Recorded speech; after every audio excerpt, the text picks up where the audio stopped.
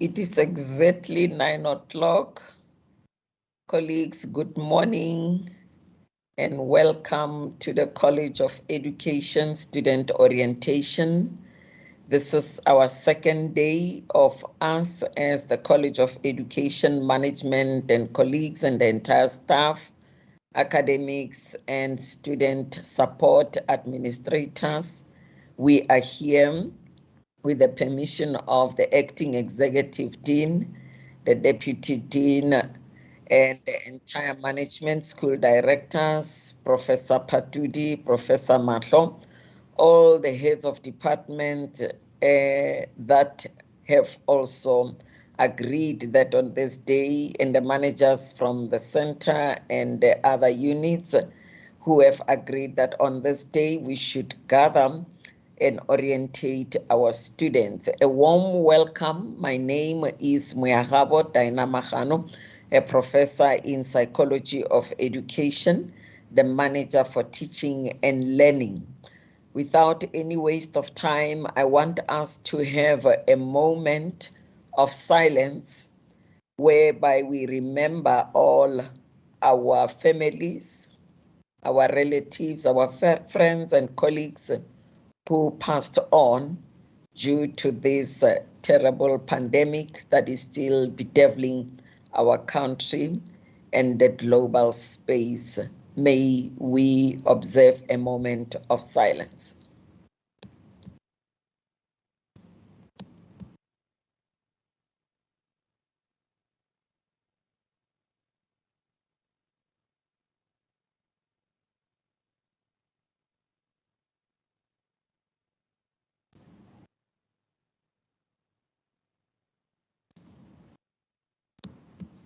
Thank you, colleagues and dear students gathered here this morning. I just want to quote the words of wisdom from the Holy Bible, and I believe also in other faiths or religions that one may be affiliating to. There should be an equivalent of the scripture that I'm going to read from Proverbs 22:17. There are words which are relevant and befitting this event. As iron sharpens iron, so one person sharpens another. So these are the words that I want us to note as the academics, the support staff, and the dear students who are gathered here from first year to the final year, that we are here to sharpen one another so that whenever we look at the graduate from the University of South Africa College of Education, we should look at them with pride to say they are really having the values and the attributes that are admirable and that are really needed out there. You are going out to address the nation, to address not only the South African community, but the SADC and other spaces where you will be employed. And the reason why we are doing this is to ensure that we are empowering you in making sure that we are addressing the Agenda 2063 goals and also the Sustainable Development Goals, in particular goal number 4 of education. So we are very proud as the College of Education that we must give you an opportunity to be together with us, interrogate some of the things. Without any waste of time, I'm going to call the leader of this college, Acting Executive Dean, in the name of Professor Makwe, to come and welcome our first year to the final year student. In particular today, we will be addressing teaching practice. Professor Makwe, over to you. The floor is yours. Thank you. Good morning, colleagues. Thank you so much, Professor Magano, for that warm welcome. Thank you, colleagues who are gathered here. I want to start first by acknowledging Professor Magano, the SEDU Manager for Teaching, Learning and Student Support, the Deputy Dean, Professor Babunda, Acting School Directors, Professors Patudi and Professor Mahlo, heads and managers of different portfolios, chairs of department who are here present, academics and administrative staff members, and all of you who have gathered here this morning. Our very, very special welcome to all of you, the presenters for the 3-day student orientation and support seminar that started yesterday. I greet you all and thank you, Prof, for starting out with a word of wisdom.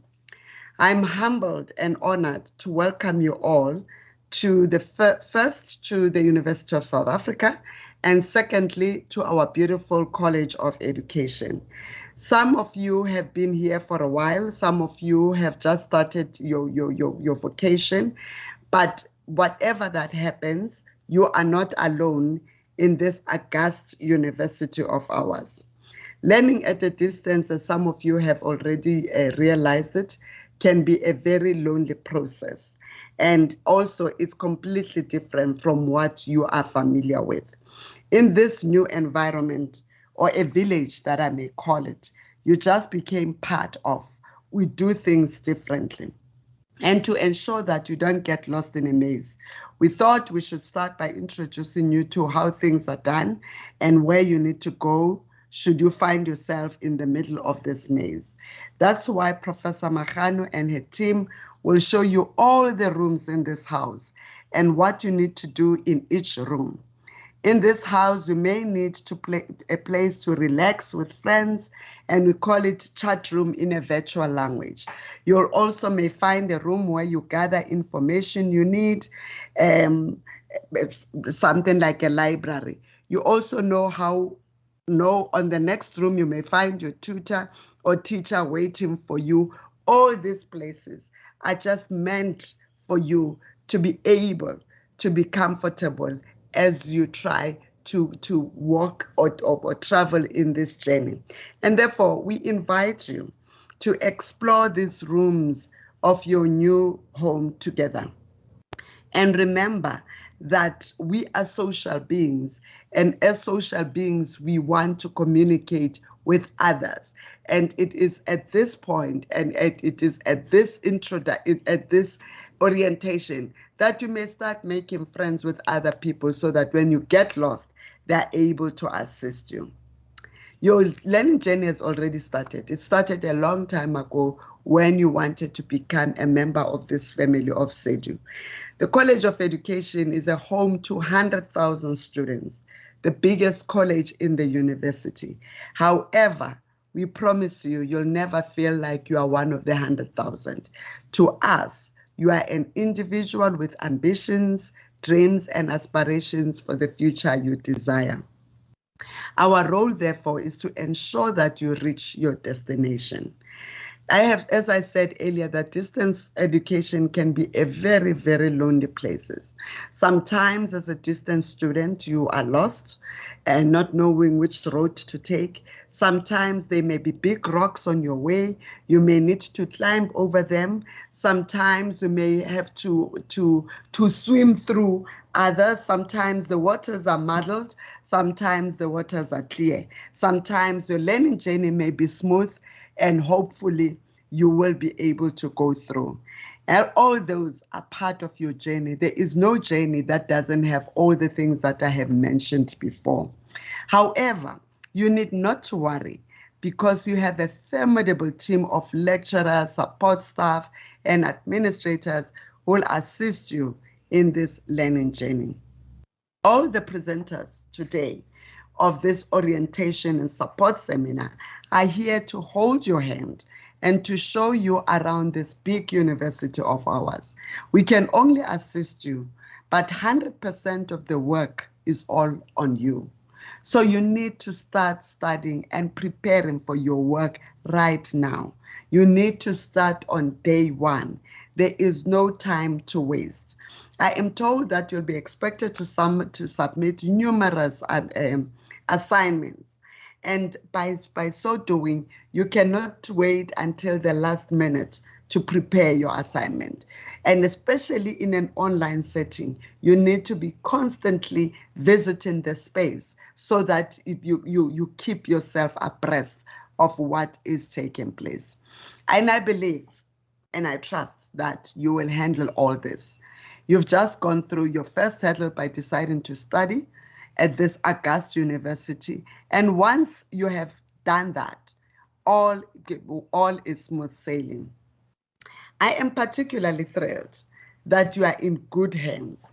My colleagues will be right there by your side, supporting you through your studies. And this is a most special student orientation and support seminar for teaching practice. So let us stay focused in our specific lanes and together run the academic race. It all needs all of us. It needs students, it needs lecturers, it needs administrative staff to be creative, innovative, oriented, while keeping an open mind and while keeping our eye to the ball. Staying resilient in order to achieve our goals. The completion of qualifications we have registered for as SEDU students, it's the goal that we are here for today. Every village and home, as I had welcomed you to this home in this very big village of Unisa, and there's a person who always keeps it warm and makes sure that you are well fed and looked after. In this college, our super mother is Professor Magano, the manager of teaching, learning, and student support, and her team who felt that you need to be welcomed in this new home in style. I'm also thankful to the presenters from different departments who will show you how things are done in this household. And above all, I'm grateful for you for choosing SEDU as your home for years to come. And once a SEDU student, always a SEDU alumni. We are particularly thrilled that you have chosen a field that changes people's lives for the better. Your role as an aspirant teacher is to ensure that economically and socially marginalized children and adults can lift themselves out of poverty and participate fully as citizens. Never underestimate your role. I believe you chose this vocation because of your big need to make a difference. You are at home here. You have joined a group of people who share your aspirations. It is therefore gives me great pleasure, dear students, to welcome you all to all these important events, especially today's Students Orientation and Support Seminar, where our aim is to empower you as our student in your quest for knowledge. So we believe that the presentation that will be delivered to you today will be of assistance in small and big ways that add another touch in doing your work as College of Education student registered for our qualification. And we also know that as students and staff members who will be here today and who will be supporting you through your study, we all need you to stay in your own specific lanes. That in itself will bring with it good performance, excellence, and accountability inside of all of us. Performance, excellence, and accountability do not mean being the best, but they only mean doing our best in order to achieve our goals. As you sit and listen to the presentation, dear students, kindly note some questions and comments that you can share with the presenters and academic lecturers, that you can share with all of us for the sake of good practice and also for the sake of improving what we are doing. We welcome you in this village, and we hope you'll help us build this home together. I thank you all very much for honoring this seminar, and I hope you'll find the sessions fruitful, empowering, and building your capacity. Thank you, and enjoy the presentations and enjoy the day going forward. Thank you, colleagues. Thank you very much, Prof. Makwe. Shall we applaud Prof. Makwe using our virtual applause? Thank you very much. Now we are welcomed by the mother of the college. We are welcomed. We now are able to swim, as she alluded to that. We are able now to check the rooms and also the houses in this village. Thank you for the analogy that you used, Prof. Makwe, and all our students for teaching practice. We are here for all modules in teaching practice. The introduction will be the same as we did yesterday, just briefly, so that you are all welcomed, because you also have our first years here. I am now going to call the Dean of Students, represented by it's either Dr. Sipuka or Tsepo Neito, just to come and welcome our students who are doing teaching practice. And a warm welcome to our sign language interpreter. As we are navigating our route in the College of Education, we are looking at Me Winipwelano Ngobeni, who is our sign language interpreter, because we need to be inclusive as teachers. As we go out there, teach the students, just understand that there will be those students who may not be able to hear you as you speak. Therefore, we are embracing the language, which is important as the SAZL South African Sign Language. Thank you very much, Mewini, for availing yourself, and we are really appreciating your services to this College of Education. Thank you very much. The Dean of Students, Dr. Sipuka or Tsepo Neito, the floor is yours.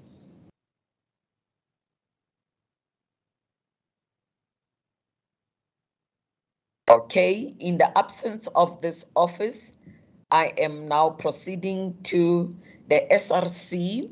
We have today in our midst the National SRC Secretary General. It will be represented by Ms. Shatadi Poshoko. Ms. Poshoko, the floor is yours.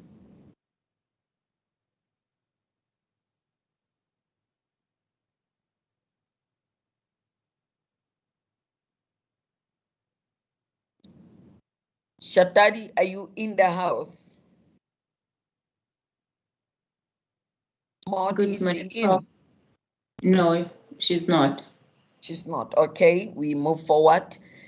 We are going to call Sedusa. Sedusa is the College of Education Student Association representative. That will be Mr. Karaboshai. Over to you, Karabo.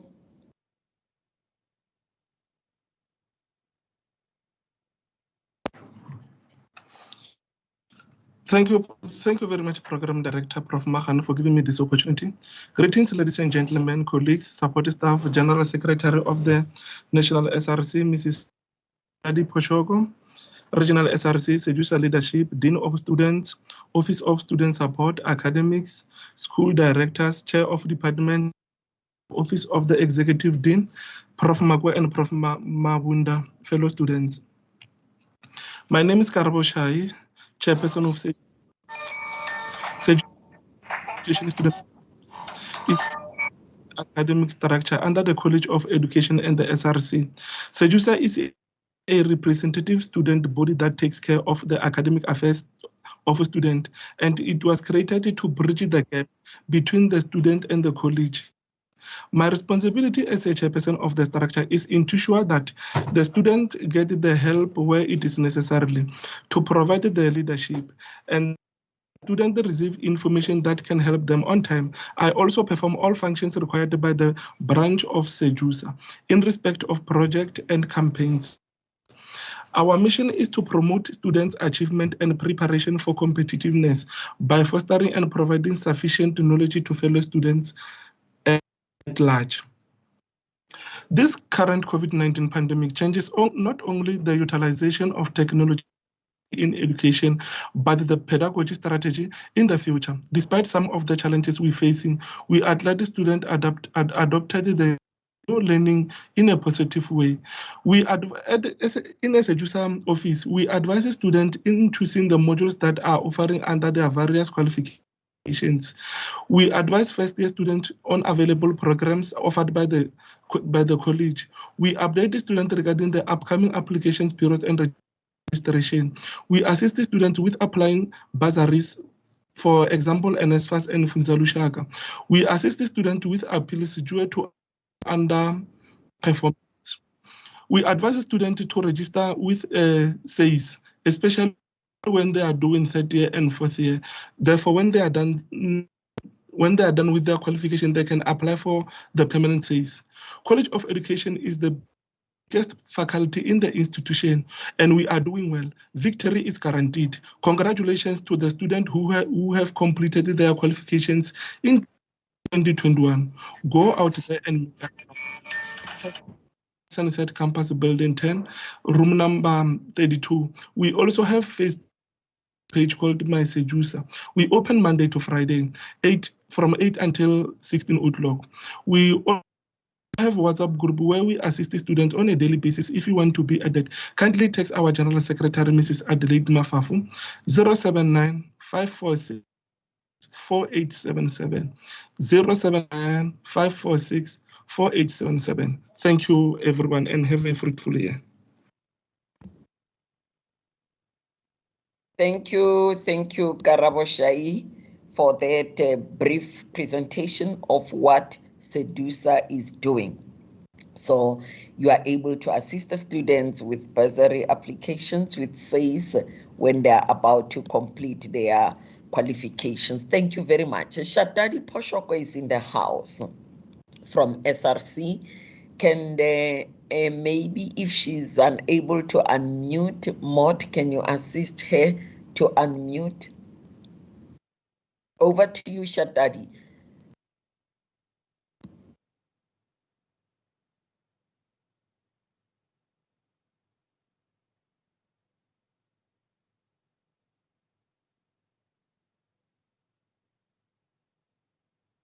Thank you very much, Prof. Magano. Can you please just confirm if you can hear me? Yes, we can hear you loud and clear. Proceed, Ms. Poshoko. Thank you very much. And I apologize to the students and everyone at large that I will not be able to open my camera at this point in time. However, thank you very much, Program Director. And I want to firstly greet all the primary stakeholders that are in this orientation, being the students, and also greetings to the organizers, the college, and everyone who is in this session. And as introduced, my name is Shatadi Poshoko. I am the Secretary General of the National SRC. And perhaps, Program Director, I must just familiarize the students with the structures of SRC that we have. So you have the National SRC, which is overseeing the other regions. And then you have the 8 regions from across different provinces, being Gauteng, being Pretoria rather, being Joburg, being Limpopo, being Mpumalanga, Eastern Cape, KZN, Midlands, and Western Cape. And those are the primary student leaders that the students would ordinarily interact with on a day-to-day basis either at their campuses or digitally so. But I will not be unnecessarily long. However, at the Genesis, I just want to welcome all the students to Unisa on behalf of the student leadership, being the SRC. And as we know, Unisa attracts not only the working class students at this current juncture, but also even the young, and sometimes even those that are straight from high school, which are predominantly referred to as my 2000. And therefore, my assumption is also that amongst us here, as Prof. Magano also mentioned, that we have even the first years in the session. We also have the students who are very young and having the university experience straight from high school. And however, the challenges that are faced by the young students are no different from the challenges that are faced by the older students, and therefore they are just the same. But there's a joke that makes rounds sometimes on the social media that you can't be a Unisa student if you do not have a medical aid, because sometimes every now and then you might have to be admitted in hospital because of the stress that comes with an ODL learning. However, that remains as a joke. That Unisa is not as, while there might be malfunctions here and there, but it's not as bad as that. But as the SRC, our duty is premised in governance, and courts, our focus is to ensure that the decisions of the university do not admit exclusion and backwardness. And hence, it is important for the students to be familiar with the SRC, especially at their regional level, and then going up to the national level. And you can check the details of the SRC on the My Unisa site. I just want to share, Program Director, just some of the pointers of succeeding as an ODL student in Unisa. Students must be able to familiarize themselves with module WhatsApp groups and Telegram groups, not for purposes of sharing answers and also encouraging coping, however, for purposes of being in the loop and always being informed about decisions that are being taken in the university and some of the updates about their different modules. And the other thing is the importance of being on the ground, being familiar with both the SRC and even the leadership of the college from a student level, who just spoke just before me. And this makes it easy for students to have a better learning experience and also to be able to excel in their academics. I also just want to share that while last year we may have had challenges which ended up even making us to have a super semester, the semesters this year are going to be 2 semesters. And this means that there's a normal teaching that is going to return from where we were in 2020, and that students must then be able to familiarize themselves with their assignments at this current juncture. But secondly, the challenges that are faced by many students is the Moodle app, which has been implemented, where students are unable to use it. And I just want to say that there's trainings that are happening, and the students must then be able to go online in their My Life emails and attend the training so that they can be able to use the Moodle system and have a better experience with their studies. I'm not going to be long, as I said, and I just want to conclude here and say that I want to wish every student good luck on their studies, and I want to encourage you to familiarize yourself with the structures that is governing the student structure that is governing your college and the SRC, so that you can be able to communicate where you experience challenges and to also ask clarity where need be. And secondly, I want to say that you must then be able to do your work on time so that you can have a better experience. And thank you so much for inviting me, Prof. Magano, and the college, and good luck to everyone. Thank you. Thank you very much, Ms. Poshoko. There's a question for you on the chat, which is saying, how do I get into contact with SRC So just check on those questions and see how you will respond to the particular student.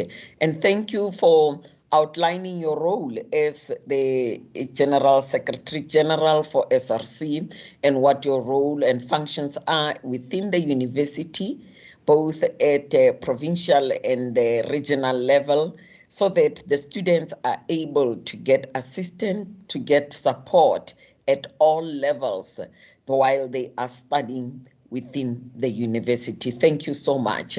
Without any waste of time, I'm just going to outline the who we are as the College of Education, the presenters for today. We already saw some, even though we just heard their voices. Professor Makwe, our executive dean. We have Professor Patuti, the school director. We have Professor Mahlo, I think she will be participating tomorrow. Dr. Meren Safura, Dr. Kabo, Dr. Maja, Mr. Rankweteke, the academic integrity chair, Mr. Mohau, the Odell, Accelerated Odell Unit, Dr. Pala, the Chair of Department of Early Childhood, Dr. Wells, from the Counseling Unit, Ms. Poshoko Shatadi, the SRC Secretary, Ms. Manyaka, our TP Coordinator, Ms. Karaboshai Sedusa Chairperson, Dr. Mpahlele, who will outline the Moodle, my Unisa, how to navigate. Mr. Shabangu and Mr. Moloto will be talking about student support. Dr. Mapula Tobejani will also be talking about the placement.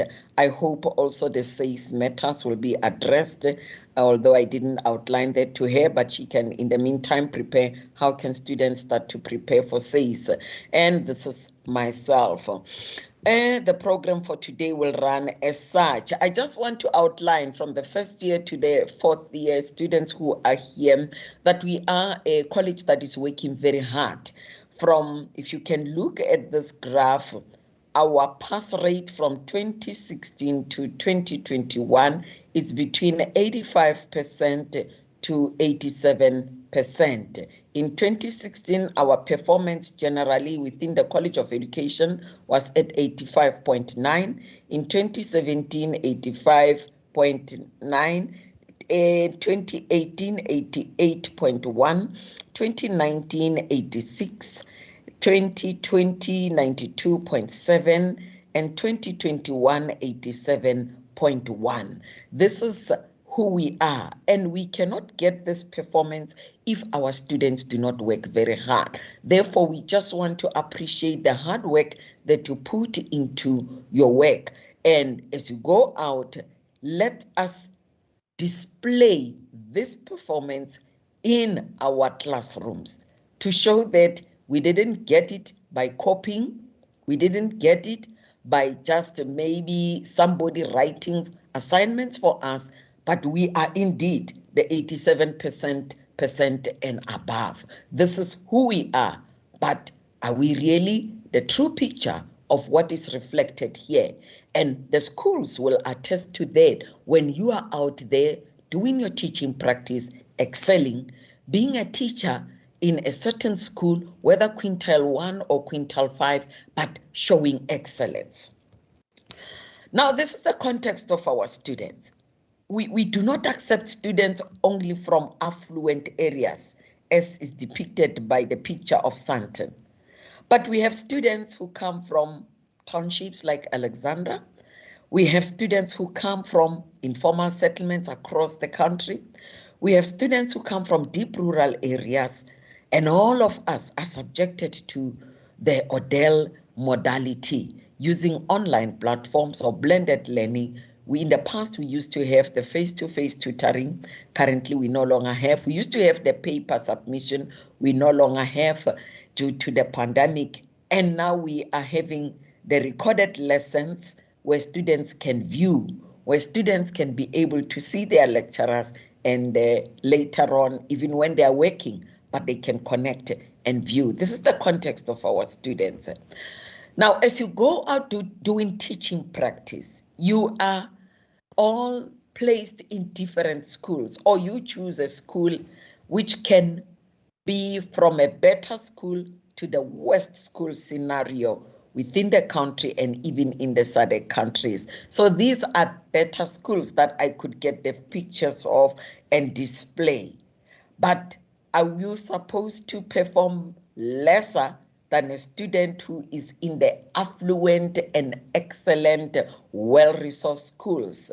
So other students, unfortunately, in the proximity of their homes, they only see this type of schools, poorly resourced schools, where chalkboards are just a mere, let me say, compromise, where you just find a piece of a green board where they are going to write. They don't even have gadgets. You are also faced with some schools with the overcrowding. Now with the pandemic, it's even worse. Now, what are you supposed to do as a Unisa student? Being agile.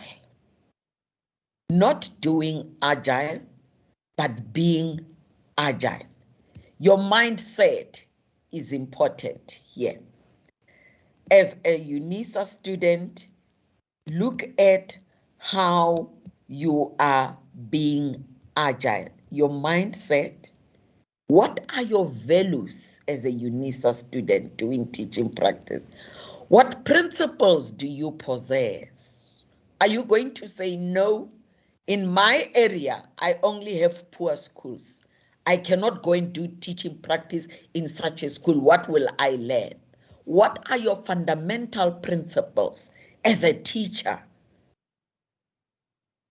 What are you going to practice out there? What knowledge are you going to impart to these students so that they can be better than you and get matric? Embrace uncertainty. When you go to such schools where there is overcrowding, the situation is uncertain. Welcome change and say, yes, I went to school to a better school, or I went to a better school. I used gadgets, but now here am I. I'm exposed to overcrowding class. Welcome change. Celebrate failure. If you fail to control this crowd, just say, today I couldn't manage them. Let me write an email, or let me just phone one of my former teachers or my lecturer and say, in that class there were 100 students. I didn't know how to manage. Then a lecturer who is teaching TAM 2601 may say, in such a class, maybe group them in 6-6, give them this task, or continue to be a lifelong learner. Learn how to maneuver. Learn the skills of managing adolescents or managing the preschoolers or the whatever age, foundation phase or intermediate, or those who are in grade 9. You know how problematic they are. Put people first. Do not put people second. You see here, when you are doing agility, you will put people on the second level. Put people first. Let there be collaboration and be obsessed with your values. I want to have a better South Africa. I started by saying, as iron sharpens iron, so one man sharpens another. We will be in discussion forums as students. Let's sharpen one another. Let's not poison one another. Let's sharpen one another. Build instead of breaking. I will conclude by using the words of Maya Angelou. Try to be a rainbow in someone's clouds. Students, dearest colleagues, I just conclude my talk there to say, let us be a rainbow in someone's cloud. And in that way, we are going to accomplish our vision as the university and as a college that is training the teachers a college that wishes to see better students, a college that desires to have students who are excellent.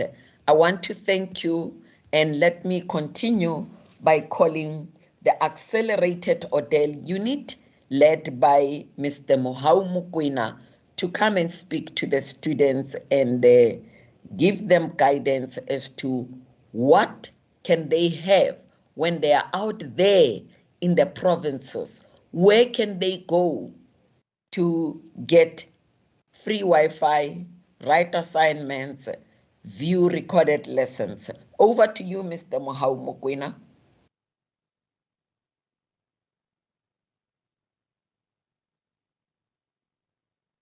Prof. Mahano. Thank you very much, Prof. Today, the presentation will be done by Mr. Rorisang Madiope, who is the multimedia content producer and public relations officer of the OAU. I trust that Ms. Ngobeni has managed to put him on as a speaker. Thank you very much, Prof. Thank you, Mr. Mukwena. Mr. Rorisang Madiope, our producer in the Odell unit.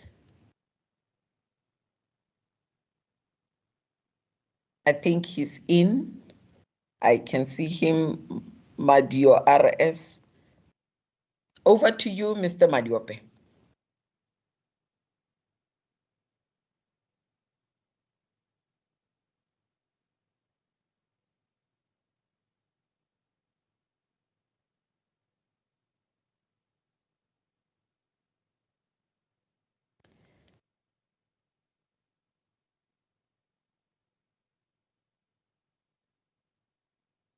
I'm happy about the active engagement in the chat box. Continue to write your questions. The academics are here to assist you. And the student support team, Mr. Shabangu, Mr. Muloto, Ms. Maliwa, Ms. Ngobeni, Ms. Dihangwane, Ms. Matome, they are here to assist. Thank you, Mr. Madiope. We can see your presentation. You can continue, sir. Unmute. I see you are still muted.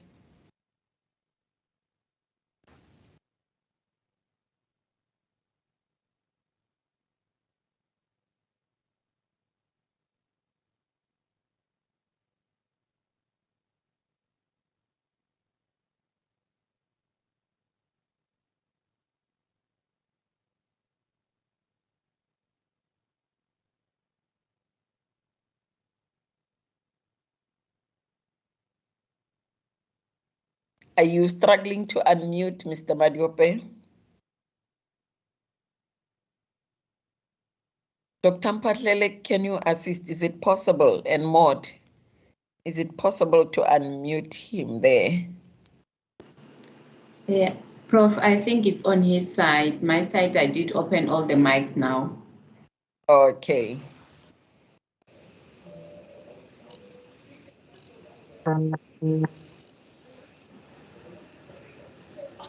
No, Prof, let's go to the next item. Perhaps he can come in later because he specifically prepared a presentation for this session. Thank you, Prof. Dr. Makatu Kuno, I think in the meantime, while Mr. Madiope is trying to get his mic on, you can take the stage. Students, let's pay attention to what Dr. Makatu Kuno is going to present now.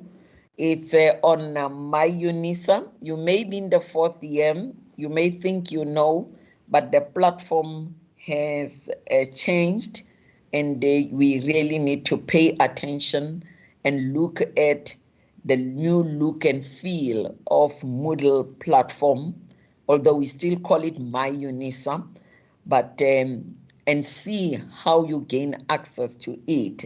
Yesterday, the academics of BPT 1501, they prepared their site. The study material is there and everything. It was just an ICT glitch that did not enable the student to see the material. We went to the site, we checked, everything is there. So the service provider and the ICT are working on it, and very soon the students will be able to view the BPT study material. Dr. Mulutsi, our ICT specialist within the college, is coordinating the information. Thank you very much. Dr. Makatu Kuno, the floor is yours. Tell us, how do we navigate my Unisa? What will be the new thing that we are seeing there as students who are doing first year to final year in teaching practice?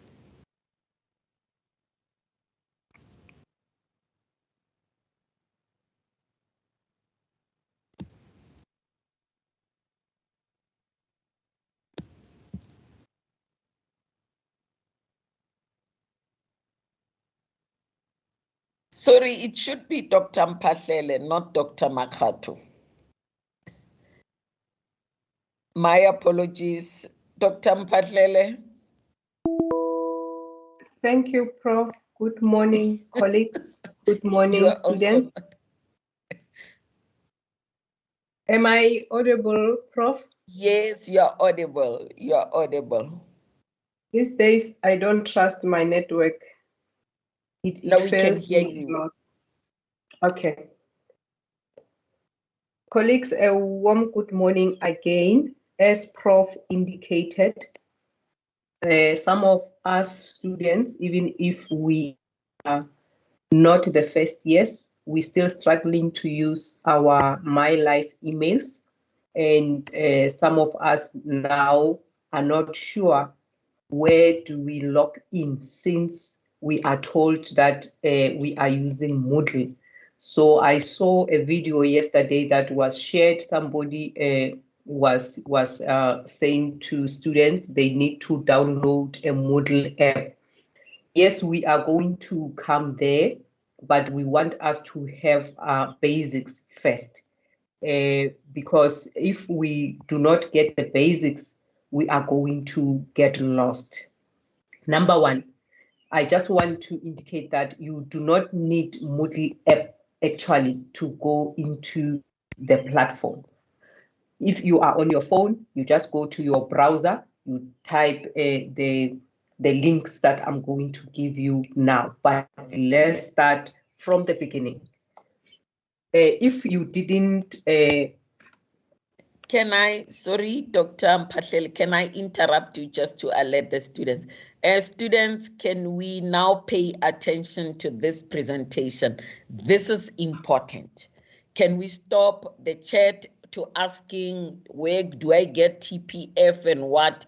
But let's pay attention to this. Otherwise, you are not going to get your study material. You are not going to gain anything because you'll keep on asking the questions that you are asking. This is important. Let's pay attention. How do we navigate the new platform of My Unisa? Thank you.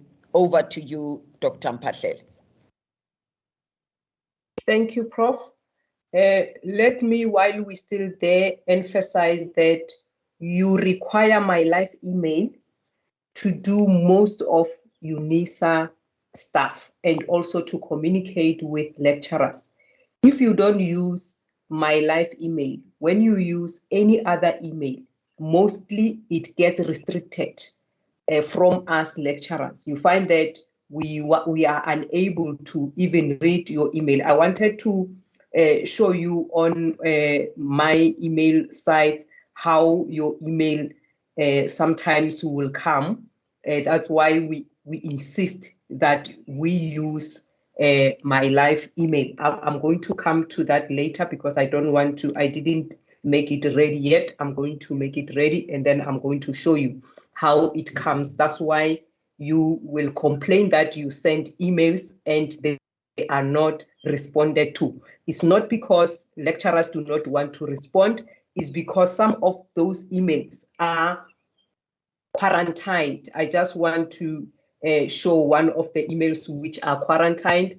This is how your email will look like. Like you see this sender, send with Gmail, and what I see only here is good day. So it will mean all the time you need to release that email to see what this person wanted to say.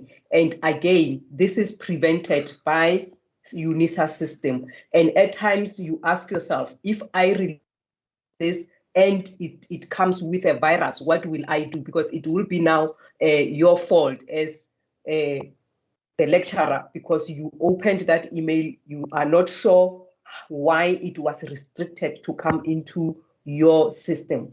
So that is why we are saying to you, please use my live email so that your email comes straight and we are able to assist you. Secondly, make sure that every email you write, don't forget to write your module code.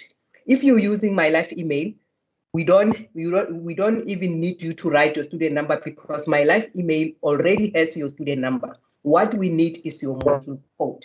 Then we will be able to direct your query properly. So if you are unable to get into my Unisa, someone in the chat wrote that to say he or she is unable to get to my Unisa site, then it means you need to claim my Unisa. Firstly, you need to have this web address, https://my.unisa.ac.za. Then after typing this web address, and we are encouraging you to use Microsoft Edge. You can use Chrome, but sometimes Chrome, it comes with little support. If you are using Microsoft Edge, you will not experience any challenges. And please avoid using Internet Explorer. If you are trying to type this web address on Internet Explorer, you will always get an error. Sometimes you'll get in, sometimes you'll get an error because it is no longer supported. Then where you start, you are going to click Claim Unisa Login. I highlighted it in red here.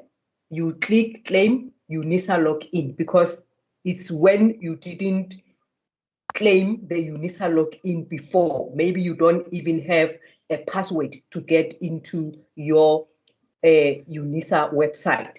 After clicking that, you are going to get to this page where you are going to type your student number. Some of you who have claimed it before, when you get to this page, when you type your student number, you'll get an error message that says to you, you have already claimed the login. Then if you forgot your password, then you can go back. We can go back to this page, and then you are going to click where it says forgotten student password. So I don't think we can forget our student numbers, but if you registered at Unisa many years ago, now you just came back in, you might have forgotten your student number, then you will click where it says forgotten your student number. But if you've forgotten your password, you click on forgotten Unisa password.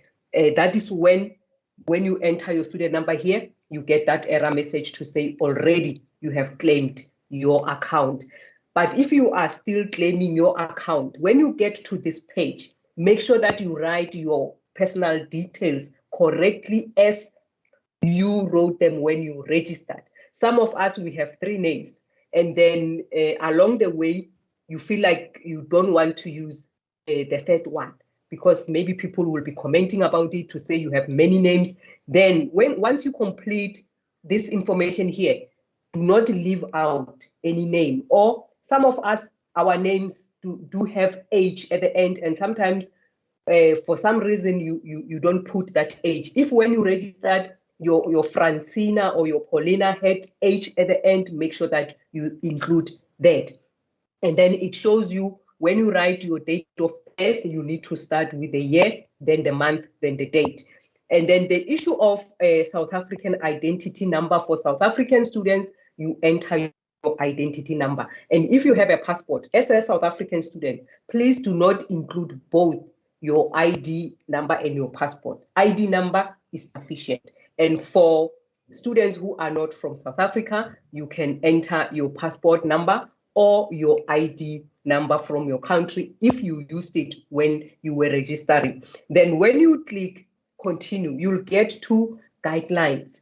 Make sure that you read all these guidelines, and you don't only read, you check the boxes. You tick these boxes to acknowledge that you've read the guidelines and you understood the guidelines. Then you are going to click acknowledge.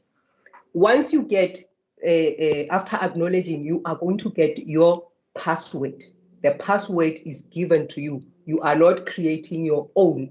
And this password, when it is given to you, make sure that you copy it. Why am I saying you copy it? It is case sensitive. If there are some letters which are capital letters, others are small letters, you need to put them as they are. Then it is safe for you to copy the password, because you are not done with the process yet. Then you are also given your email address, which is your student number at mylife.unisa.ac.za. And then your cell phone number will also appear there, and you will receive SMS on your phone. Then you need to go to the next step. Below here, you are going to receive number 1 and number 2 options. The first one is to access your My Life email. Some of you are already sorted with My Unisa. You are able to get to My Unisa, but your challenge is My Life. That's why you are sending emails with Gmail or Yahoo or any other email you are sending with. So I would like you to look at this URL here. Make sure that you copy it. I'm also going to paste it in the chat, and some of my colleagues who can put it in the chat for me while I'm still presenting. This is http://mylife.unisa.ac.za/mail. So this is the link you need if you are struggling to set up your My Life account. And then after clicking this URL, you are going to be taken to this page where you are supposed to set up your My Life account. And then in this box here, you put your email address, which starts with your student number. Then you put the password that was given to you when you claimed My Unisa. And then you sign in. After clicking sign in, you will be taken to the page like this. And on this page, what you do, you select the language. Preferably, please select English. If you are in South Africa, it's advisable that you select English South Africa. And yes, if you are in the UK or US, you can do English UK, English US, but preferably we use English South Africa. Then the most important thing which you need to choose is the time zone. We are in Harare, Pretoria time zone. And some of us, when we use Cairo, it also works. But the one that works perfectly is Harare, Pretoria. Then if you are not in South Africa, please make sure that you choose the time zone of your country. The reason is, when we have meetings like this one, when you receive the link should give you the time zone of your country. Because if you choose the South African time zone, you are going to miss this kind of meetings, and you will come, maybe if your country is an hour late as compared to us, you will find a meeting being in progress for an hour. Then once you complete the information, you are going to receive a welcome email that welcomes you to Unisa, and that email comes from communications@my.unisa.ac.za. It will just say comms. So, and then it will indicate that it is sent to you, and then it will remind you of your student number and the password that was given to you. Next time when you forgot your password, you want to use your My Life email, you can go to your mailbox and search for this email, comms@my unisa.ac.za, and then you will be able to see that password instead of you going through the process of saying forgotten password. Up to this level, now you have your My Life email. And please make sure that your My Life email, you set it up on your phone to receive it on your phone. And also, if you are using laptop or a desktop or iPad, make sure that you make it the main mail platform for your emails, because you are a student, you are expecting lots of emails about your studies, so you don't want to miss anything. Any information regarding your studies will come through that email. Even the announcements, if there are changes in assignment due dates, you will receive from this email. So I hope now, up to here, we will not have any challenges accessing our emails. If we still have challenges later on, we will attend to that. Now you will be ready to go into the management platform.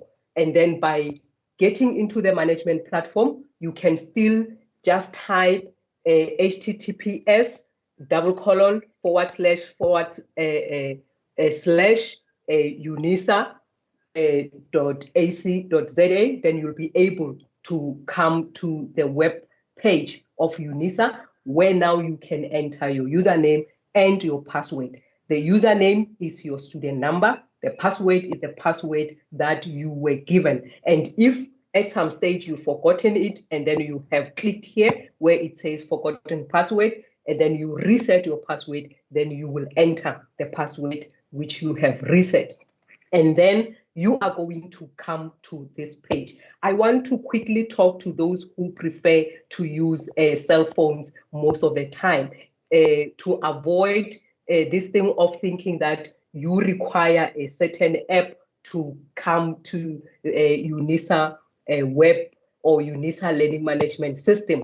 On your phone, you will still be able, this is a screenshot from the phone. This is how, after logging in, you are going to be able to view your modules. I'm going to come to this one, but I just want you to see that on the phone, you are still going to be able to access. And the only difference is that I'm going to show you how you will see when you are maybe on the iPad or tablet or a laptop or a desktop. And the only difference is on your mobile device, you will see resume, which you won't see on a laptop or desktop. And then I'm going to explain this resume later. And I just wanted to say, some people will think on the cell phone or on the mobile device, they need maybe an app to get to this learning management platform. The answer is no, you don't need that. So you will see My Modules 2021, My Modules 2022. If you were registered last year, you will see this tab, My Modules 2021. But if you were not registered last year, you will only see My Modules 2022. So where we want to get to is My Modules 2022. And in that My Modules 2022, we are going to discuss the lessons on which your lecturers will be teaching you about teaching practice, and maybe giving you also some activities and the assessments. How do you get the assessments and how do you complete the assessments? I'm going to switch from this presentation quickly and get to the live site where I'm going to take you through. I'm going to just go through the site while I am sharing my screen. The network here is a bit slow. I apologize for that. Another thing which I want to warn you about is that if you want to get into the learning management platform and you see the orange colors where you are given tabs to log in to put your username and your password, please do not use that. Make sure that you see a window that looks like the one I am projecting now, where there's a green color on the login. I know students who who are unable to see, they will say, how are we going to see the green color? The one with the orange color, it will have information about where you put your username and a password, and also the information of guest. Once when you hover your mouse and then you hear something like login as a guest, then you must know you are on the wrong platform. You need to change. So some of colleagues who try to log in when the screen is orange, they keep on thinking that our Moodle platform is not working. So also I'm advising students that make sure that when you log in, you are on a screen with a green color. Then I'm going to put in my login details. And as a student, you will be putting in your student number where it says username, and then you put your password. I am putting my password. This is how we're going to log in. Even on your phone, as long as on the URL, you put on the URL search, you put that URL, you will be directed to this platform. This is our My Unisa. Our platform is called My Unisa. Our platform is hosting by Moodle. The previous one, the host was Sakai. So that's the only difference. So now the name did not change. It is still My Unisa. Then when you are on this page, where you're going to start is My Modules. When you click on My Modules, all the modules you are registered for will appear. And then you choose each one. And my advice also is that please explore all the modules. Just have a day, go through all the modules just to see what is there and what is not. So I'm going to choose one module, which I am going to just show you how the modules might look like. So when you get to the module platform, you will find a welcome message. Some welcome messages look like this one. Let me show you the other welcome message, which sometimes comes as a default. This is a default message that says to you, welcome to My Unisa Learning Management System. And then it talks about the website and where to go when you need something. Once you see this kind of a welcome message, just know that your lecturer did not edit this default welcome message yet.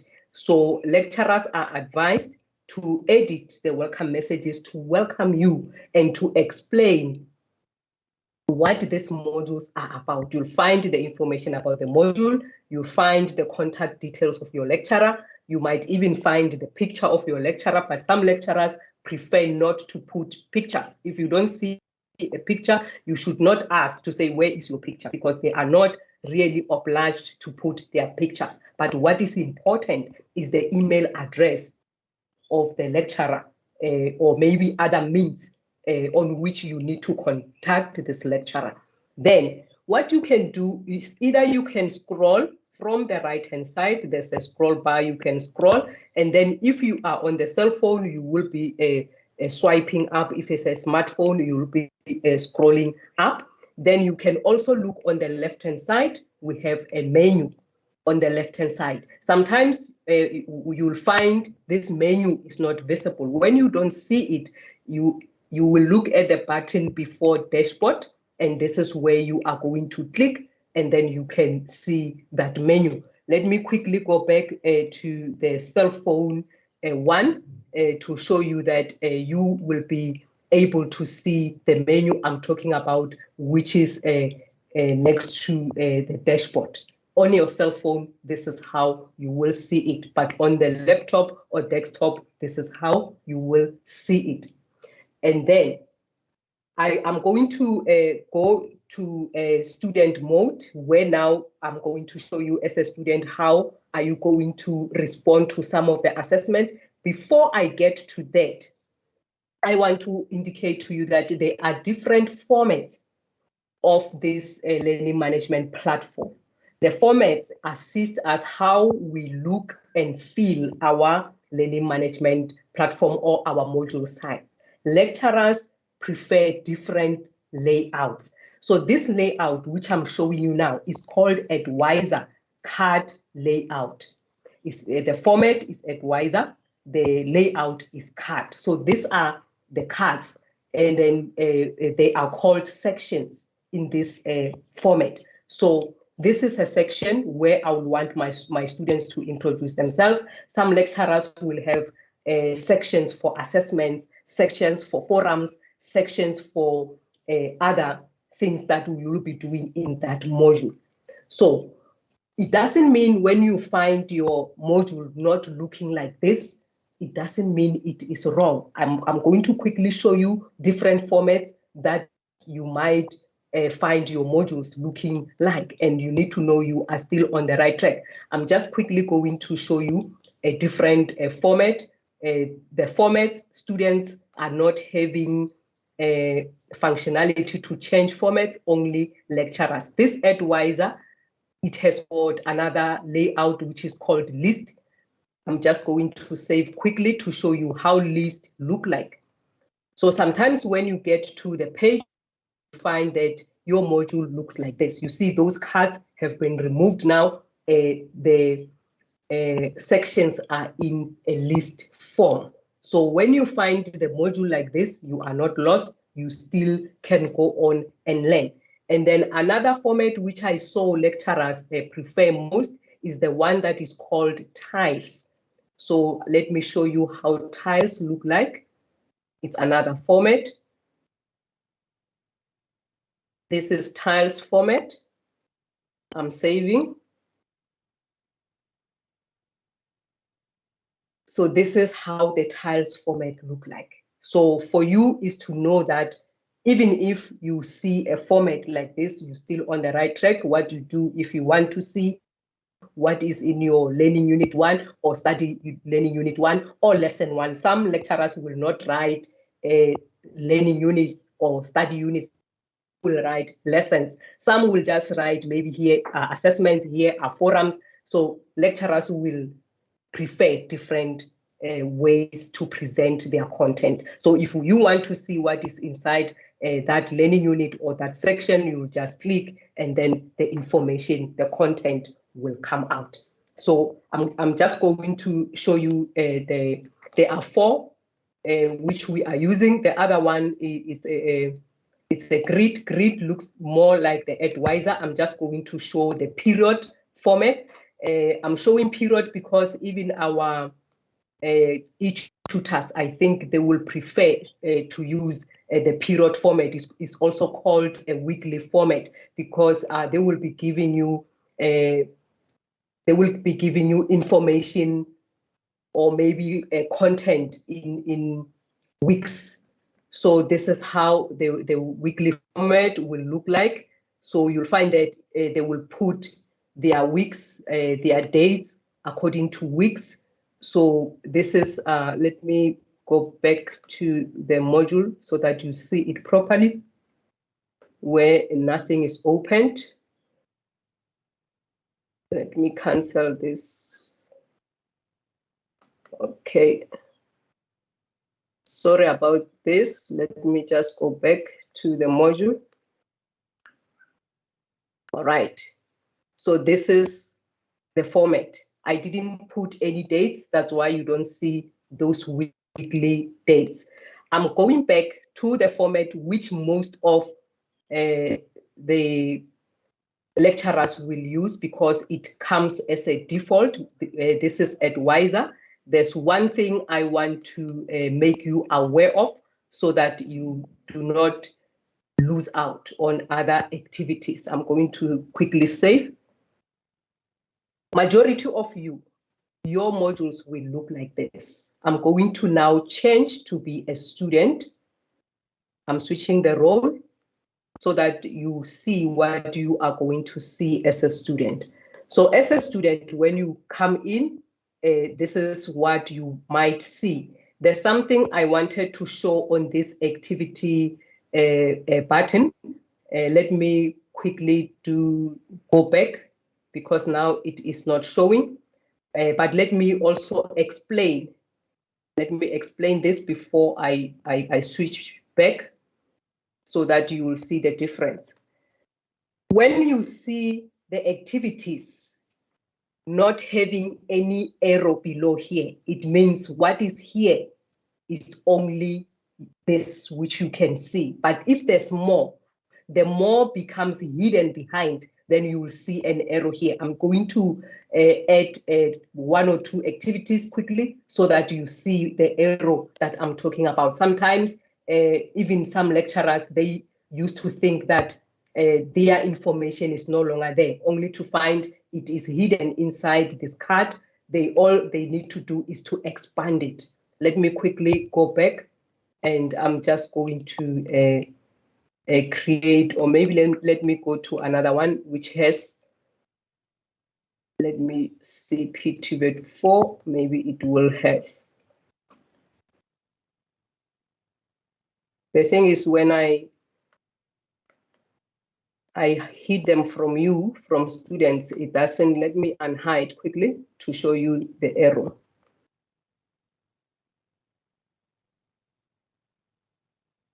I'm just going to unhide quickly. The reason we hide we hide when we are still busy with them. So I'm unhiding quickly to show you. Thank you. Let me go back as a student. When you get there, you will see this arrow. When you see this arrow, you need to know that there is still more underneath. Then you need to click this arrow. It will expand for you to see all that you want to see. And on this activity section, that's where you're going to get your formal assessments. That's why you see assessment 1, assessment 2. These are formal assessments. And these assessments, they differ. We have an assignment activity where you are going to upload files. We have a quiz activity where you are going to do your multiple choice questions, your matching column questions, fill in type, and other questions. And then we have a forum. A forum, some of the lecturers will use them as assessment activity, even like myself here. This is a forum. This is the logo which we need to identify a forum. I'm going to show you the other assessment activities quickly because they differ. Let me switch back. Okay. They differ. When you see this icon with an arrow facing down, you need to know that this is assignment activity. And when you get into this activity, you are going to upload a file. The file which you would have typed, or the file which you could have written by hand, scanned, and you are going to upload. And when you see the one with, I don't have the quiz here. Let me check the module with the quiz. Okay, I believe I can get it even here. There's a quiz here. Okay. When you see the icon with some stripes, it has got 3 stripes which are not equal. This is a quiz. And on the quiz, it means you are going to respond to multiple choice questions. And then with this quiz, most of the lecturers are randomizing the answers. They are also randomizing the questions. So just know that to copy the questions and sharing with a friend, thinking that when you come back, you'll find the same questions, it might not be that simple because most of the questions are randomized. I've seen that even teaching practice, most of the assessment ones are multiple choice. So there's an option where the questions and even the answers are randomized. The reason is not to catch you. The reason is to let you learn, because if you learn and understand, there will be no need to memorize that the correct answer here is A or the correct answer here is B. So once you get into, for example, the quiz, I just want to show you how you will see your questions. You will find most of the quizzes which are formal assessments. They will be written assessment 1 or assessment 2. And when you get into it, it will give you an opportunity to start the quiz. Let me quickly change again to be a student to show you how now you will get to that. When you get to that page, opening it, it will now ask you to attempt the quiz. When you click attempt the quiz, this is where you will find your questions. For you, it's just to respond and go to the next page. And you will have a navigation that shows you how many questions are there. And as you are attempting, it will show how many you are left with. And again, you are going to have what we call completion activity, where you will see how many percentage of this activity you have done. I didn't set it for this one, but other modules, lecturers will set activity completion. In other modules, you won't see it. So those things are not compulsory. It will depend on the preference of the lecturer. Another student asked about the forums, but before I come to the forums, I want to come to the announcement. So let me go back. Another thing, when you want to go back, if you are working on a certain activity and you want to go back, you don't need to go on that arrow to go back. On this gray area here, you can look where you want to go back. If I want to go back to the learning unit itself, I can click there. If I want to go back to the module, you just click there and then you go back. I am back now. We have announcement shell. This announcement shell is where you are going to get your announcements. And as your lecturer will be posting announcements, you will receive them in your My Life email. However, if you missed that, you can come to this shell. When you click, you will find announcements. You can see there I have 2 announcements, and then for you is to open the announcement and read. You don't have to reply to the announcement. Announcement is giving you information. Where we are supposed to reply is when it is a forum. For example, here I have a forum where I request students to introduce themselves. Then when you click on the forum where you have to introduce themselves yourself, I indicated that a forum, you will see it with this icon that looks like some bubble charts on top of each other. That is a forum. When you open the forum, when you are supposed to add your discussion, you will get a tab that says add a new discussion topic. So by clicking add a new discussion topic, it means you are adding your discussion to that forum. That is how you are going to, you click on add a new discussion topic, you write the heading, you write your message. When you are done, you post.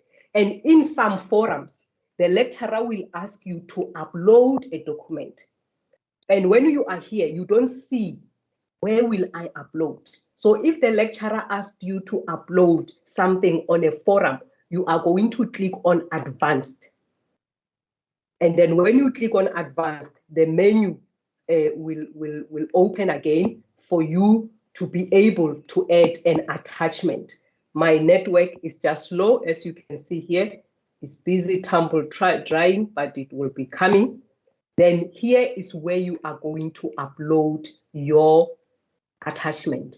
You can drag your attachment, drop it here, or you click on the icon that looks like a page. When you click on it, it will say choose a file.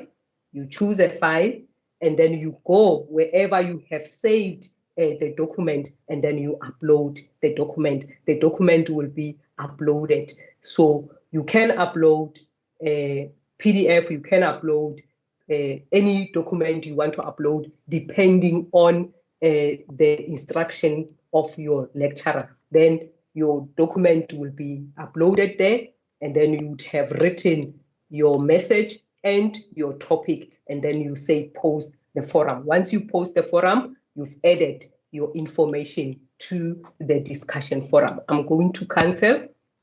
So some lecturers will create different forums for different reasons, and some forums are for activities. And for you, I think what is important is to know how you respond to the forum, which is what I just shown you now. We have a lesson activity. The lesson activity is where your lecturers will be teaching you. They will maybe give you videos, they will give you pictures, they will give you more information about the module. If your lecturer is using lessons, for example, here lessons, you find them on learning, on the learning units. These learning units are just sections. Like I said, some lecturers will have study units, some will have lessons. It will all depend. But I just want to show you how you get to the lessons and how do you identify a lesson. I said this one is a quiz, this one is a forum. Now this is a lesson. The icon of a lesson, it looks like this, because some lecturers might not write that this is a lesson, they might give it a different topic. So when you click on the lesson will have pages.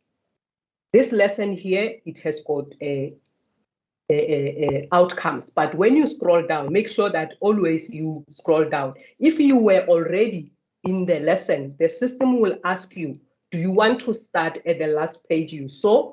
Then it's up to you to say yes or no. So this means if you were on a lesson and maybe you get a load shedding, or you get to go somewhere, you want to close your lesson, when you come back, you don't have to start from the beginning. You can start where you have left off.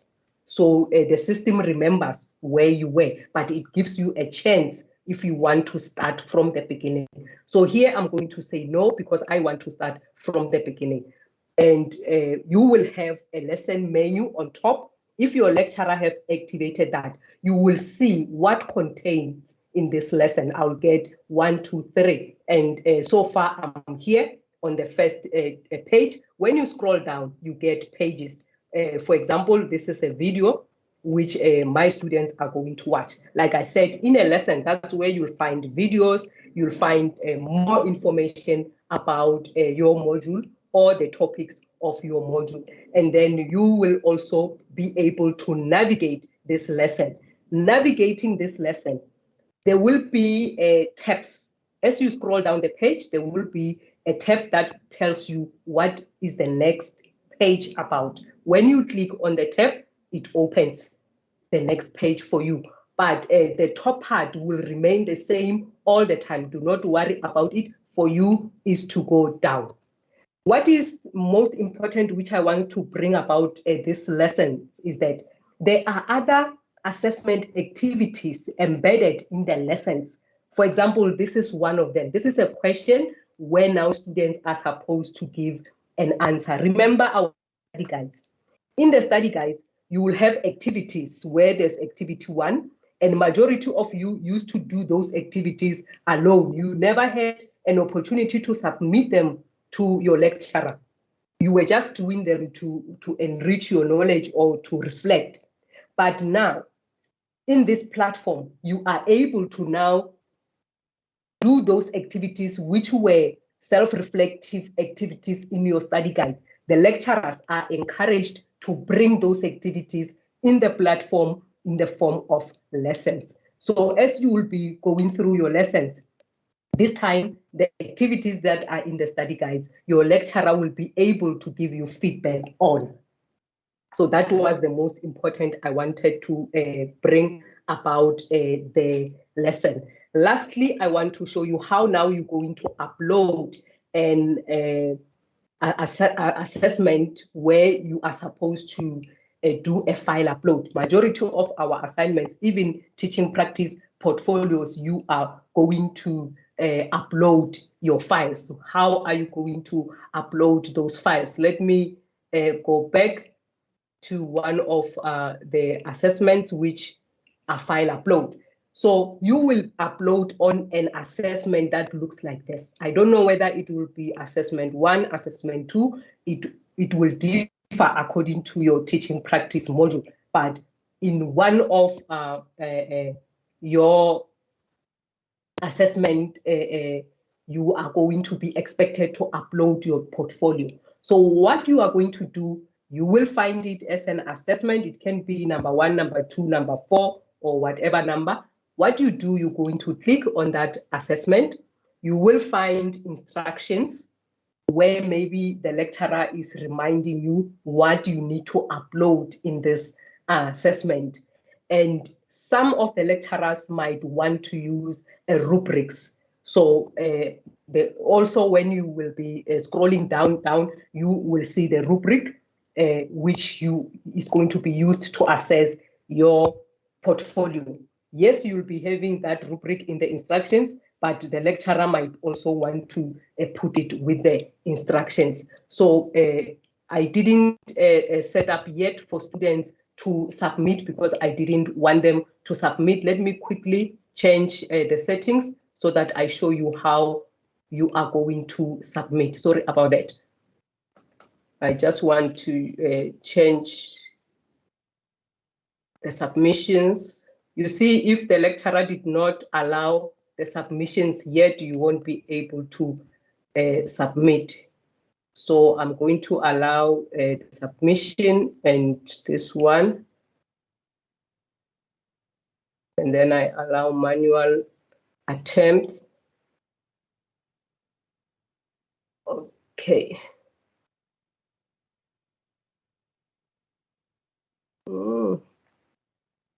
This one it's opening very late. Let me choose the other one quickly. Sorry about this.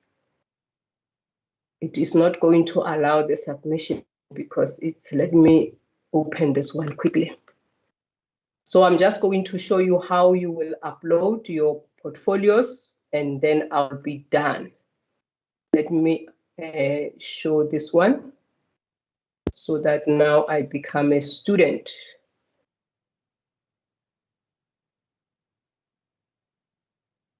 Before I do that, okay, but it's okay.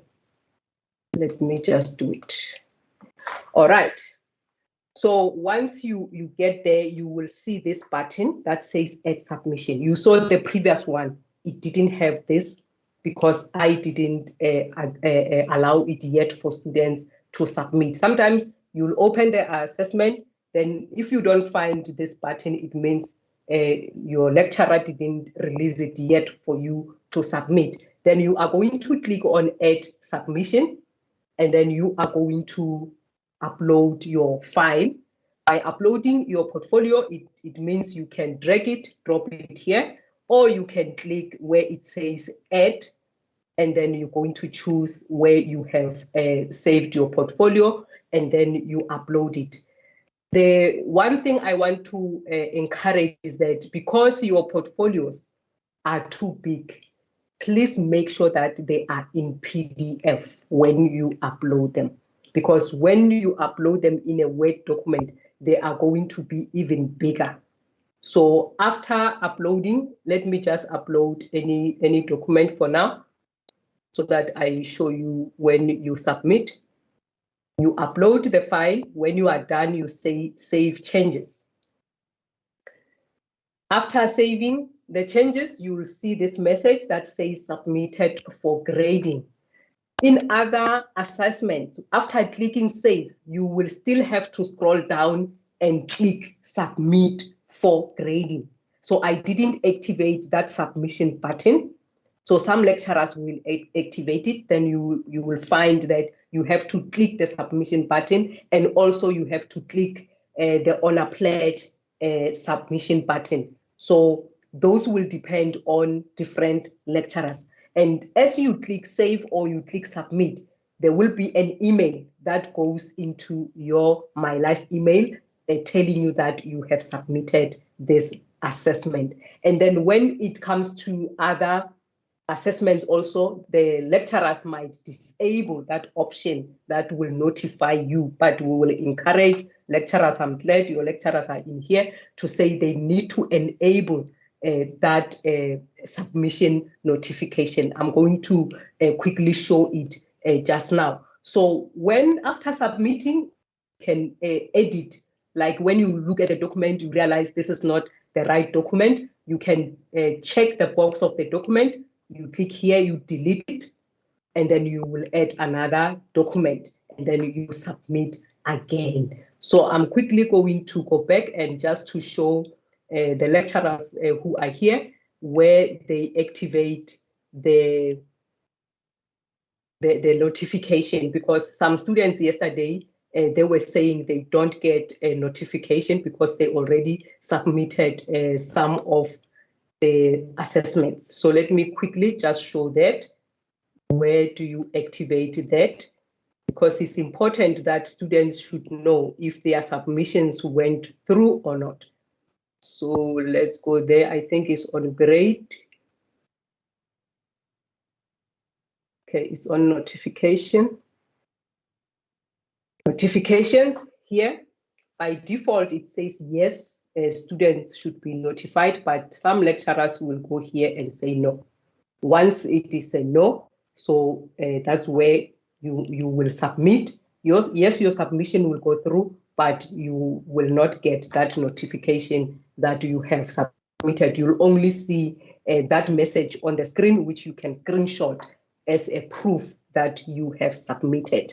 So let me pause here because I believe I've shown you the most important basics. The rest, I believe you will be able to explore on your own. Thank you, Prof. Marano, and thank you for listening. Thank you very much, Dr. Mpatlele. Students, colleagues, can we applaud Dr. Mpatlele, because now she has displayed a different learning management system. We are no longer on Sakai, we are on Moodle, but we still call it My Unisa. So now you have seen a different interface, a different outlook, which we did not see in Sakai. So there are questions, Dr. Mpatlele, on the chat. I think some of the academics were trying to respond to.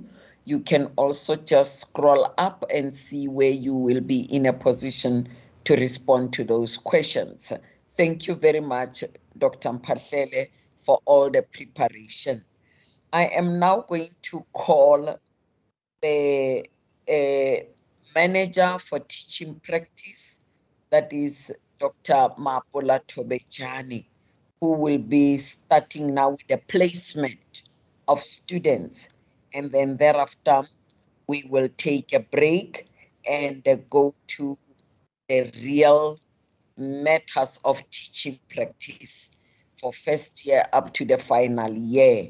So Dr. Mapola Tobejani, if you have something on sales and registration, you can also add it onto your presentation. Over to you, Dr. Mapola Tobejani.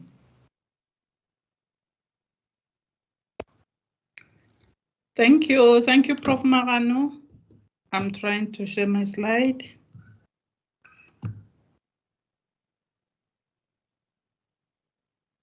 Can you see my slide, Prof? Not yet on my screen.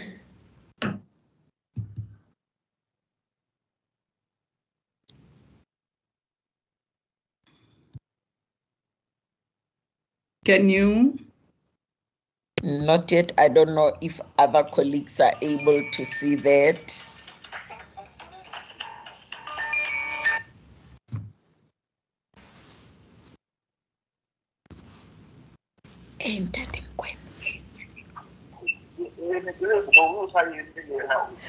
Okay, no, re tla mmitsa morago. Okay, re tla mmitsa ska tsamaya. I think. Yes, we can see the slide.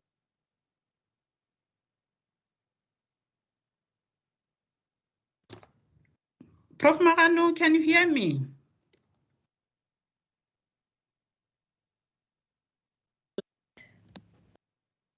I think we lost Prof. Mahano. She's mute now. But yes, we can hear you. Okay. We can hear you. We can see the slides. They are clear. Continue, Dr. Mapola Tobejani. Okay. Okay, to the College of Education colleagues led by our acting executive dean, Prof. Makwe, to the friends of the college, and to our dear students, Thobela. Good morning to you all. I'm Hlabati Mapula Thobejani. I'm presenting on behalf of all colleagues of the Teaching Practice Office. So I'm not alone. I'm with my colleagues, Dr. Greek, Dr. Setlago, Mr. Masango, Ms. Mbukwe, the workstation coordinators, and all the admin assistants that managed to connect here. So this is going to be my outline. I'm going to talk to 6 items. That is the teaching practice, just in a nutshell. The student placements, allocation of supervisors, the frequently asked questions, size registration, as I was hijacked, and lastly, the teaching practice office contact details.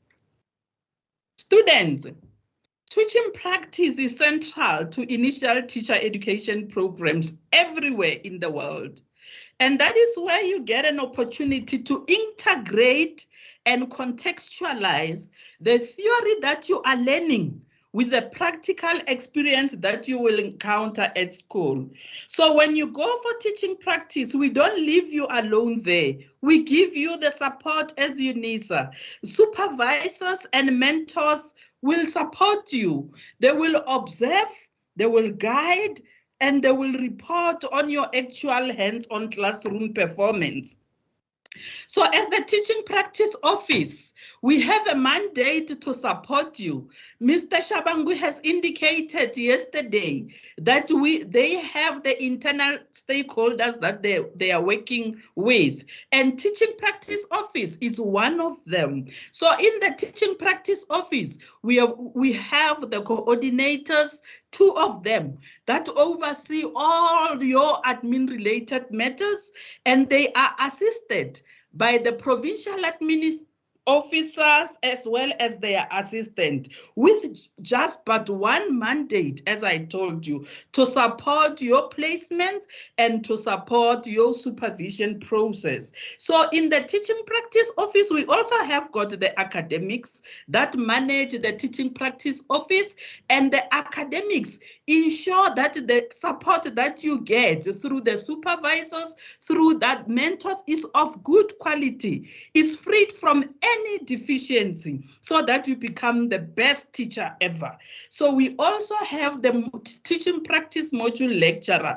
They are going to present after me. As it was indicated, they are responsible for your content, for your assessment, and for your portfolios. Like I am saying, you will have the supervisor to support you. You will have the mentor to support you. You will also have the lecturer. So I will talk to only 2. That is your supervisor and your mentor. Just in a nutshell, just to give you an idea.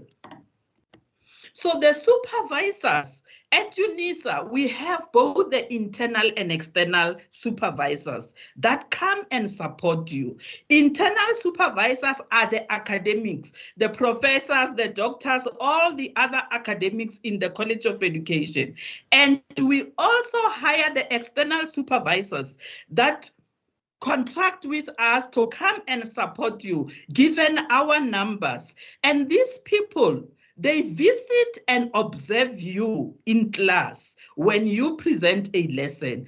These people, be rest assured, they have the knowledge, they have the teaching experience, so you will be in good hands. On top of that, they are continually capacitated by us as Unisa teaching practice academics. We give them the guidelines, we give them the procedures, we give them the processes that they use to support you. And as they are there with you at school, they conduct the pre and post conference with you. Pre, that is just before they observe you, and then the post, that will be after they've observed you, because they are mainly there to support you. They complete the assessment forms when they are with you, and they submit the reports to the teaching practice office. I'm going to show you just a glimpse of how an assessment form looks like. So they encourage you when they are at school, these supervisors, to complete your teaching portfolio task.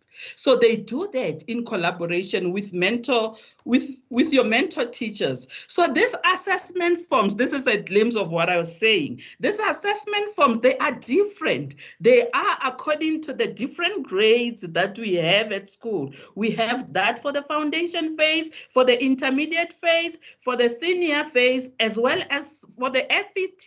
I've just chosen one just to give you just a snippet of how it looks like. And I've concentrated on section because it has section A with just your profile, your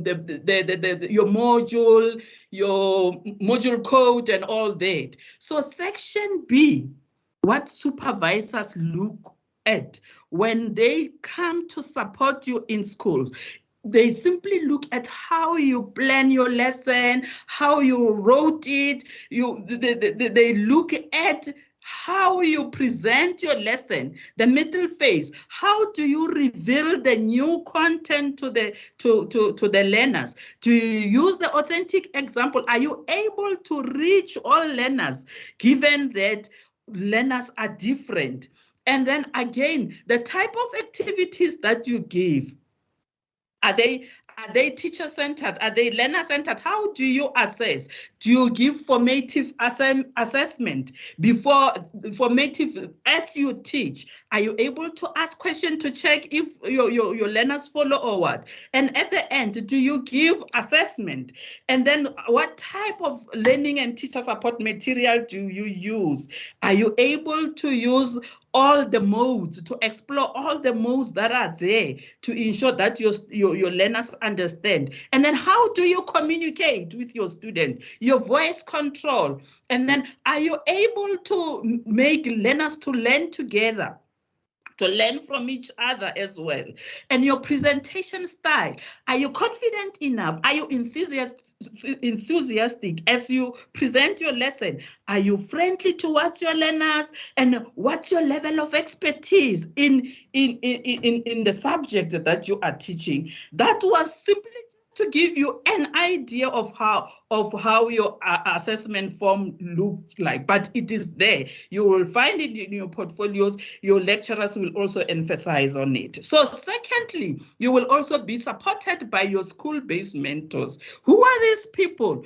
The mentors are selected at school level.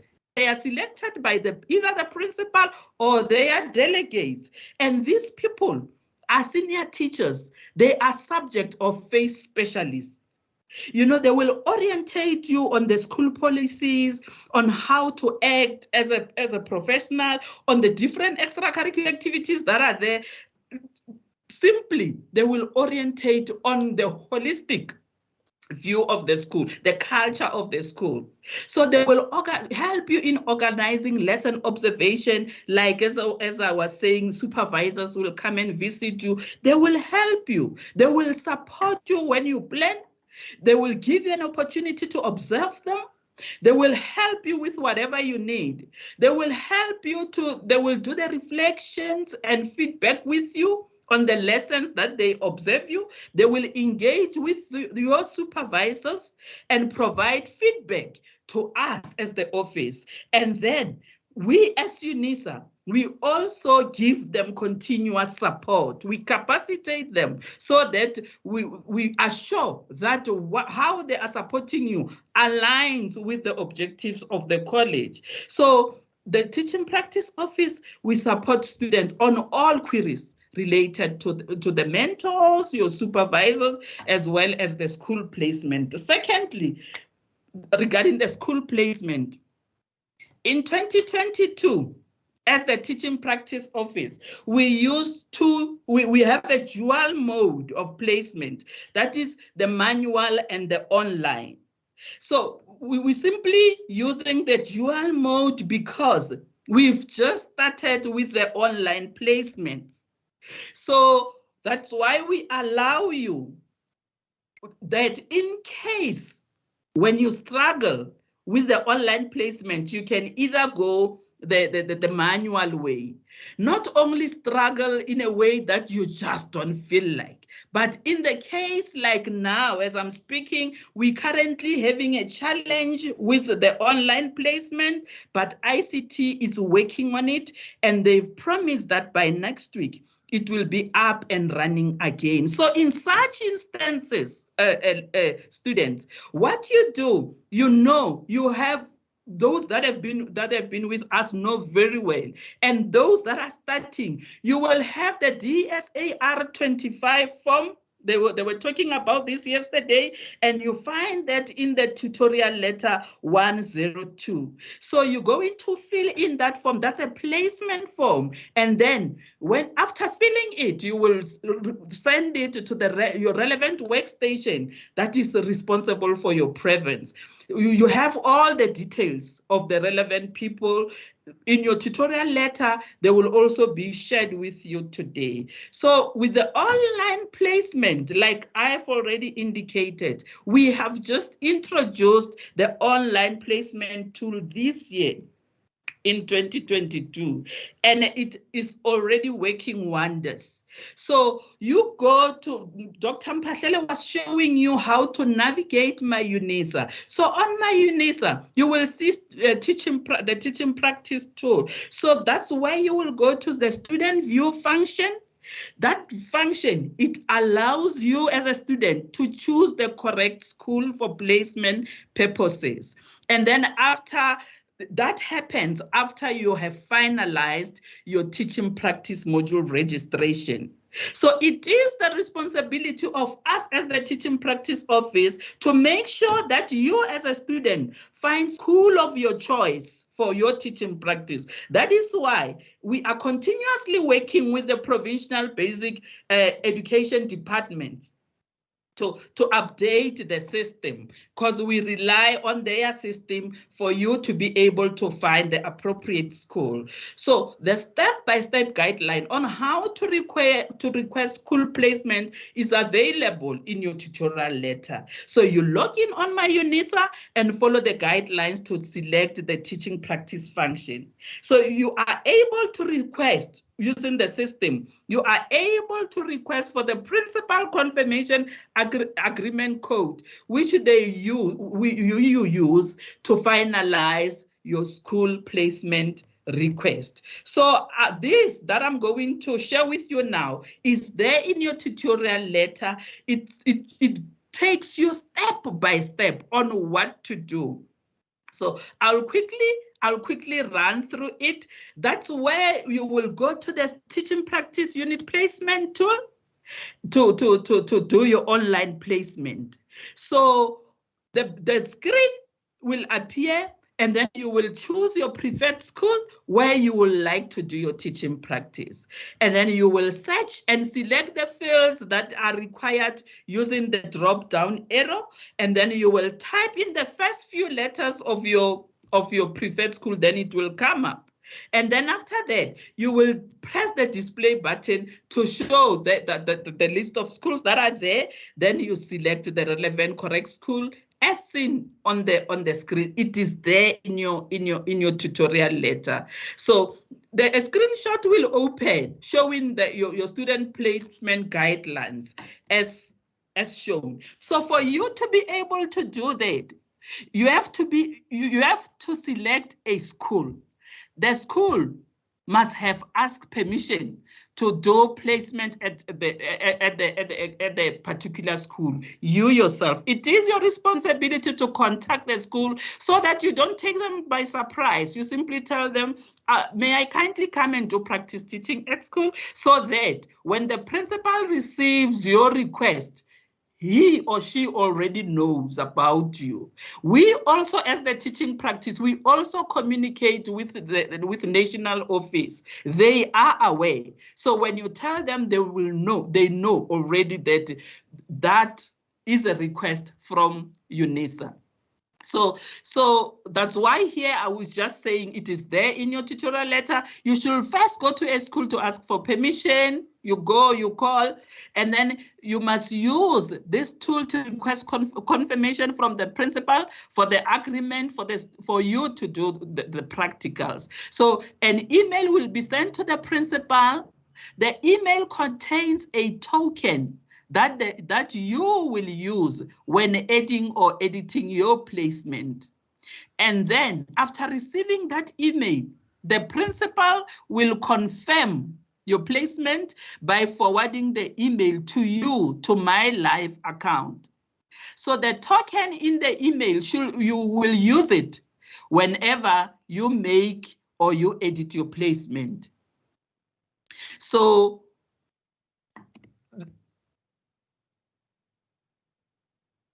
that email requesting the principal to confirm that you are allowed to do practicals at their school, after it has been sent, the screen will show that it has been sent.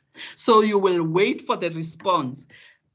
So when the principal receives that email requesting your placement, like I said, the email will contain a token number or a confirmation code.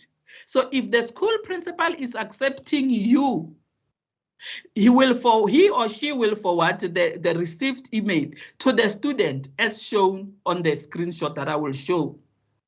So the email, it is being emphasized, like what Dr. Mphahlele was saying, to say it will be received only via the My Life email address. So after receiving that email back from the school principal, you as a student, you will receive a notification. Then you log back into my Unisa to finalize your placement at the approved school. So, dear principal, that's how the email looks like. This student has indicated that she was granted permission to do practical component of their studies at your school. We request that you confirm this by forwarding this email to the student.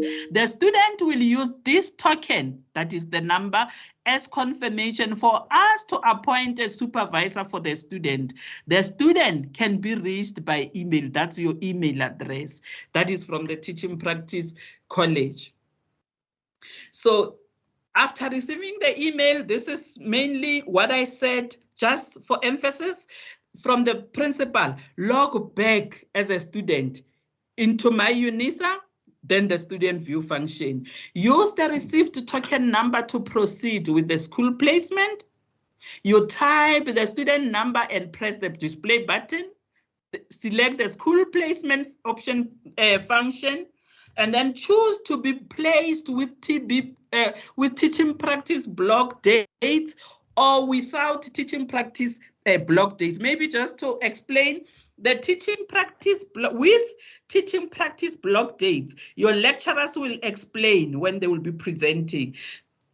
Teaching practice can be 5 weeks, 4 weeks, depending on a module. So with TP block dates, as a student, like for an example, for a particular module, you have 4 weeks. So when you want to use block dates, that simply means you are allowed to split it into 2. You do 2 weeks this semester, and then you do another 2 weeks the coming semester. Or without TP block dates, then you just do your 4 weeks. That is without TP block dates. So you will choose that. And then the student must complete all the fields and the token number from the school principal as on this screen. Thereafter, this screen will open to confirm that your placement details have been successfully captured. A lot of you have done this, hundreds and hundreds. So and we are really very grateful, considering that we have just started. That's why we encourage you to use this. We know that you are the millennial generation. We know for sure that you are not like us, but you can be better than us. We have seen that without any doubt. So the question is, what if the school does not receive my email? So the answer is yes. It happens that the school email address is not updated on the system. Remember, principals change schools. You find that the email address that's on the EMIS of the department is of that former principal. So in that case, ask the school to provide the correct email address and send it to our office so that we can be able to update it.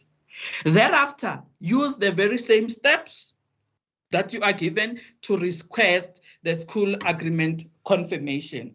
So step number 4, that is finalization of student placement by the teaching practice office. So when you have finalized as a student, immediately teaching practice office receives your placement information.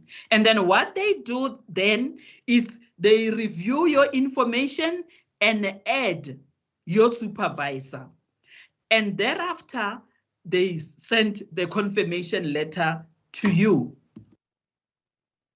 So another question is, will the students be allowed to change or edit their school placement information after it has been finalized by the teaching practice office? So after you have received your placement confirmation letter, the system will not allow you to edit or change school placement details. It will be locked. So for you to be able to effect a change at that stage, you should send an email to the teaching practice office and indicate that your school placement has been finalized, but you request to edit or change the placement details. So the office will then reply to your email indicating that the system has been unlocked for you, and then you will thereafter be allowed to edit or change your school placement information. So then how will you edit or change that? You simply just follow all the steps, all the instructions to request a new token number from the school, and thereafter you follow all the steps to choose the blocked dates or without blocked dates for you to change your placement details. So number 3, allocation of supervisors. When you have finalized your school placement, like I said, the office, the teaching practice office, assigns supervisors to support you during your school visits. And then the students who should expect school visits in 2022 from supervisors will only be students in the 3rd and 4th year level. Students in the 3rd and 4th year level. So students in the 1st and 2nd year level will be supported by their school-based mentor teachers. So just to recap on what I was just presenting, I'll quickly go through these frequently asked questions to say, where is the student view function located? It's located on my Unisa. And then who can access this function? All students that are registered for one or more teaching practice module, which requires students to do practicals at the school, will access this function. So you must have been registered for the teaching practice module for you to be able to access the function. So when do I use this function? You log into my Unisa student portal using the Unisa student number and password, and you use this function only when you want to edit the school placement information in preparation for practicals. So you have to do this immediately after your registration has been finalized, or when you have already decided on a school that you would like to go for your practicals. And then how do I use this function? When you are ready to provide the correct school information for placement purposes, locate my admin function, select teaching practice function, then student placement. The screen will appear with the functions to choose from underneath, such as the school agreement confirmation, place module with date blocks, no date blocks, edit placement, delete placement, and back. So these the next item that I will look at, which is the last but one, that is SAYS, as Prof. Marano has requested that I should touch on that as well. So as a student, you need to register with SAYS in your first year and renew your registration every year, as long as you are not a qualified teacher. It is like that, simply because when you go and visit schools, anything can happen to you. So you are also treated as a professional, and therefore you have to obey all the rules and regulations of the profession when you are there. So what you do is you apply online using the SAYS website, or you can also contact Mr. Shai's office, Mr. Shai who just presented early today for assistance. So lastly, the teaching practice office contact details. We also want to emphasize to students that please use the correct contact details when you communicate with the teaching practice office. For all your queries related to your school placement, to your supervision, you have to contact the teaching practice office. So because we have been assigned to the office to assist you with school placement as well as supervision. And again, we've got the staff members that are assigned to their respective provinces, as shown on the table below and in your tutorial letter. Please do not send your query, any query or any complaint or whatever that to the TeachPrec email. On Monday, that TeachPrec email was sitting at about 40,000 emails that are not attended to. And that is the main reason why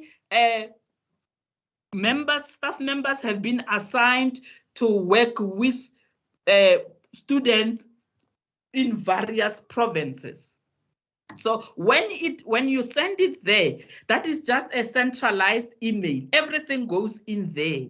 So you can imagine 40,000 emails. But when you are in Gauteng and you know that Gauteng has Ntate Maketa, you send your email to Ntate Maketa, you are quite certain that it will be attended to. So we have got the two coordinators. I told you they oversee all the admin matters. You have their contacts there.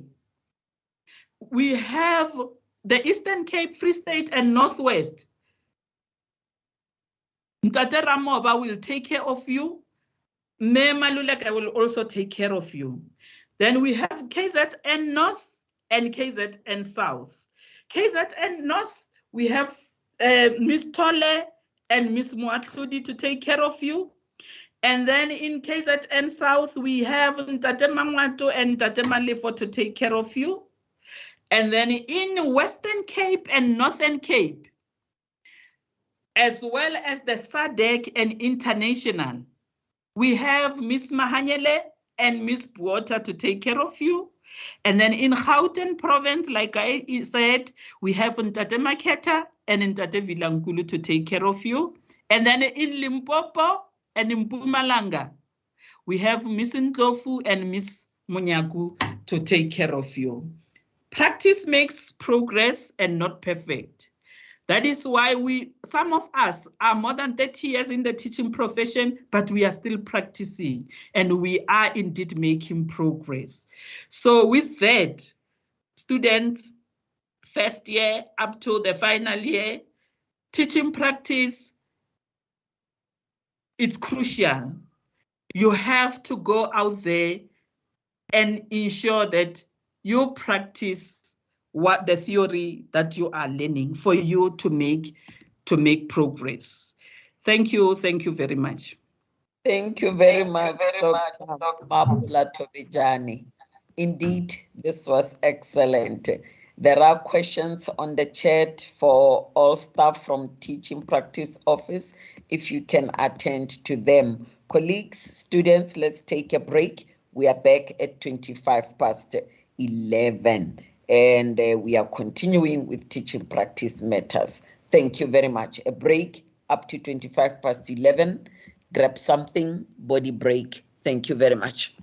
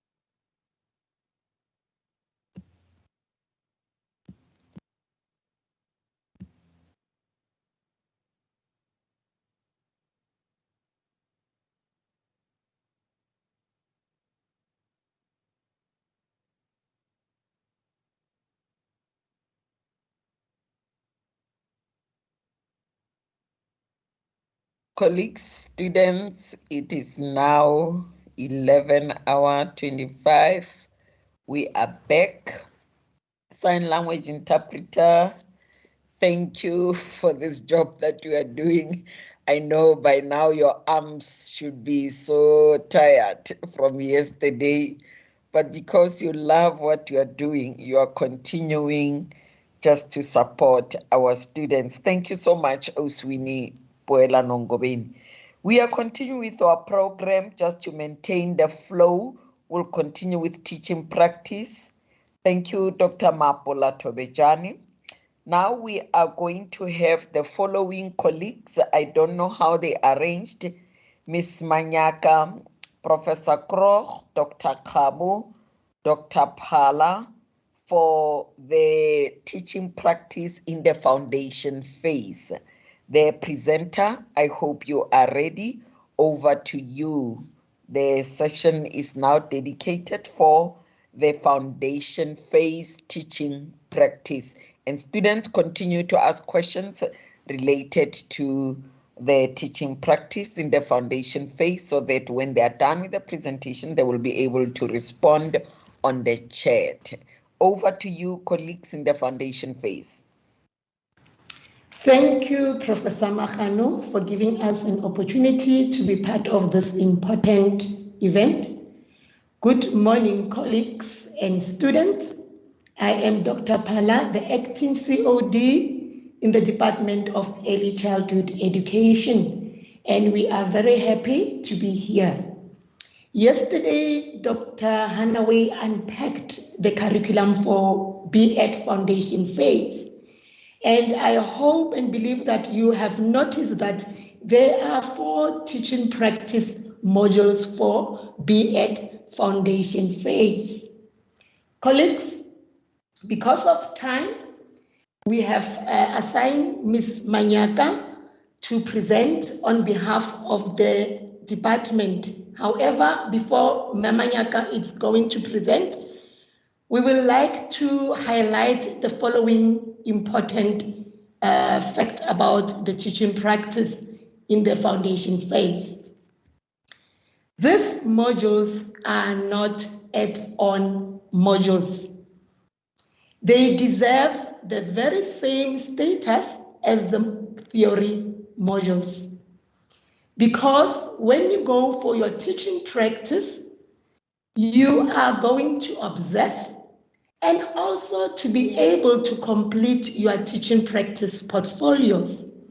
Hence, there is no way that we can find that 2 teaching practice portfolios are the same. The schools that you are visiting are different, and also the students or the learners that you are going to engage with will be different. So colleagues or students, we urge you to give teaching practice the important or the same status that the other theory modules deserve. During today's presentation, Ms. Manyaka will give you an overview of all our teaching practice modules. However, during the course of the year, teaching practice coordinators will be organizing workshops to guide you in terms of the module specifics and how you are supposed to complete your teaching practice portfolios. Please, we urge you to attend all those workshops because they will assist you in preparation for your teaching practice portfolios. We have only 10 minutes, and without waste of time, I am going to hand over to Mrs. Manyaka, who will be presenting on behalf of the department. Ms. Manyaka, over to you.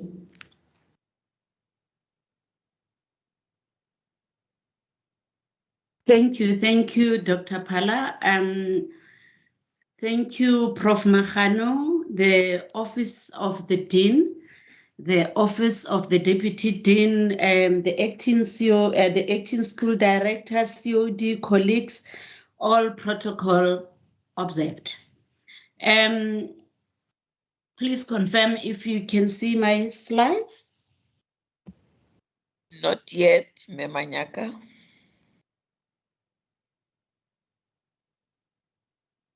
Let me try to share again.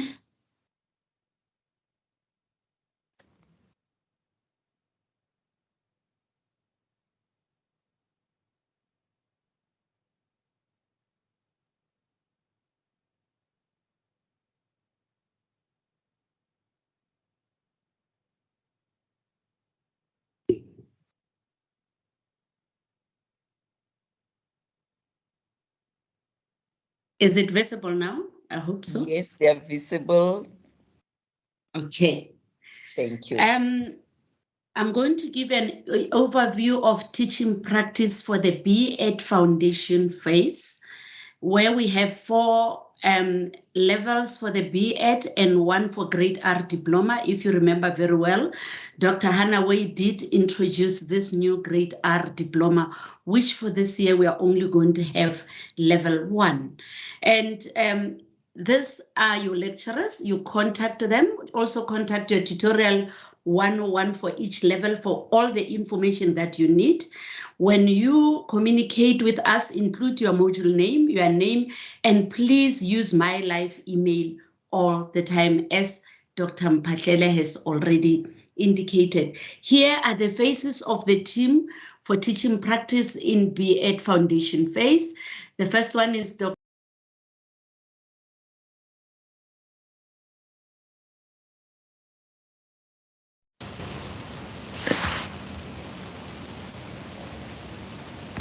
foundation phase, and Ms. Manyaka on the left-hand side, and then Dr. Mushaba, Ms. Manyaka for level 4, TPF 3704, and then Prof.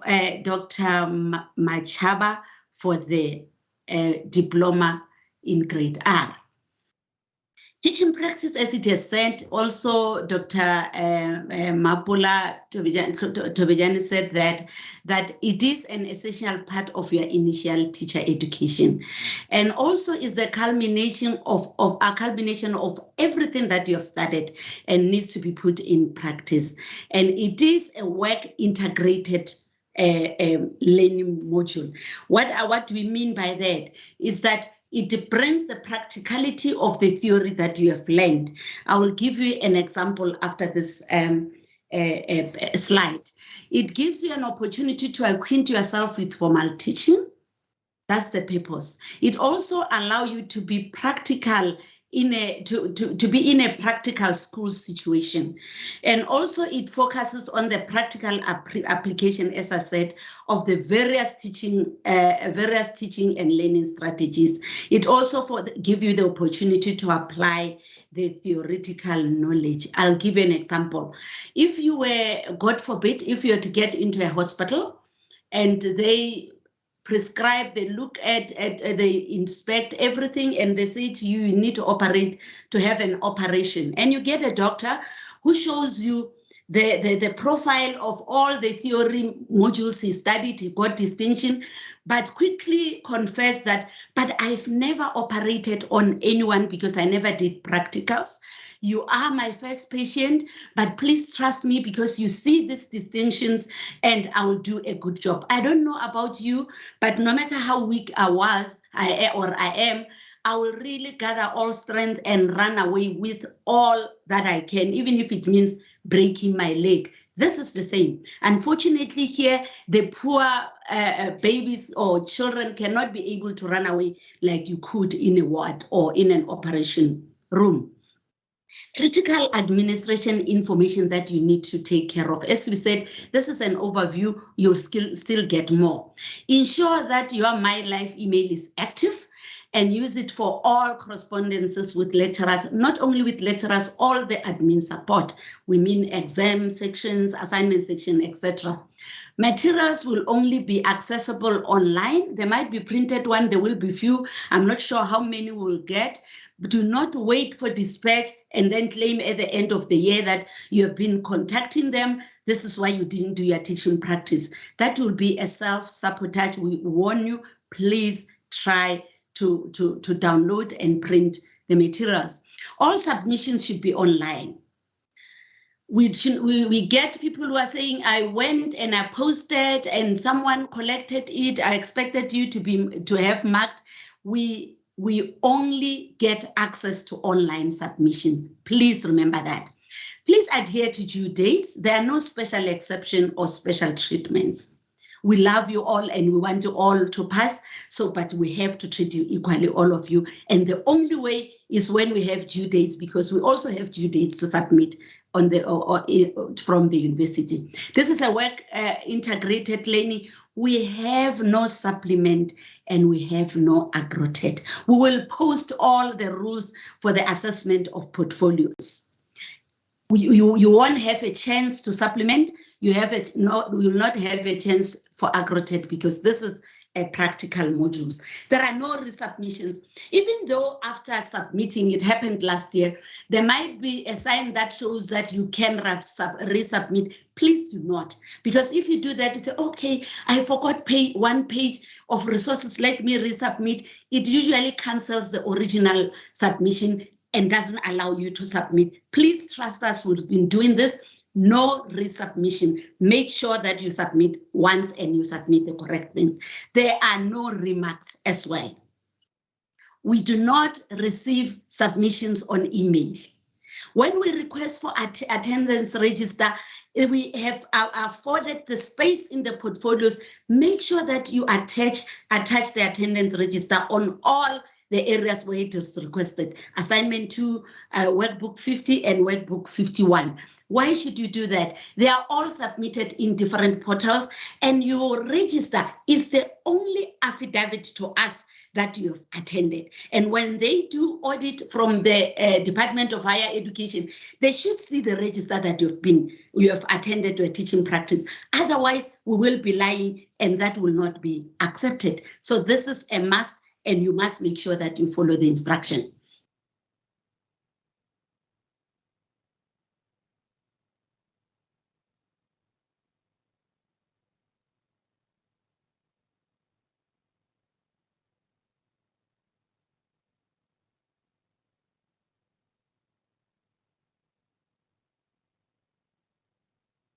Our qualification requirements needs you to have the full weeks that are stipulated in your portfolio.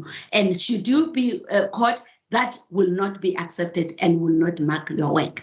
We do take disciplinary steps. I cannot talk about this because it will take the whole day. There was a lot of emphasis on plagiarism. Please use the telegrams or Facebook pages that you have affiliated correctly. Do not believe people that say you can buy a portfolio and this is an easy way out. Easy way out usually doesn't work because disciplinary steps will be taken. So those who are in the system, they already know what I'm talking about. Now, expected submission due date. Just remember now, on the new LMS that Dr. Mphahlele was talking about, we no more talk about assignments, we talk about assessments. Do not get confused, but we are communicating with you. Just visit the My Unisa 2022, which is the new LMS. Assignment 1 is now called Assessment 1, is for exam submission admission purposes. If you haven't submitted assignment 1, which is a very important assignment in that you're going to complete all the details of the schools where the school where you are going with the principal signature and the mentor. And then assignment 2 it's a year mark, which accounts for 20% of your submission. That is due on the 30th September. We haven't yet loaded it for a purpose because students rush to submit assignment 2 or assessment 2 before they submit portfolio 50 and 51, which is assessment 3 and 4. It must be submitted after 3 and 4 because all what is contained in it has been, it has already taken place during your teaching practice which is captured in Assessment 3 and Assessment 4. That will be loaded, don't stress. They are all due on the 30th of September 2021. There would not be any extension. Please do not listen to people that will say, take it easy. There's going to be extension, there's going to be rollover. Each year comes with its own rules, but now as teaching practice coordinators, we decided to stick with the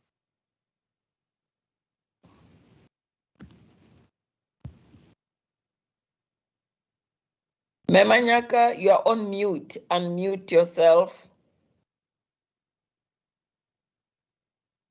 Memanyaka,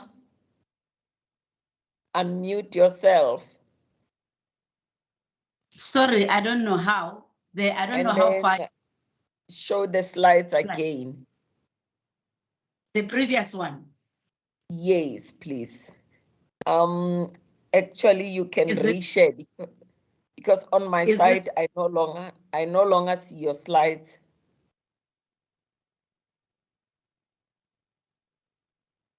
I'm not sure what happened. Let's try to get it right. Are we fine now? Yes, fine, perfect.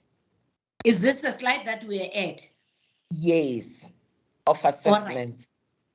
Right. Yeah, I said assessments. I'm not sure. Let me put my mouse very far from me. The assignments are now called assessments. Is the new word in the new learning management system, which is Moodle. And just note that assignment 1, which is now assessment 1, is for exam admission purposes. You would even score 100%. Don't come back and say, I got 100% for assessment 1 and portfolio 3, why didn't I pass? This was for admission, but it's very important because without it, we won't be able to admit the other portfolios. You might post them, but you won't be able to mark them. Assessment 2, which is your year mark, which accounts for 20% of your final summative assessment, is not yet loaded for a purpose because this is the assessment you must load after assessment 3 and 4. But from what we have observed, we'll get a lot of assignment 2, but we don't get the assessment 3 and 4. So you have to complete your teaching practice, and 2 weeks thereafter, you submit your assignment 2, assessment 2, assessment 3 and 4, which is assignment 2, 50 and 51. Don't be confused. We'll keep on communicating with you. Just keep abreast with the postings. How are the weeks divided? We've got TPF 2601, which is for B.Ed Foundation Phase Level 1, and TPG 1501, that are all coordinated by Dr. Mushaba and Dr. Machaba, respectively. In those weeks, we are going to have 2 weeks of learning in practice. This is a very good way. It means you learn by visiting the school and teaching practically, and 3 weeks of learning from practice. Why are we doing this? We are now following Mr. Tech, which is where we get guided for our teaching practice, but we're not following it, and it caught up with us when we got to COVID-19 because there was no space to accommodate everybody because of the regulations. But now we are doing the right thing going forward to make sure whether you are able to access schools or not, we're doing the right thing. The 2 weeks that we are saying you are learning from practice, it means you are not in class, but you would be given, this year we just made case studies because we are also in the learning process of the Moodle, but now we realize that for next year, we are even going to post videos where you will see a teacher in class. You are going to apply the knowledge that you got from your theory modules and our templates for teaching practice to analyze the teacher and say, what is it that is not being done right? What is it that is done right? And you'll be asked questions to answer. It's because we're trying to produce teachers that are able to self-reflect, that are critical, that are creative, that are adaptable, and all those nice words, and flexible. That's the kind of teachers that will be able to face these clever students, clever learners that are so well vested in ICT and other things. The same will apply for the TBG 1501. For TBF 2601 is also 2 weeks preparations. That's how the lecturer wants to deal with it, and 3 weeks placement. It means 2 weeks you'll be doing it at home, and in preparation you might be asked to do anything, to do homemade resources. As Prof. Mahano had shown, there are some areas where are not as privileged as others. You should be creative. That's the creative where creativeness that I spoke about, to be able to do your own resources and to come up with ways that you'll be able to make your learners understand. It's also the same like the first one, 2 weeks of learning in practice, which is in schools, and 3 weeks learning from practice, where you'll be unleashing your creativity and learning more. And then TPF 3703 and TPF 3704 have the same weeks. Is 1 week learning in practice. That's where you'll get your case studies for this year. And 4 weeks learning from practice. That's actual school visits, where for each of them, you will be told what needs to be done. They're all included in your portfolios. In conclusion, I'm saying integrity is doing the right thing even when no one is watching. Quoting from C.S. Lewis. What do I mean?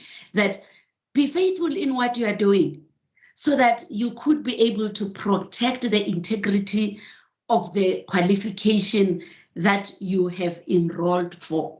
Because we are in this together. When we drop the ball, when our qualification becomes devalued, it affects you. It affects and who will be ready to hire you, because people will end up saying, oh no, that group, no, they don't know what they're doing. They do this, they plagiarize, etc., etc. With this, Prof. Mahano, I will ascend the stage. Let's take it as a stage. Thank you. Thank you so much. Thank you so much. There are many questions on the chat, and I saw colleagues were attempting to respond. You can also continue to assist in the response. Thank you so much, Me Manyaka. Maud, can you check the recording? It says here recording stopped, but when I checked on my site, it is still recording. I don't know, just check as an admin for this so that we record and capture everything. We cannot miss these presentations. Thank you, students, for posting all those questions. I can see that you are serious, and the terminology that I've learned today is learning from practice and also learning in practice. So thank you, Memanyaka, for unpacking those.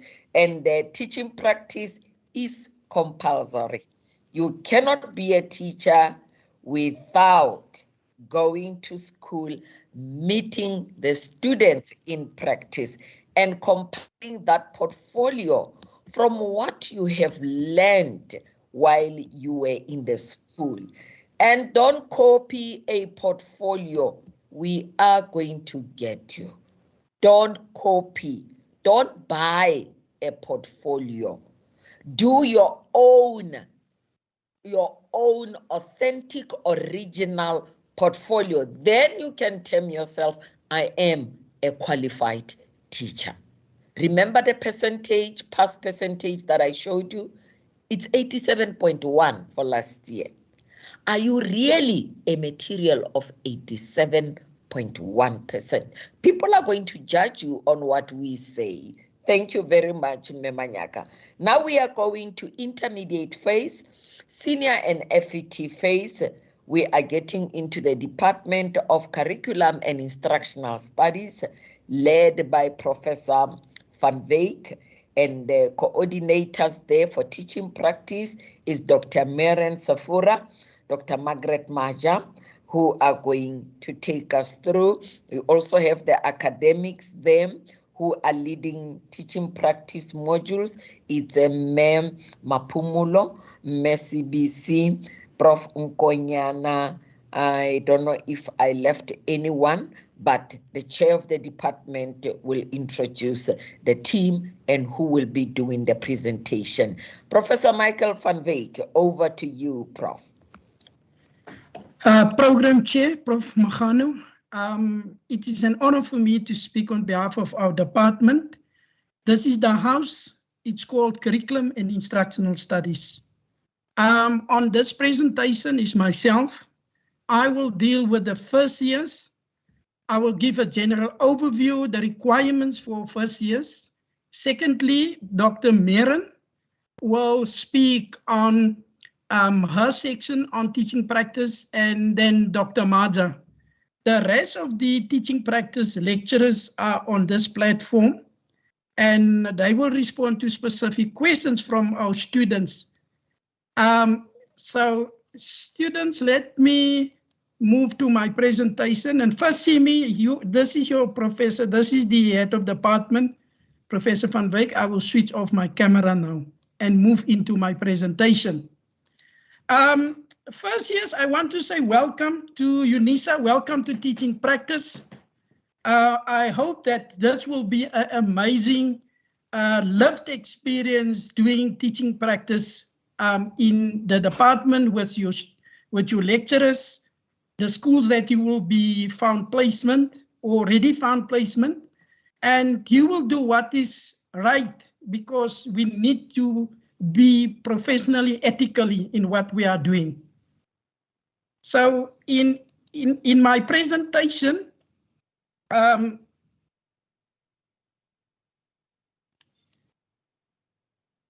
sorry, I would like to start from the beginning. In my presentation, I will focus on the purpose. Is my slides on the screen, Prof?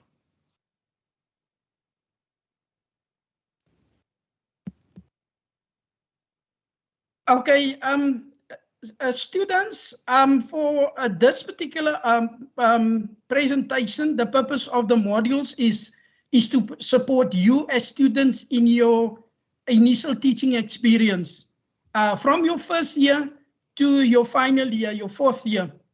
And the teaching practice lecture is there to support you. You will also have the opportunity to, as a student teacher, to find the knowledge, the theories, the teaching methods, which you need to apply in practice, and you will also learn from practice. Now, for the first years, you only learn from practice, because you will observe most of the time. So for this part of the module, the focus is on guided observation, which the lecturer will then give you resources, either YouTube videos or TippyTube videos that they will record it for both the intermediate senior phase and FET phases. And you will have the opportunity to go to a school to observe. You will also have an opportunity to apply your theoretical knowledge, which you have learned now in the other modules outside the teaching practice modules. And you will then have that and apply it in practice, what you have learned. And we will want to expose you to the real school environment. Remember, Prof. Magano have shown you the different contexts, the rural context, the city, the urban, the deep rural. So you will be exposed to a school environment, which you have found placement.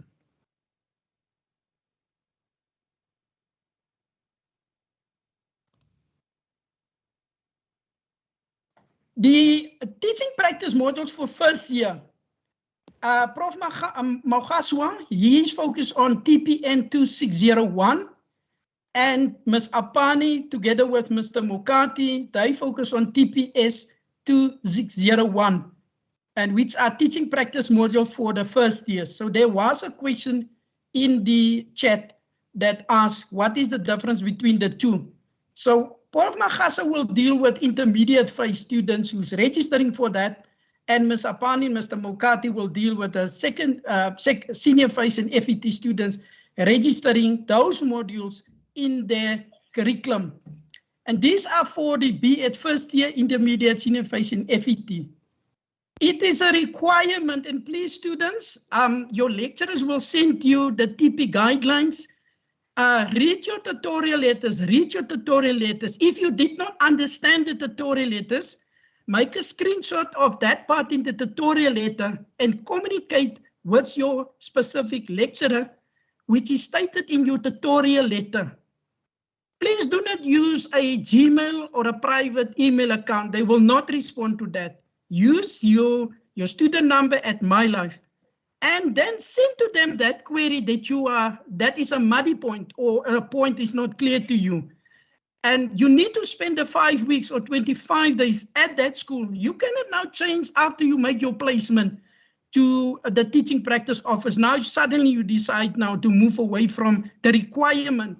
If you did not meet the requirement, you will not obtain that qualification, which is the B.Ed in what your specification is. Now, during the teaching practice period, first years, it is expected from you to observe your mentor teachers when they teach at that school. And it is not expected for you to teach, but to observe what is happening in practice. I visited one day a school and I found out that where is the teacher? They said the teacher was on leave or the teacher was not there. So the first year student have to teach now these classes. If something happened in that classroom, you will be accountable for that. And the principal must then also take accountable for that. You only observe and you will be exposed to many scenarios and case studies. Now for TPS 2601, the teaching practice should be done at the school where you will then be both observing senior phase and FET, meaning you will be at the high school where there's grade 8, 9, and 10, as well 8, 9, and 10 to 12. And then for TPN, you should be done at the primary school where there's intermediate phase 4 to 6. That is clearly stated in the tutorial letters from your lecturers. And then the other modules, your TPN 3703 and the TPS 3703, that is 30 modules, but it can still be done with your second year subject specialization. For example, TMS 3704, which is business studies, or TMS 3709, which is economics, which is my modules. So you can do that. Your TPS 3704 and TPN 3704, they are exit level for the qualification, and you need to do that in your final year. And as I said, in your final year, here is the crucial where you use your knowledge and apply that in practice, where you write out lessons, you present lessons, and you will be visited by internal supervisor from us, as well as external supervisors and other people that will be involved. The administrative issues, students are expected to familiarize them with the tutorial letters, as I said, and please read these tutorial letters 101, 102, and 103. The lecturers will communicate with you throughout the year.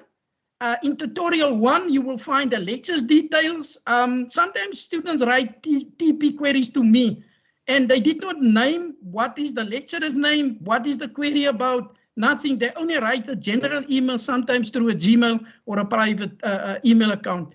Tutorial letter number 102 contains the info related to student placements, teaching practice office details, role of mentors and school principals.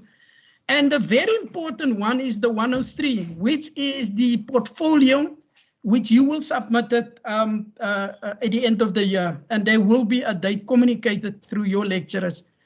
And the assessment part, first, yes, your TP modules have assessments 1 and 2, as well as assessment 50, which is the portfolio. The portfolio is regarded as the examination. That's why we are serious. You will see later, I will talk about that. That needs to be uploaded in September. The dates will be given to you through your lecturers. Please adhere to those. No excuse when it's late, because the lecturers need to mark hundreds and hundreds with those, with the team. No email assessments, whether it's the normal assessments 1 and 2 and 50. You need to upload it on the platform. I want to stress it here. If you fail the teaching practice module, there's no supplementary, as my previous colleague in ECEF explained to you. Please, all attendance registers need to be signed and stamped by the school. The school stamp must be visible in the portfolio. Sometimes we cannot see that stamp. We cannot see that people are marked, and then we will flag it as possible irregularity. Now, we attach the teaching practice portfolios. We attach it very high with integrity. Now, and I believe in the next session, Mr. Rankuteke, he will highlight plagiarism, cheating, buying portfolios will not be tolerated, and it will be flagged as irregularity, and there will be maybe a case against you if we found. Please, you have been warned, don't buy portfolios from previous students or from, we will pick that up because there's a system that will warn you. And then lastly, I want to thank everyone. Sorry for my short presentation. Thank you very much. Baie dankie, Kelaboga and Siabonga. Thank you. Go well. If you need clarity, please communicate with your lecturers. Thank you very much. Thank you, Professor Van Wyk, for this presentation. I continue to pose questions. I think on the YouTube, there's sort of a disturbance, but we hope the mark will be removed there. I've just sent a message to the media and some technical staff to assist us in removing that mark. It's disturbing the slides. Thank you very much. And the next colleague to present is Dr. Maren Safura. Over to you, ma'am. Thank you, Program Director, Professor Magano. Thank you, Professor Van Wyk, our COD for the Curriculum and Instructional Studies. I am the lecturer, a primary lecturer for TPS 3703 and TPS 3704. That is within the B.Ed, SP, and FET phase. Prof. Magano, can you see my slides? Not yet. Yes, now they are there, just the presentation mode. Okay, there we go. So let me do it on the presentation mode. All right. Perfect. So thank you so much. I'm presenting the B.Ed second year teaching practice modules within the CIS department. We have the B.Ed intermediate phase teaching practice modules and the SP and FET phase teaching practice modules. Okay. First of all, I will go through the intermediate phase. That's TPN 2602 for second years. It's a NQF level 6 modules, module with credits 12. It's compulsory that you do this teaching practice module, otherwise you would not be able to get your degree. Okay. We have 2 formative assignments, which is compulsory for you to do. That is assignment 1 and 2. And you will find it on the Moodle system and in your tutorial letters. Okay. The placement for this teaching practice module is 5 weeks. Okay. And it's compulsory that you do the 5 weeks. I will discuss the COVID portfolio just now. The focus is on team teaching, where you do co-teaching with your mentor teacher. And once you get that practice going and you're able to teach well enough, and your mentor teacher will supervise you, and you will now do independent teaching thereafter. The focus is on planning your lessons with the mentor teacher, teaching the lessons. Sorry, Dr. Safura, can I just give an announcement? I see this is getting out of hand. Those who are on this platform, do not market your WhatsApp groups that are not legalized by Unisa. Students, do not join any group that is not from Unisa. You may find yourself in trouble. Thank you. You can continue, Dr. Mera. That's a very important point, Prof. Magano, because these chats also help you to go and buy portfolios, which we will not allow. Okay, thank you. So you plan lessons with the mentor teacher, you teach the lessons, and you critically reflect on your lesson planning and practice with the mentor and your potential supervisor. So teaching practice modules are very, very important. And it is actually, you are now practicing what you're going to be doing out there in the future. You may be visited by a supervisor from the university. Okay, for TPN 2602, you have to focus on one of your chosen school subjects, which is mathematics, natural sciences, social sciences, or life skills. So you must choose one of the schools of your majors for this teaching practice. The teaching practice experience is recorded in a detailed portfolio, and that is your summative assessment, which we call assignment 50. Okay. Teaching practice is not just about going and teaching and observing lessons.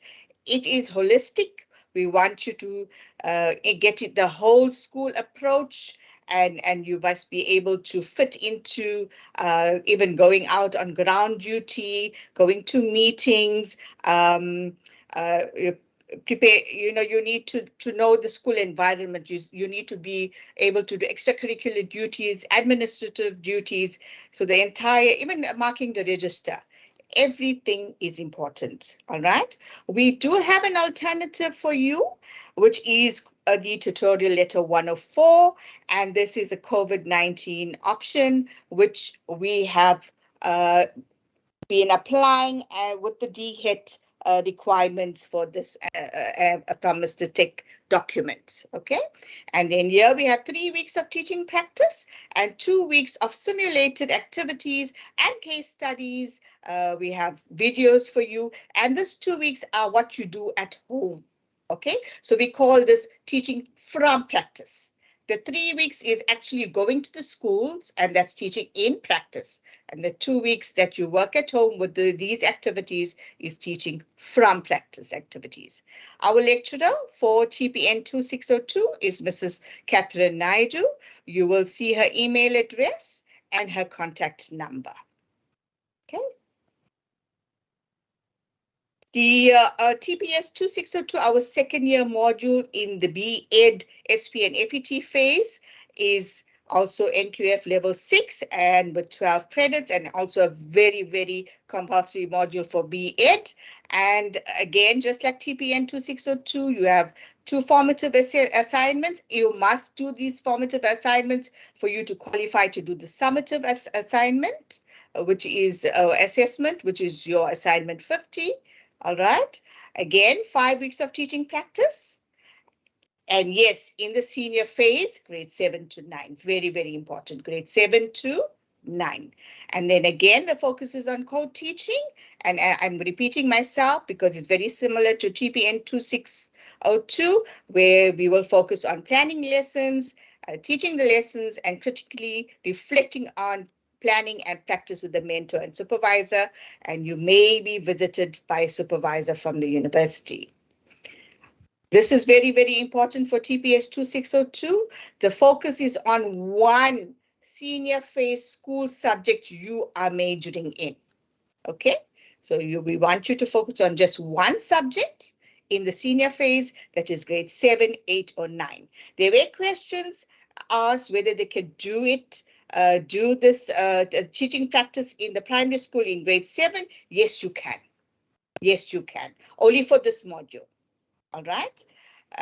But it's sometimes, especially if you're doing TPS 2601, you got to do the senior phase and the FET, so you got to do it in the high school, right? The teaching practice experience is recorded again in a portfolio, which we call assignment 50. This is the summative portfolio and a holistic portfolio. And our option again for the COVID-19 tutorial 104, you can either do the 5 weeks, which is tutorial letter 103 of teaching practice, or you could choose to do the COVID-19 option, which means 3 weeks of teaching practice and 2 weeks of teaching from practice activities. The lecturers for these modules are Mrs. Christy Kotzer and Professor Taole. Here are the email addresses and their contact details. Thank you very much, and I hope you have a fruitful year this year. Everything of the best. Please contact your teaching practice module lecturers for any issue or problem that you have. Go to your primary lecturer and not to everybody else, because your primary lecturer will be, module lecturer will be able to help you with that. Thank you.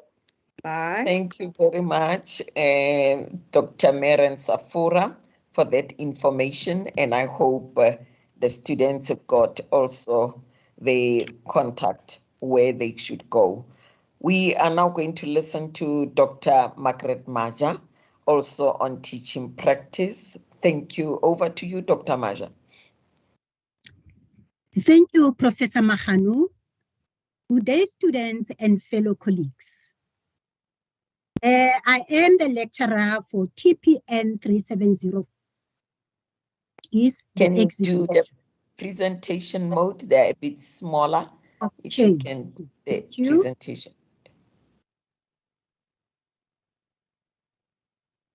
Can you see it now? Very clear. Thank you very much. Okay. I will present the third year B.Ed intermediate phase and FET modules and slightly touch. Some of the information has been by Professor Van Wyk, but I will just emphasize on this. Teaching the TPN 3703 is the third year practice module for students registered for B.Ed intermediate phase, grades 4 to 7. And this module is strictly for the intermediate phase, not for the senior phase. And it is lectured by Professor V.A. Nkonyane. The TPN 3704 is for the fourth year exit module for B.Ed intermediate phase and is also lectured by myself. And it is strictly for the intermediate phase, which is grade 4 to grade 6. TPS 3703 is the third year B.Ed teaching practice module for students registered for FET, Further Education and Training, which is grade 10 to grade 12, who are doing the teaching methodology 1 and is lectured by Dr. Miren. Dr. Miren is also lecturing the TPS 3704, the fourth year exit module for FET students who teach in their second subject specialization. The purpose of the TPN 3703 is to provide you with the opportunity to become acquainted with formal teaching in the practical school situation, and also to apply the theoretical knowledge again in all modules of this program. Remember that you have done the module from level 1, level 2, now you are in level 3. That's why you need to apply this theoretical knowledge in the practical situation. And the purpose of TPS 3703, which is the FET, is to provide you with the knowledge, skills, and attitude you need to. Also to provide guidelines for teaching practice. You are expected to be at school for a period of 5 weeks or 25 days for these modules. And remember that these days do not count the holidays. If there is a holiday, let's say maybe Tuesday is a holiday, meaning that you need to replace that day so that you can have 25 days when you are done with your teaching practice. And during this period, you are expected to observe your mentor teacher's teaching and also teach the required subject. And students are expected to download their tutorial letters 101, 102, and 103 from Formal Study Materials tool on my Unisa and read them carefully. 1 contains lecturers' contact details and assessment information. And tutorial letter 102 contains information related to the students' placements, attendance registers, teaching practice office contact details, role of mentors, and school principals. And tutorial letter 103 is a portfolio that must be completed during the teaching practice period. Have assessment 1, 2 and assessment 50, which is a portfolio. It is compulsory to submit. Okay. No, okay, before I come to that, it is compulsory to submit assessment 1 and assessment 2 to gain admission to examination, which is a portfolio. And portfolio is regarded as an examination for these modules. So you will never sit down in a place where you will say, I'm sitting down to write an examination for this module. So we treat portfolio as very much important because it's an examination. And then that's why you need to make sure that the school stamps must be visible on the portfolio and the declaration forms signed by the mentor teacher and the principal. And then again, I just want to tell you that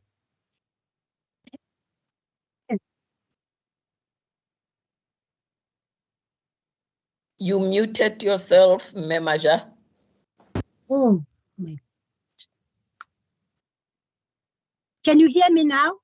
Yes, now we can hear you. Okay. I just want to say you need to have 6 lesson plans for teaching practice 3703 and 3704 for examination, and 5 lesson plans for TPS 3703 and 3704. And you will get the information from the relevant lecturers based on the subjects you to teach. Thank you very much. Thank you, Dr. Maja. Thank you for a clear presentation on what the students must do in TPN and TPS modules. Thank you very much. I saw one question. I don't know whether it's a first year or second year or third year. The student said, I do not know what a portfolio is. I don't even know where to start. I wonder if that student was responded to, because now there are too many. I didn't check whether one of the academics here responded to that student. May I drive the program, and at the end, can any of the academics who has a portfolio that is well written, that was not bought, that did not copy somewhere, just display it, maybe cover the name of the student and show us what is an example of a portfolio that is well written, but hide the name of the student so that we can give that student a chance. I don't know whether she's in first year or second year or third year, but I'm going to drive the portfolio while one of you prepares that kind of an example, because we want students to gain, they have a perception or have a look of and feel of what a portfolio is and how must it be compiled. And when you say you need a school stamp, it must be indeed a school stamp where the student actually visited and did teaching in the real context. Thank you very much, academics from both departments, early childhood and also curriculum and instructional studies. We are now going to academic integrity. We call it academic integrity unit.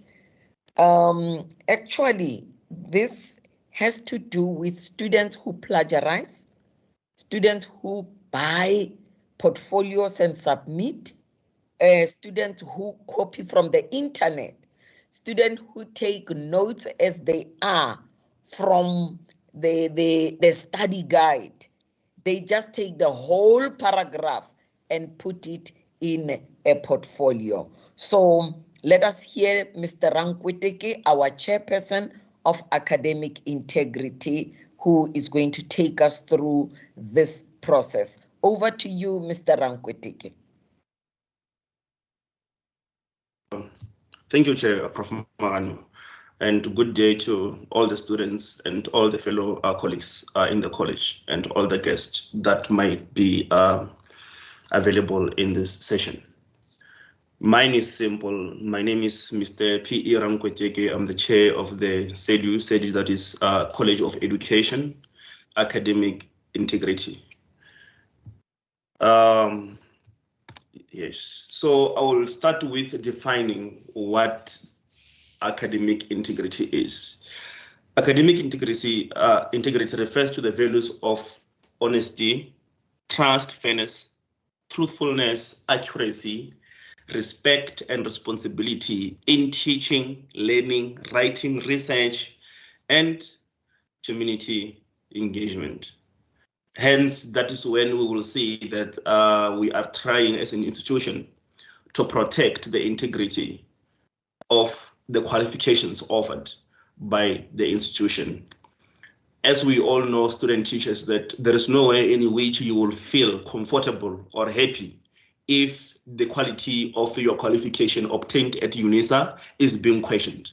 So we are trying by all means to support the students and to also remind them on what has to be done in order for them not to face consequences more of the student disciplinary if they might have violated any of the student code. All academic activities by students are expected to be based on sound ethical ground and should be the result of a person's own skill and labor. Activities that undermine academic integrity are dealt with by the registrar in respect of students in line with ordinary disciplinary procedures.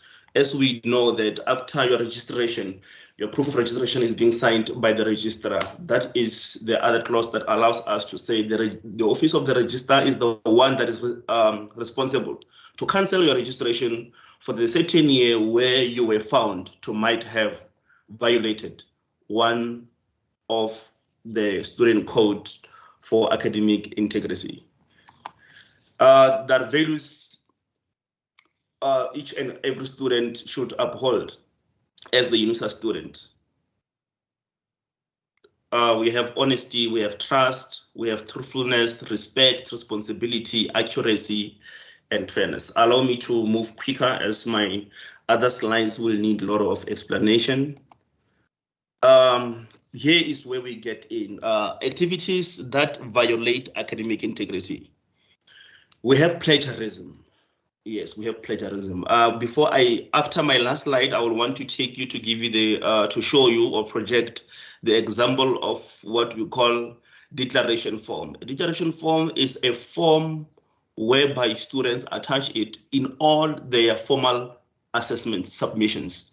Can be an examination, written examination, and written assignments and portfolios. Plagiarism is defined as the act of taking the words, ideas, and thoughts of others and presenting them as your own. It is a form of theft which involves several dishonest academic activities, such as the following: cutting and pasting from any source without acknowledging the source, not including or using incorrect references, paraphrasing without acknowledging the original source of the information. As much as there are activities which are given to students where they can have to go and research. When you do research, it is very important to note that you should be able to paraphrase.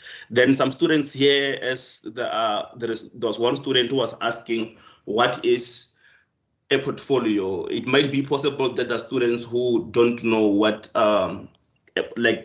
to paraphrase is. To paraphrase is having a statement saying that what other person has said or done, but in a better, different way of saying it. It's more of, you have read a book, for example, you're doing a module MIP 1501, there's some section which talks about numbers, for example. So they say define numbers, the definition is there, but you want to put it on your with your own ways, then you are able to write it accordingly.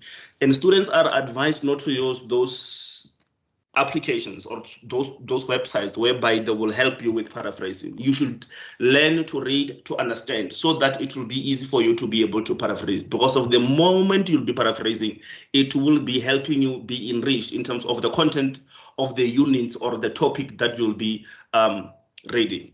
And the other one, where students are in a hurry, they will just maybe write an assignment or maybe take information from the other source, but maybe not using the correct reference. You'll find that the subject specialist that you are writing that to, they know most of the articles or the books which are dealing with the topic, then they're able to see that this is not the correct referencing.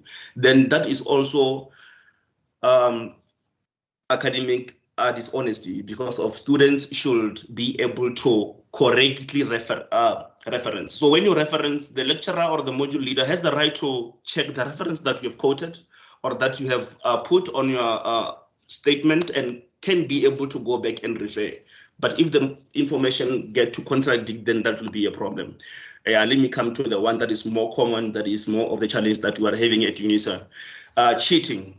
Cheating includes, but not limited to, the following: completing assessment on behalf of another student, copying from another student during an assessment, or allowing a student to copy from you.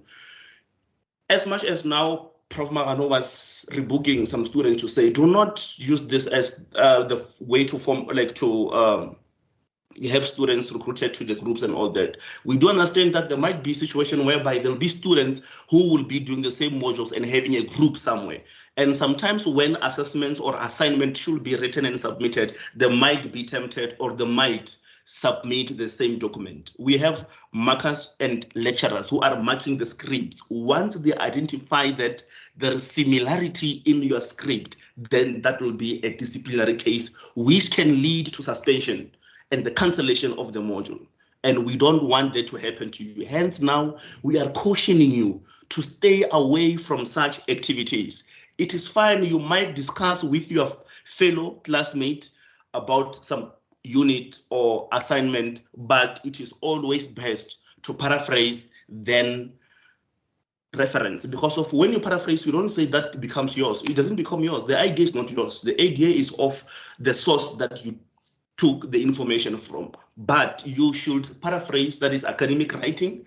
Therefore, you do what? Your reference of where this idea is coming from. The second bullet is using social media, e.g. WhatsApp, Telegram, or other platforms to disseminate assessment information. Now that we are online, the challenge is more on Telegram, because of most modules, if not all, they have codes on Telegram. If anyone can quickly go check, they're there. But hence we are dealing with a lot of cases whereby we find students suspended from the university because of that form of academic dishonesty performed, because of they will be believing that they're needing help. You find that during an exam, a student is posting on Telegram to say, kindly help me with question 2.1. Then someone give it to you the way they've written it. Then you just take it because of there's no time, you copy and paste there, you submit. When the marker mark, they see, hi man, this is the same, this is similar, then we flag it as a disciplinary case. Then you are going to be called by the office of the registrar to account for that. Then found guilty, then be suspended. And that might delay the progress of your future as a future teacher. And that will also appear in your academic record. And there is no school governing body or the principal or the office which will be interested in employing such a teacher. So students, the ball is in your court. You are the ones who should maintain and uphold the academic integrity policy to suit or to pave opportunities for your future employment. Buying completed answers from tutors or in internet sites. There are people who are having companies and tutoring and all that, they are selling. They're sending, you find that they send you SMSs as students, or they send you emails or any type of communication that they might come to you. Please do not be tempted to do so. In our modules, like they've explained, we are having tutors. Inquire with your tutors, inquire with your lecturers on sections or a unit you could not understand. Because if I'm selling, for example, I'm a private tutor or service provider, I'm selling the portfolio for a certain module, obviously you won't be the only one buying there. it will be you and the others. Then when you buy, I am going to give you the same information, whereby it can be detected or discovered by the marker during marking to say there's similarity in here. And even when you reference, there are systems that can still be used to say, hi man, this is taken from somewhere. Therefore, you will be subjected to attend the disciplinary hearing, which might lead in suspension, as I've said. But what we do not want you to be the victim of that, because we want you to represent Unisa as an alumni after the completion of your studies. We want you to be the good teacher that we will be preparing you to be.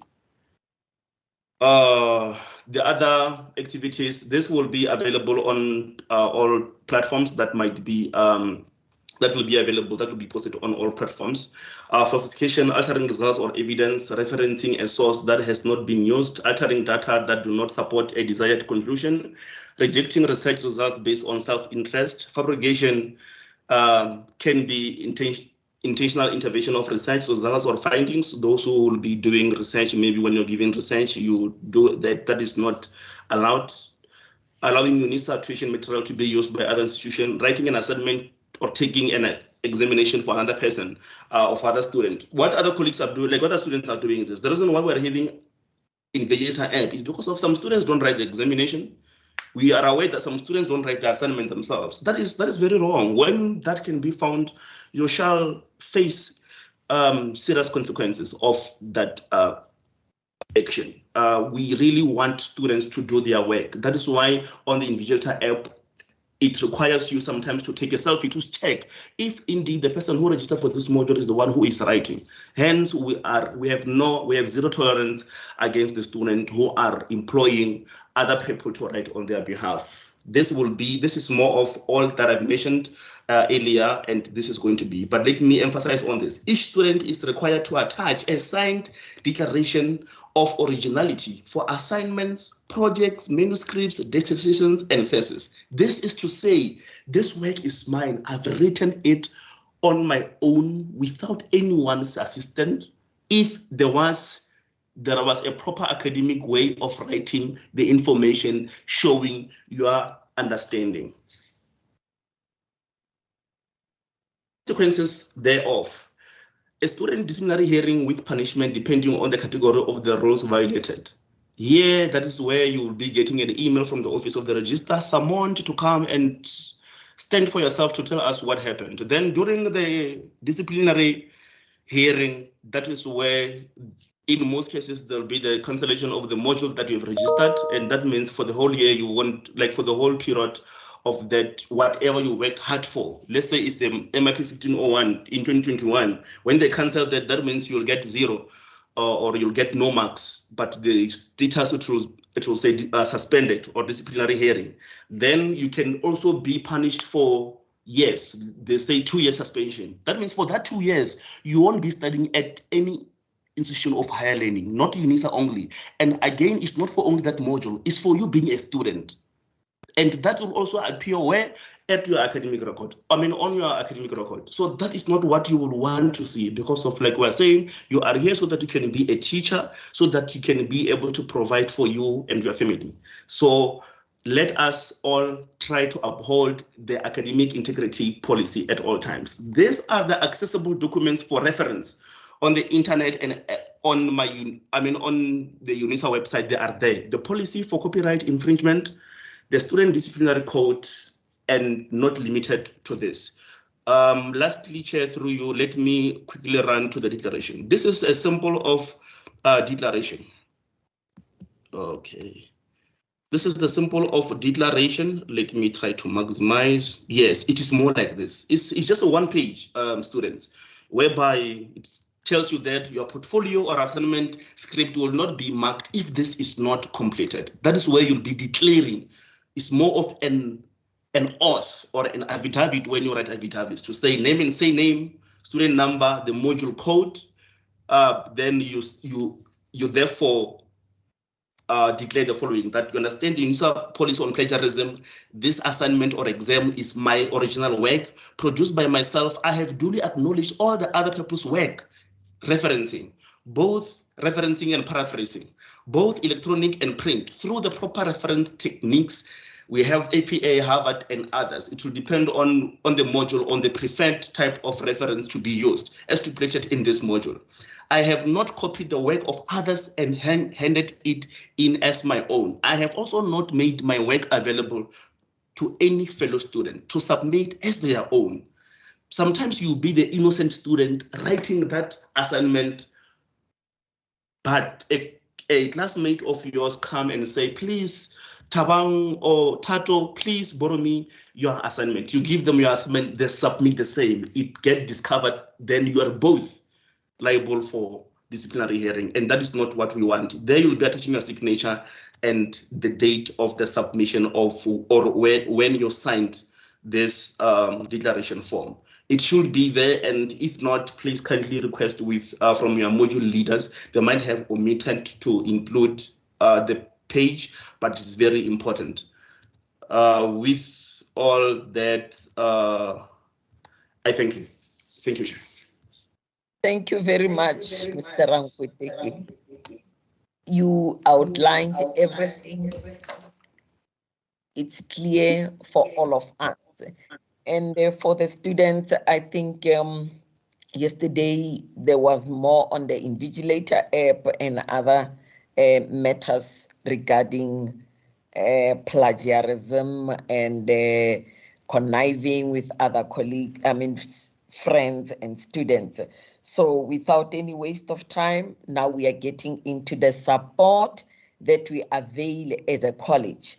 I'm going to call Mr. Tebatso Moloto and will be followed by Mr. Rorisang Maduope from the Student Support Office, Mr. Tebatso Moloto, who's working closely with Mr. Shabangu and the other team members. Over to you, Mr. Moloto.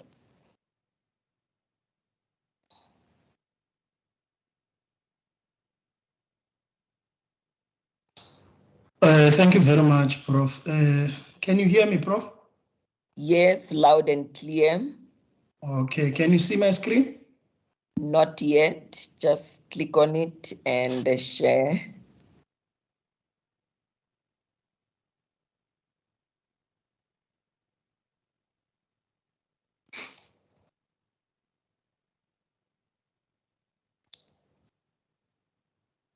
I'm not sure what is the problem here. Okay. Can you see my screen, Prof?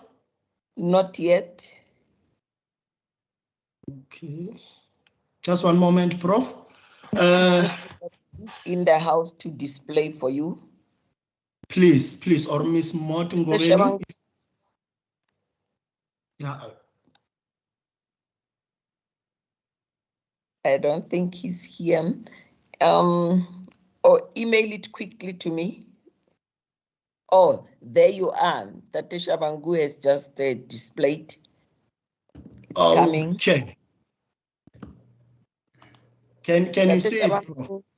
Tate Shabangu, click yes, again. Prof. Yes. I'm still trying, Prof.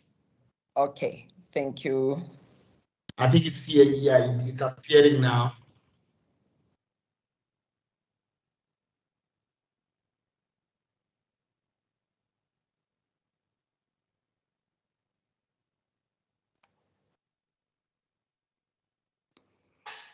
Steve, are you winning? Okay, just 1 second.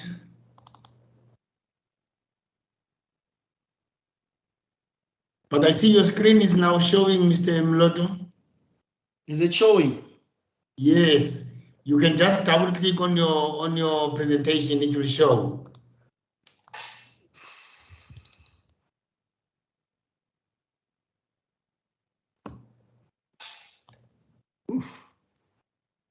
I have so many documents open. Okay, look, Prastif, while without a waste of time, and let me introduce myself. Prof. Mahano, thank you for the opportunity. Let me also thank our sign language interpreter, Ms. Winnie Ngobeni, the Professor Makwe, the Office of the NSRC, the Dean of Students and the Office of Student Support. Steve, I'm still struggling, but I can speak on the document because on my side it shows that it's fine. I'm not too sure what I'm doing wrong here.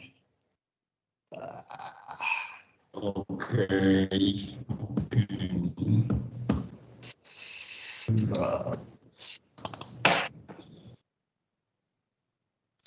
Yeah, can you see the document? We just see your face. Yes, there you are. Yes. Just make a slide presentation that day, Shabangu. Prof, I need to be guided, by the way.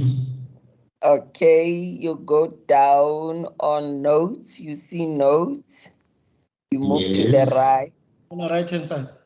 On right-hand side until you see something that looks like a chalkboard with a minus in the middle. Go to the right again. Right again. Go to the right. Chalkboard sign, go to the left now. Yeah, I think it's now not in the correct mode, Prof. No, go to the left. Go to the left. Not. Yes, perfect. Okay, thank you. Okay, thank you very much once again, Prof, and my sincere apologies to all in attendance. Like I said, my name is Tevatso and my surname is Moloto. I am from the Office of Tuition and Learner Support. I am a student advisor. Most of I will take you through to the student walk stages, which firstly, I would like to encourage our students to always keep checking our website for new developments, application dates, registration dates, and any new development. Firstly, it's the application process. It is what we call A before R, application before registration. You apply first before you register for whatever proposed qualification. We have 2 higher certificates in foundation phase and intermediate phase, and a higher certificate in senior phase and FET. We also have the new aligned B.Ed, Bachelor's of Education degrees, which we have 3 phases to that. The foundation phase from grade R to 3, intermediate phase 4 to 7, and the senior phase and FET. All these qualifications have different admission requirements. And the higher certificates will normally serve as alternative pathways. Alternative pathways meaning most students will call it a bridging course. Can you still hear me, Prof? Confirm, please. Yes, loud and clear. Okay. Moving forward, also keep in mind to all students that are registered, should you wish to change your stream or your qualification, even if you are a registered Unisa student, you still need to apply. So Unisa is going back to the 2 application seasons, which is normally the first one, I call it in August, September, because it's for the first semester, and the second one will be in April normally, and then it's for the second semester. Second semester meaning it will start from June, July to the end of the year, and the first semester from January. Once you have applied and accepted for the qualification, there is a registration process. Normally the modules for students will be loaded on your my Unisa platform, which you need to claim your account first as it was demonstrated before. All our curriculums are fixed, and except for the Bachelor's of Education, senior phase and FET, which have different streams. We have more than 20 streams. You must also keep in mind that the maximum number of modules that you can register per year or per semester. We have our qualifications has mostly year modules and then only a few semester modules. Year modules meaning you can only register them during the January registration. The study material will normally be couriered, but it's loaded on the system for students to upload those documents. The contents of the documents or the modules will be known by the lecturers. Should you have any problems with that, then you contact the primary lecturers. There are assignments, due date assignments, unique numbers, and students need to understand the method of tuition, meaning we are an online institution, so that you must submit online. The admissions, the assignments, especially the assignment 1, which was the speaker before, I don't think it was before me, has also alluded that it is important because it's for your exam entry and your year mark allocation. The language of teaching, it is strictly English. For each and every module, if there are primary lecturers per modules. Your details, normally you will find them on your tutorial letter 101. And should you have any problem regarding that, there are departmental secretaries who can assist you with that. And students should also note the progression policy. For first year students, remember there are a number of modules that you need to complete per year. For first year student, it will be 36 credits per year, and then for the returning students, it's 48 credits per year.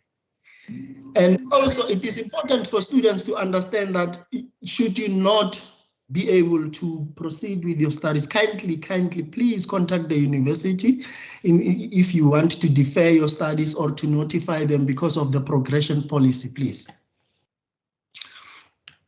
I have also spoken about the due date of assignments. Please avoid submitting assignments in the last minutes, because sometimes you just don't know if there will be glitches on the system or not. So the assignment due dates are important, and then it is also important to familiarize yourself with my life, my Unisa, because all these steps are shown there. The unique numbers of assignment is very important. I've spoken about it, and students should also note that not all students will qualify for supplementary exams. The mark that you need to have to qualify is between 40% and 47%. There will be additional fees for supplementary examinations. And also, should you not be able to write your examination due to whatever reason, please notify the college or the university, and to also apply for AgroTED. AgroTED meaning there is a special examination, but you will also be required to submit supporting documents for the AgroTED. The examinations are online, and there are rules to the examinations, please. The speaker before me was very clear when he mentioned that please do your work, stop plagiarizing, stop doing examinations in group works and all, and also acknowledge the start time. Normally it will be 15 minutes, but I will say at least log on 45 or 30 minutes before. Should you have any problem, at least you will be able to sort it out before time. The last examination script should be reported to the relevant department. Normally, when we are busy with online examination, there is an inbox which is SEJU exams that you need to contact us immediately so that we can assist in that urgent matter. There are different offices for student support. Like our office is the first point of contact, which is the office of Mr. Shabangu, and it is led by Professor Mahano. Sorry for mentioning you, program director, and Mr. Shabangu and the team. We consist of 7 colleagues in the office, and we are divided into different departments. The assignment feedbacks, you do not get your feedbacks, you need to contact us. There are face-to-face tutorials prepared by your lecturers, examination preparations, and so forth. Okay, I have alluded to the accessing of electronic study material and all. The teaching practice also was, the matter was spoken to, the placement and mentoring, supervision and all. With regards to the slide that I'm going to speak to, it's for the students who are normally in their final year, I beg your pardon. Students should know that in the final year, you cannot apply for FI concessions. FI concessions, it's for students who are left with not more than 2 modules to complete their qualification. And then it is determined by the examinations department, how are they going to submit their portfolios. It is not something that you can inquire with us. Normally it is with the lecturers and the examination department. Also on internal stakeholders, we have different internal stakeholders, which is the Department of Student Assessment and Registration. It is the DSAR. Should you wish to cancel any module or to change personal details, the registrations, they are the responsible department for that. The Department of Student Assessment and Administration, which is normally the assignment section, will deal with examination admissions, year mark allocations, examination timetable, agro-TET supplementaries, and your SMS notifications. The teaching practice unit. The Teams, you go to calendar and then you click the date, the meeting today's date, and then you join in that way. No, it does. It did. Yourself, Prof. Jojo. Okay, continue, Mr. Mloto. Thank you very much, Prof. Thank you, Mott and Prof. Jojo. And the study material department is from SMPD, Study Material and Production. But I would also advise students to download the electronic study material. We also have the Directorate for Student Funding, and under the College of Education, we have Mr. Richard Ngwenya, who deals with Funza Lushaka, the bursary allocations, and the likes. ICT, which is Information, Communication and Technology, will also support you in claiming your My Life account and the access to My Unisa. The College of Education curriculum, the SEDU will support you in your curriculums, examinations, assignments, and supplementary examination should you have any queries.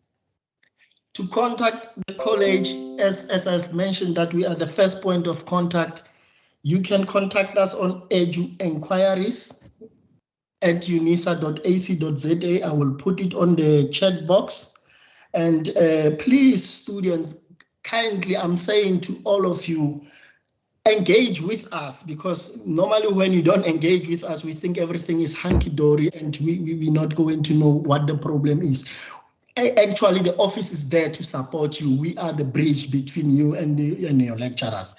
There are contact details for myself, Mr. Shabangu, and the rest of the office members. I will also put them on the chat box. Program Director, Prof. Mahano, I submit. Thank you very much. Thank you. This is normally what I call Team A in the college, because they are the ones that deal with students from registration until you graduate. So the numbers that they put there, they're going to place them on the chat. Should you experience any challenge, make sure that you call them and they're going to assist you. So this is the front line in the college when it comes to inquiries. Thank you very much, Mr. Moloto from the Office of Student Support. And then please place them on the chat so that they phone you from 8 o'clock to 4 o'clock. Those are the normal office hours. During exams, when you experience challenges, they are always there on the job to make sure that students get assistance. So this is the front line of the College of Education. May I allow also the Student Support Unit? We normally call it the Accelerated Open Distance and E-Learning Support Team. They help us with the recording of videos, recording of lessons. They manage the teacher centers out there in the Bundus and also in some of the cities in the provinces. If you don't go to a regional office, they are always there to assist us. And thereafter, I called in Prof. Jojo to do the presentation on academic writing so that you don't fall trap or you are not caught in the Plagiarism Act and you were not aware. So after Mr. Rorisa Madiope, Professor Jojo is here. Over to you, Mr. Rorisa Madiope. Tate Sharangu, you can unshare the screen. Thank you very much. Yes. Rorisang.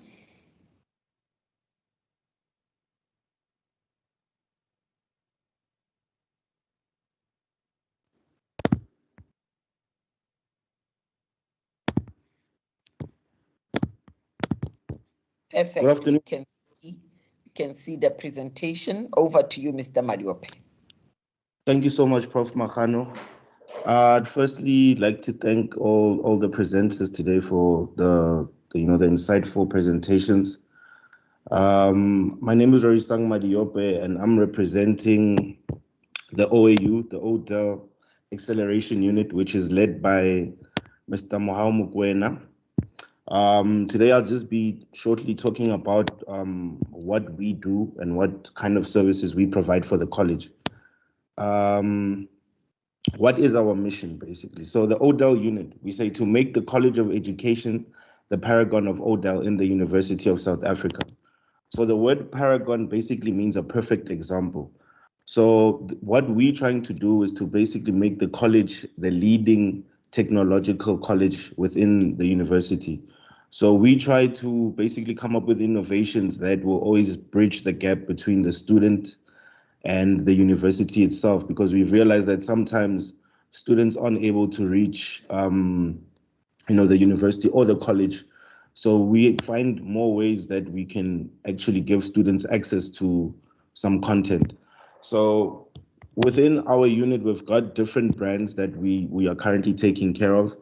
The first one that I'll speak on is we've got the infrastructure and facilities, which is our e-learning centers. So we've got teacher centers all across South Africa. It's just we don't have a footprint only in the Northern Cape, Western Cape and Limpopo, but we're looking to expand now to 45 centers. We've got 33 currently. And then we've also got TippyTube, which is our YouTube-based video learning support, where we upload module content, but I'll talk deeper about this as we go.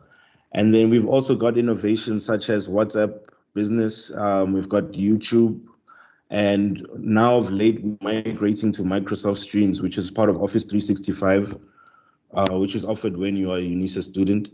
And then we've also now got innovation called Tippy Books, where we'll be doing audio books that will be made available to students. We've also had what we call Tippy Conversations, where it's more of a general show, where it's more relaxed content, where we interview colleagues in the college and they let you know more about the college itself or specific modules. And then we've now also got the podcasts, which we'll also make available. So these will be the module related content, but just be made available in audio. And now I'll just kindly speak on the e-learning lab. So these are our teacher centers. It's a partnership between the Department of Education and Vodacom. But now we've renamed it and it's called e-learning labs. So basically we've got about 33 centers at the moment, but we're looking to expand to 45 sites, hopefully by the end of the year. Most of these sites are located in very rural areas, because the whole point was to basically bridge the technological gap between some students and also the university, because we realize that not everybody has the resources. So in each center, you find that we've got Wi-Fi free for the students. We've got 33 laptops each. And then there's also an admin staff that will give support for the students should they need any. And it's also a study facility. A lot of people use the teacher centers to study. I also want to speak on what we call, there's a new innovation that we're working on, and we call it TP Corner.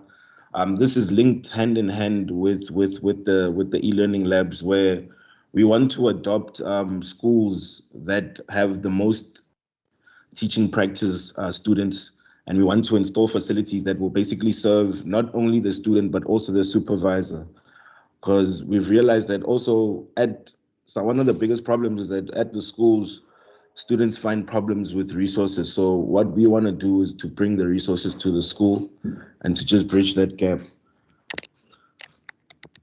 So this is what a basic e-learning lab will look like. We've got a smart board inside. It's a TV and a whiteboard. It's got air conditioning, and it's those 33 laptops and more than 33 seats. And yeah, students usually use it for studying or when they're doing assignments to come do their research. And like I said, the Wi-Fi is free.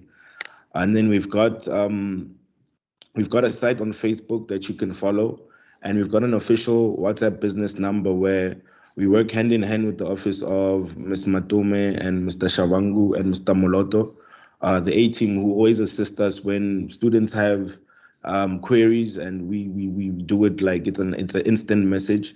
So sometimes if you don't find your lecturers or anybody through email, you can always try get your query solved through those channels. And this is the poster that we use for our e-learning lab. So we've got centers in Gauteng, KwaZulu-Natal, Mpumalanga, and Northwest in different areas. You're sure to find more information on these sites. If you're on the college site, we've got a tab there about teacher centers. You'll be able to see more in terms of location and where they're located. I'm going to now speak on TPTube, which is one of our biggest babies. This is what we use to basically upload module content in video form. We've recorded some videos with some lecturers in the college who have done very well, because we've realized that a lot of students, when they start the year, when they do their assignments, they can always get feedback from the videos. And also before the exams, you're able to get exam related content on there. So it's a lot of module content. It's based on videos. We've got about 5,100 subscribers currently. And what we're trying to do right now is to migrate some of the content to Microsoft Streams, because we've realized that Microsoft Streams is actually included in Office 365, which makes it easier for students to access. So TPTube is literally one of our biggest ways that we connect with students, because they're able to view videos of literally everything. So when you get time, it's a very good tool to use. These are the stats as from the 27th of January. I think we've published about 253 videos. Of that, 199 are public. In 2021, we had 120 videos. The academic content for SEJU on this, we've got 71 videos, and currently the views sit at 229,673. And we've got 58% growth since last year, which proves that students are actually using this a lot. It's a good tool to aid you in anything that you embarking on. And then a total of 4,731 subscribers. And then we've had a 54% growth since 2021, when we had 2,510 subscribers. So TPTube is a very good tool to use when you writing exams or doing assignments, because a lot of lecturers spend a lot of time preparing presentations, which we record and upload on TPTube. But soon, like I said, we'll be migrating to Streams for accessibility purposes. But that's all, and thank you so much for the time, Prof. Thank you so much, Mr. Madiope, for this wonderful presentation. Shall we applaud Tate Madiope? Thank you very much. Colleagues and students, the lecturers will record their lessons and they are going to place them on this platform so that you can view them. The provinces that were spoken of, it's Gauteng, Mpumalanga, Northwest, and KwaZulu-Natal. So we have the teacher centers where you have free access to Wi-Fi. The laptops are there. If you struggle to write an assignment and you are not next to Unisa regional office, the teacher centers are there. Mr. Madiope, can you place those teacher centers on the chat so that the students will know exactly where they are located? Thank you very much. Students, I invited Professor Jojo. She presented yesterday to the first years, but this lesson is so important on how do we write at the university, because we got so many cases of plagiarism in the exam of October, November, some even in the portfolios. And those students got DC, disciplinary cases. So because some were not aware that as they cut things on the internet, that is actually cheating. Professor Jojo, over to you. We can see your slide. If you can make a presentation mode and do your presentation to our dearest students. We don't want a student who's left with 2 modules to be caught in an act of plagiarism. As Ndate Rankwetike has pointed out, we want everybody to get these warnings so that we learn how to write academically. Thank you very much. Over to you, Professor Jojo.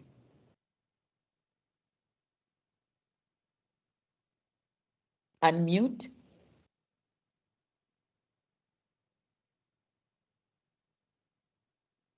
Maud, can you assist Prof. Jojo to unmute?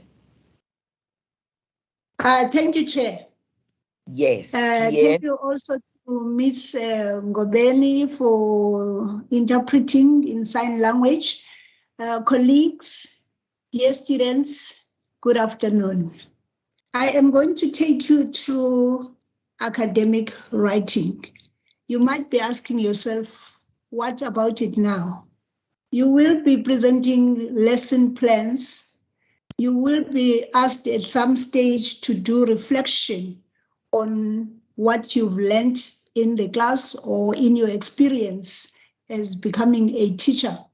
So you need to report all that, writing reports and everything else academically. You need to know the pros and cons of that, what to do, what you can't do, what will be of advantage to you, what will disadvantage you in this journey. We want to be authentic teachers.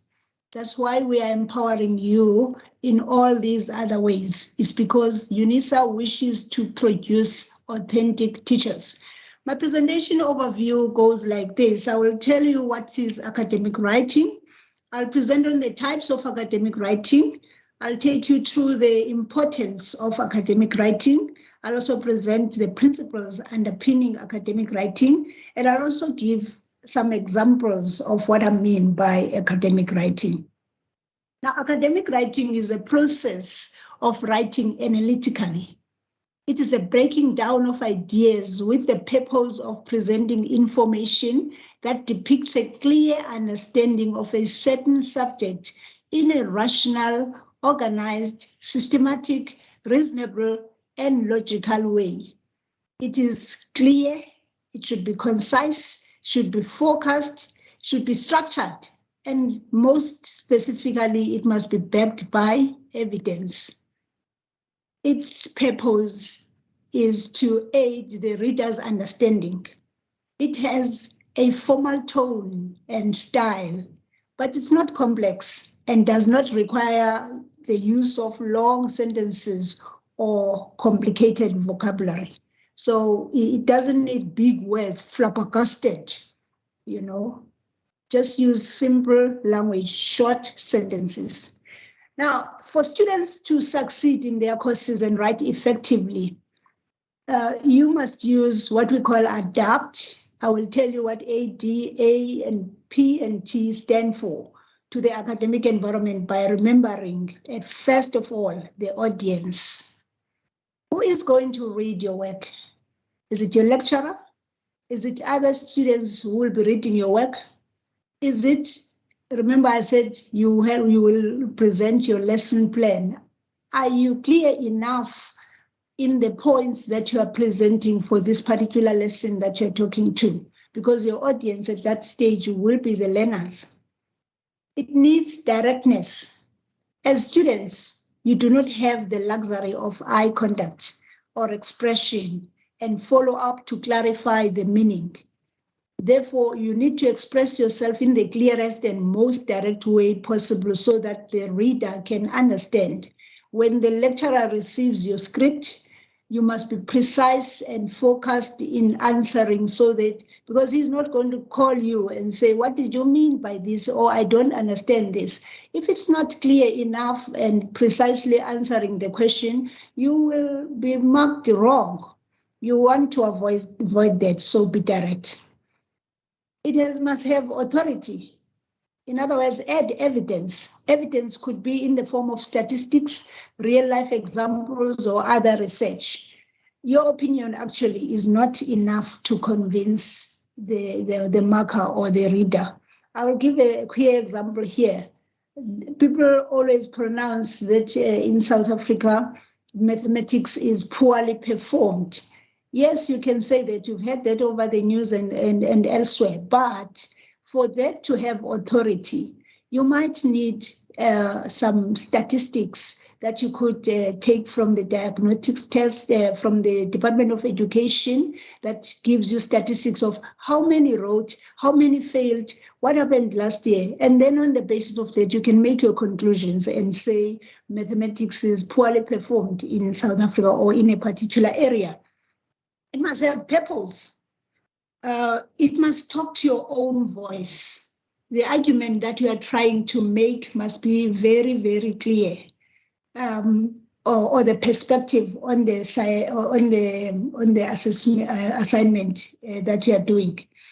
It must use the technique.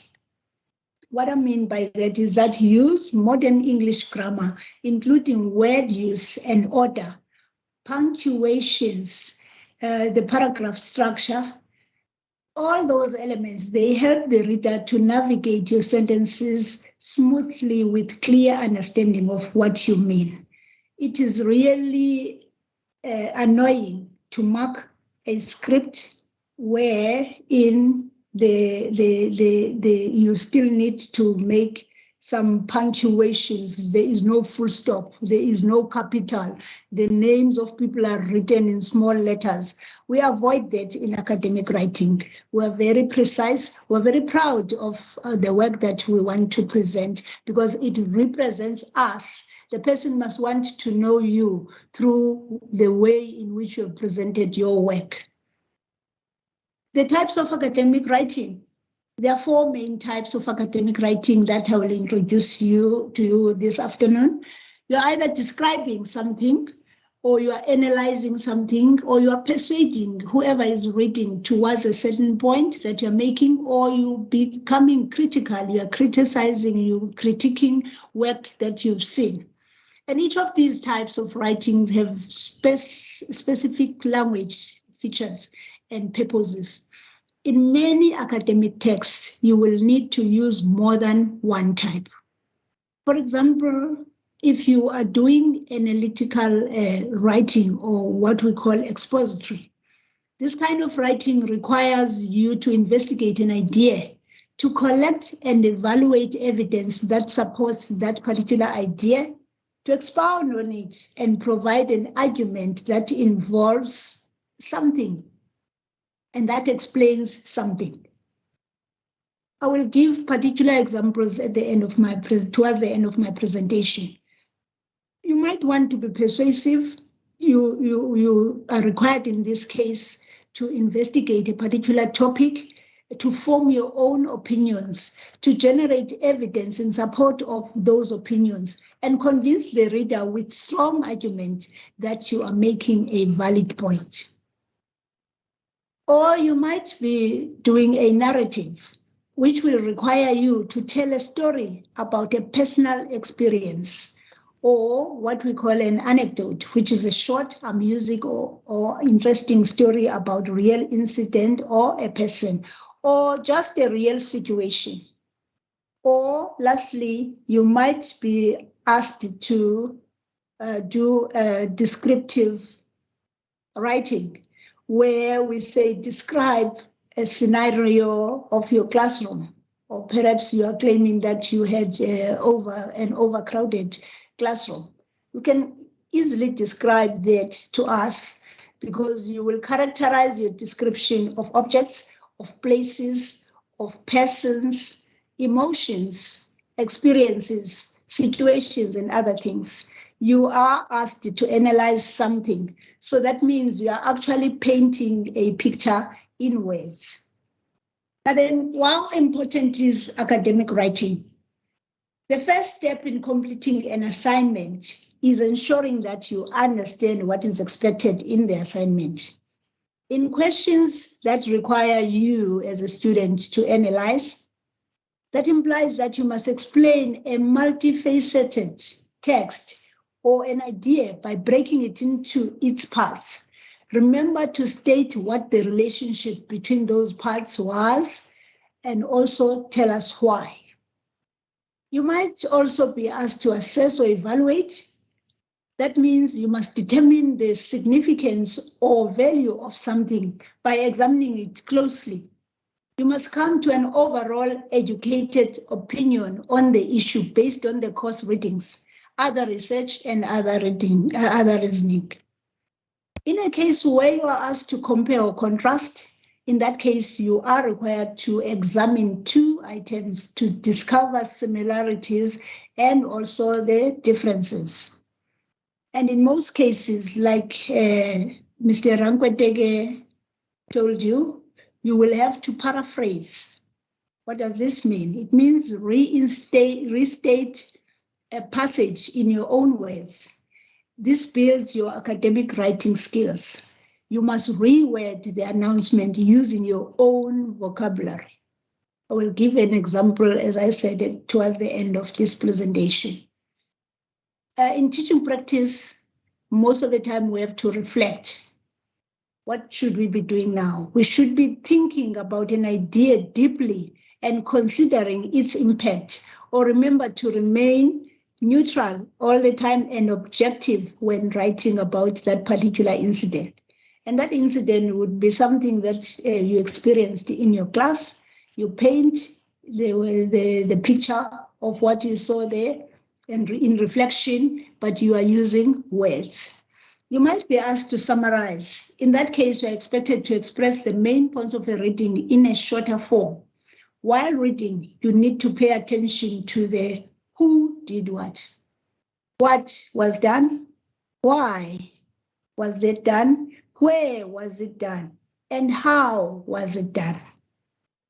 So in your classroom, who did what was happening, why did this happen, where, perhaps in the classroom, and how you summarize that, you make a summary of that. But in that summary, make sure that you take care of these W's and that H.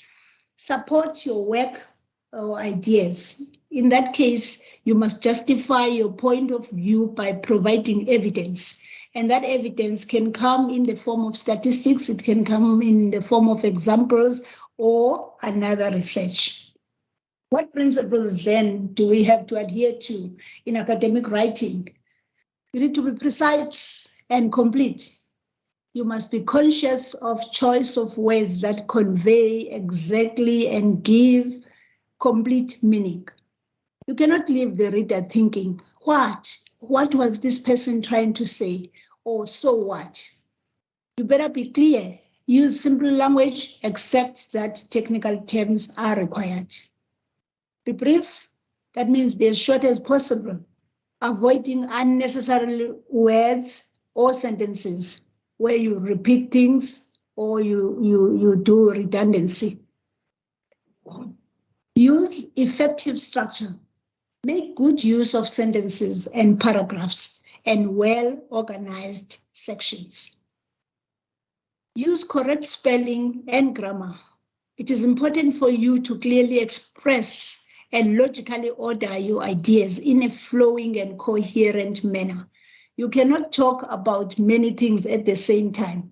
What you were talking about in paragraph 1 and the sentences in that particular paragraph should be coherent. They follow each other so that whoever is reading your work is able to follow the ideas that you are trying to bring in. Use simple and clear illustrations, which are indicative of higher order thinking or more sophisticated understanding. Try and show that there is something that you've learned in whatever you are doing that you will be doing by giving us the illustrations. Follow disciplinary conventions. Before deviating from a convention, you must make sure that you know what the convention is for the particular discipline.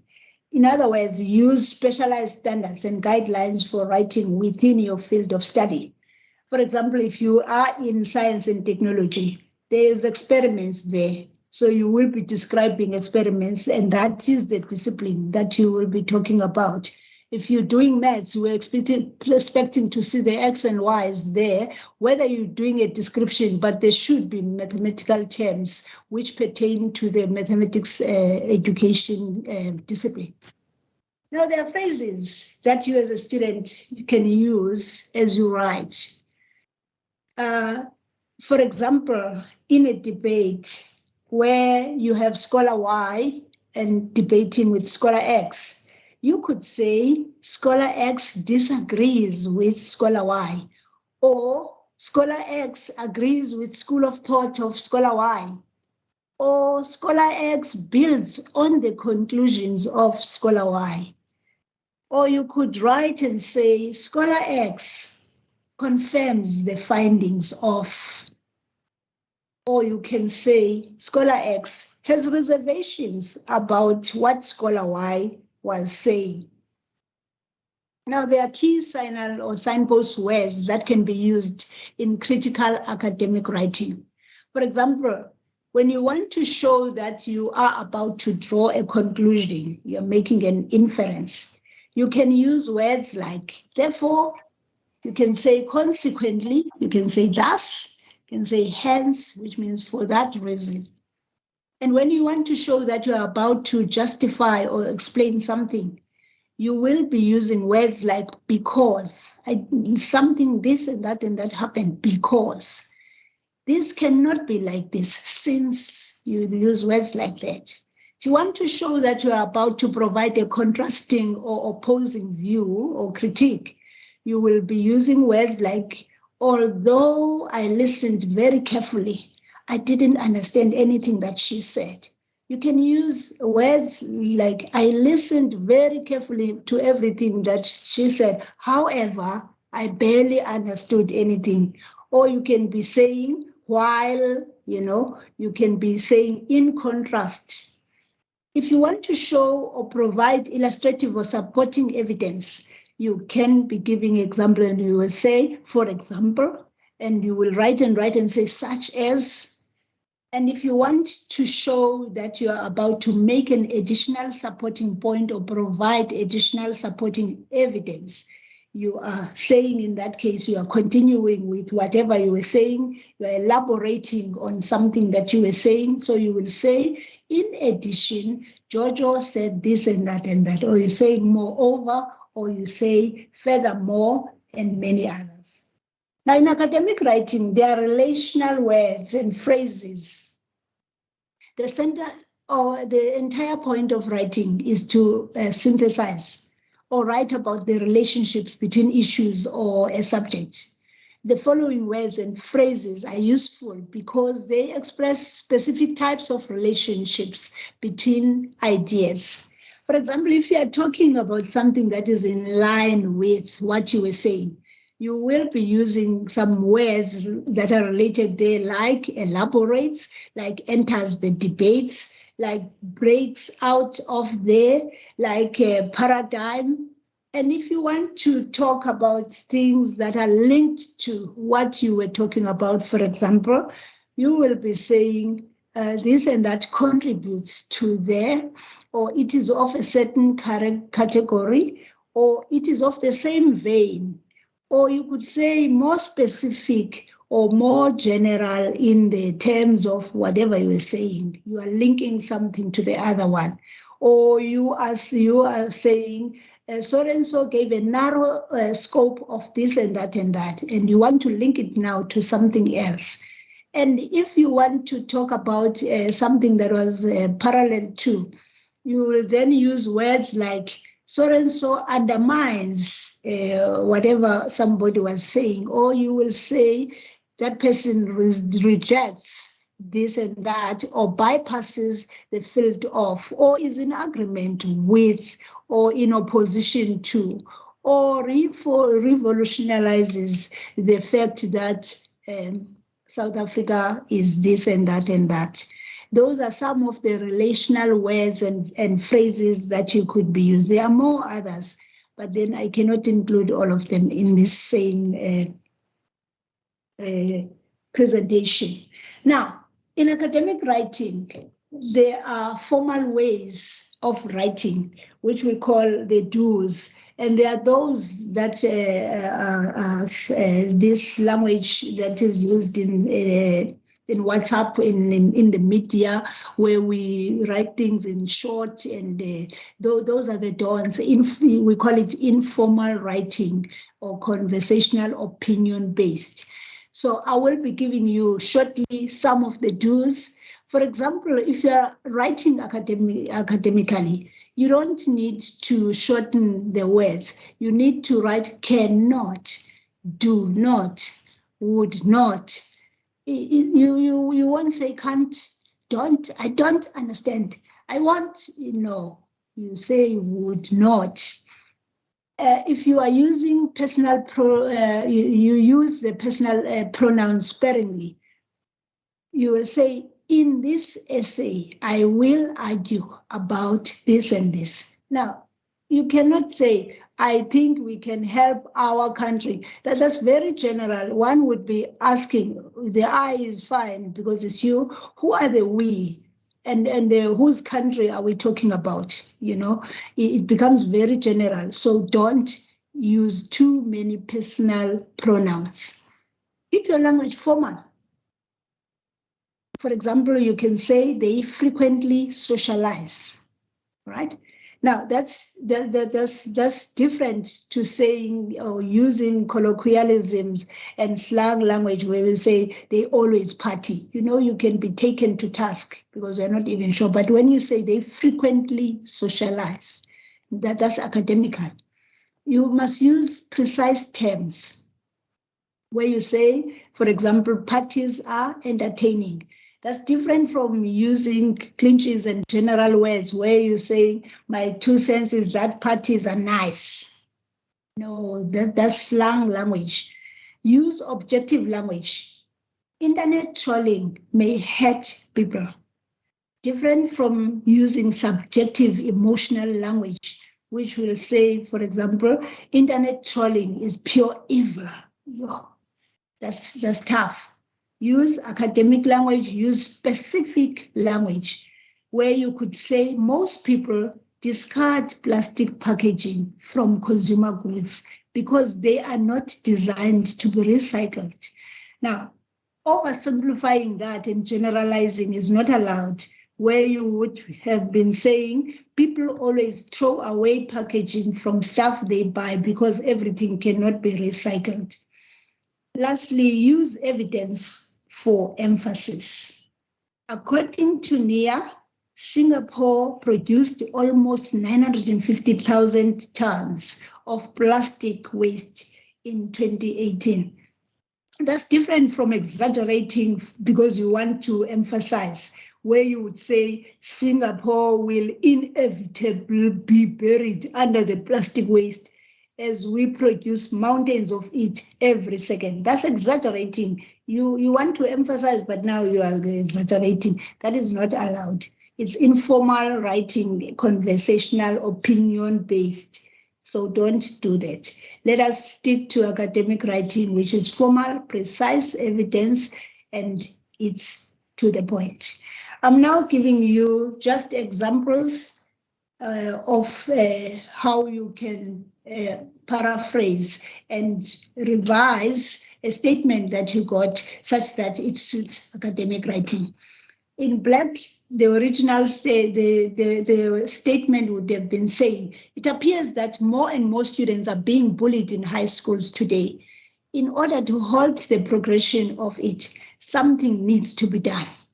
Teenagers should feel safe so that they can learn and go to the next level. Due to the fact that bullies are constantly zoning in on others, many will not get the chance. We need to put peer mediation and a no-tolerance policy in place of our schools. Now, the revised paragraph could be like what I've written in red here. It would read as, many students are being bullied in high schools today. To halt the progression of bullying, educators need to implement policies. Teenagers should feel safe so that they can learn, graduate, and attend college. Because bullies are constantly targeting others, many students will not get the chance. Educators and administrators need to put peer mediation and a no-tolerance policy in place in all schools. That's brief, focused, structured, and to the point.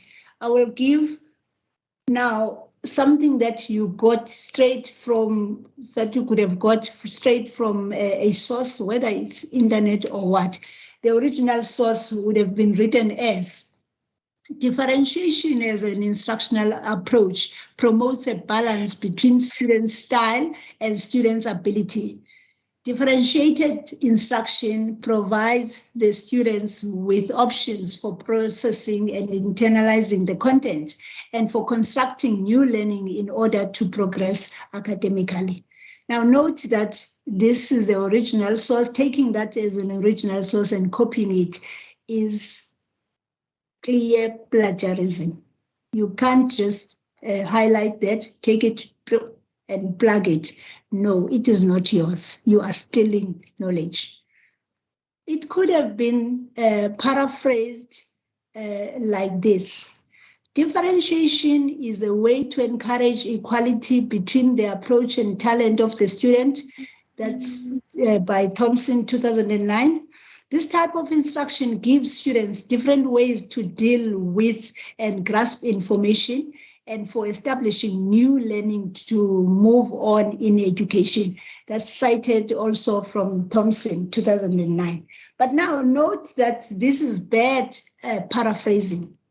Although you as a student cited this correctly, but this particular student just used synonyms of words used in the original source, but the structure of the sentences is still the same as the original. This is what we call bad paraphrasing. How best could you have represented or written this? Could have said, teachers use differentiated instruction to help students learn, allowing the teacher to cater lessons to the way each student learns and each student's skill. That's by Thompson, 2009. 1, you've summarized what was said. 2, you are precise, focused, straight to the point. And you have cited the source where you got this. This is what we call good paraphrasing, because it's taken essential ideas. It is got all the information from the original source, but it is expressed in the student's own words, using unique word choice and sentence structure. And in conclusion, I want to say to you, and I'm taking this from Ezra Pound, quoting him to say, good writers are those who keep the language efficient, keep it accurate, and keep it clear. I thank you. Thank you, Prof. Jojo. Indeed, our first year to fourth year and PGCE, they needed to get this because most people struggle to paraphrase, struggle to cite, and they end up being caught as people who are plagiarizing. Thank you very much. Colleagues, we are now rushing because of time, and I've been studying the chat box here. Our students are crying for the modules that are in PGCE, and we need to attend to that carefully because we don't want people to spend time here waiting for their modules and their modules are not presented. We are going to address the PGCE modules, and without any waste of time, I'm going to call Dr. Kodisang to come and give us a brief presentation on counseling, and Mema Salisa a brief presentation on support services in the regions. What is it that is available? And thereafter, the PGCE lecturers will be ready. I hope there's a lecturer with a portfolio. Prof. Van Wyk, anyone with that portfolio? Because after the PGCE, we need to see a well-written portfolio. Delete the name of the student. Anyone, Prof. Patudi, if you can get that exemplar, that will be closing, and then we'll be having Prof. Patudi to do the closure. May Dr. Kodisang, counseling services out there throughout Unisa, followed by Mema Salisa. What are the regions providing us? And then we go to the PGCE. Thank you very much. Over to you, Dr. Kodisang. Good day. Good day, Prof. Good day to everybody. As we are running out of time, I think my presentation will be loaded. I will just give a brief overview. We are from Student Counseling and Career Development, and we are looking at the needs of the student holistically. And a lot of times when you are studying at Unisa, you are always focused on, passing your assignments and passing your exams. But we at Student Counseling, we acknowledge that there are other things that you experience in your life that also impact on your studies. And the space and the room to do that is for student counselors to support you in your journey. This is quite relevant where we are now, where we are all recovering from the impact of the COVID-19, where we experience things like loss. Some of us are also struggling with our studies because we have been sick and it has affected us in different ways. So for me, with my experience of working through at Unisa for some years, I always become quite concerned when students come to counseling right at the end, when some of the people will say, I should be done with my degree, but I couldn't finish because I had challenges. I didn't know there is a room or a space where I could be supported. Student counseling is there for that. Also, I always want to demystify that you need to go to counseling because you have got a problem. You also need to go to counseling just to have somebody who can guide you or help you to navigate the Unisa system. The Unisa system by itself is quite overwhelming. There is a lot of information. There are a lot of things that one needs to understand. And at some stage, one can feel very lonely and isolated. And you are more than welcome to just come to the counselor and say, I just want to talk to somebody, whether it's about your feelings of being overwhelmed or just to understand. I still remember one year when one student just brought the whole pack with study guides and said, I got this from the post. And since then, I have not been sleeping. I don't know what to do with this. And we had to sit down and show that student, this is called a tutorial letter. This is called a study guide. Even with the introduction of my Unisa, some students still struggle to navigate. We have got resources just to allow somebody to sit down and to be guided on what is there, what is difficult, because sometimes we need somebody to just hold your hand. I will quickly rush to the way we provide counseling. You can send us an email at counseling@unisa.ac.za. You can also access self-help resources that are available on our website. You can also contact us in person at all the regional offices.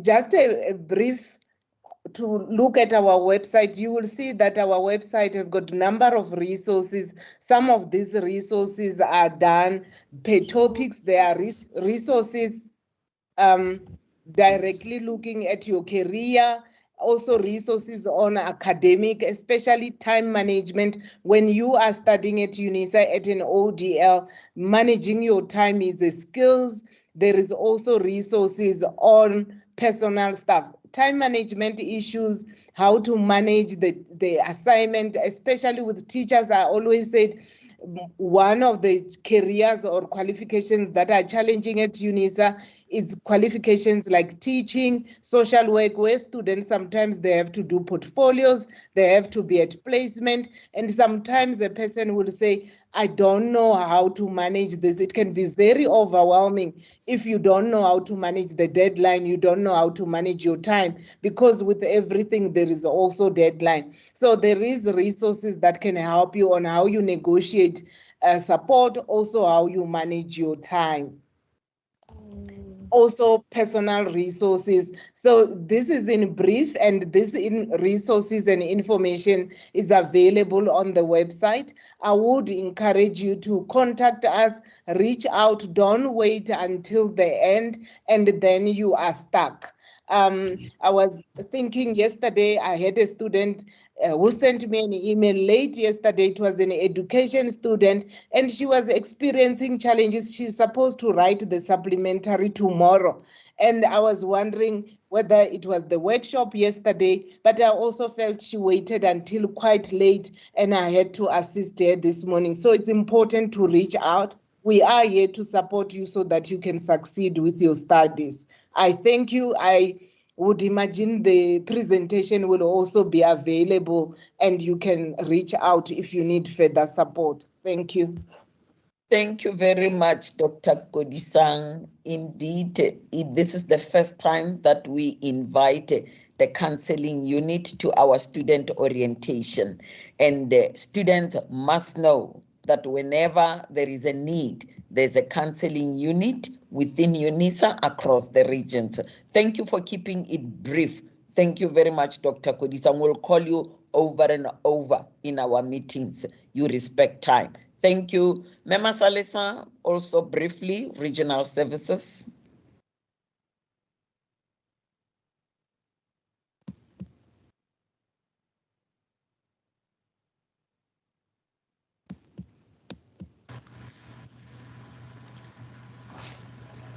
Good afternoon, Program Director, Prof. Mahano. Good afternoon, Unisa community, staff and students. My name is Miponi Sani Masalesa, Regional Director, Gauteng. I'm also standing here not on my own capacity, but on behalf of the 6 regions of Unisa. That are actually decentralized to offer services to our students. Prof, I'm trying to load on my presentation and I don't know what is happening here. So you can just talk. Mema Salisa, okay. In the interest of time, you can just talk. Okay, thank you very much, Prof. I'm talking to you, Unisa students and staff, about the regional support that is being offered in Unisa. On my slides, I do have the 6 regions that we are having. We were supposed to be according to the provinces, but in other provinces, that's where we don't find many students who are registering with Unisa, and therefore we cannot give them support. Within the blended business model of Unisa, which is also comprehensive, The regions are involved in two arms of services, which is student administration, that takes you through the student walk from applications, registrations, and graduation.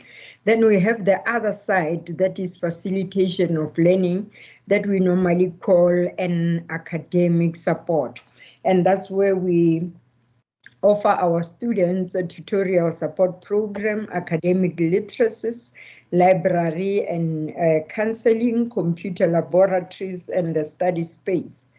One would really appreciate that the support that we are giving on the student administration. I think you have always, a student of Unisa, shows your own struggles by protesting and other methods, but we do acknowledge that there have been systemic issues that and the registrar are now attending, so that we can really do very well in this blended type of support that we are offering.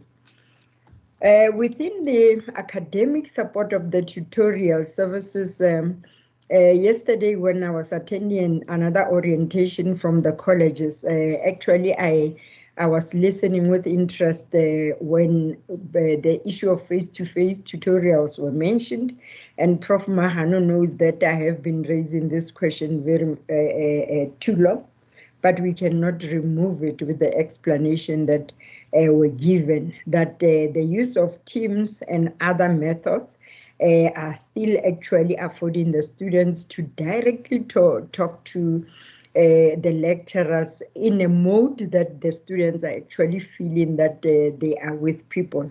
But I think this will be reviewed as time goes on. We are also having the e-tutors, but it here is not a competency of the region. It's actually the work that is being done in the colleges, but the students will always come to us in order to be supported. Because we do tutorials at the learning centers, and we are doing it through Teams and other methods that is online. I think that through COVID, we have learned so many things that we are now very much level to can adapt in each and every situation that is facing us. Students of Unisa, I think you are aware that the other part of technology enhanced learning that is being offered in the regions prior COVID, we were availing the computer laboratories, the telecenters, and other methods whereby the students are able to can access technology. But currently, most are being done. We also proud to announce that we do have digital access centers whereby our students are actually very much supported. In those areas, we also offer digital literacy trainings whereby we can assist our students with basic computer trainings, signature courses, online modules, and also accessing the online examinations.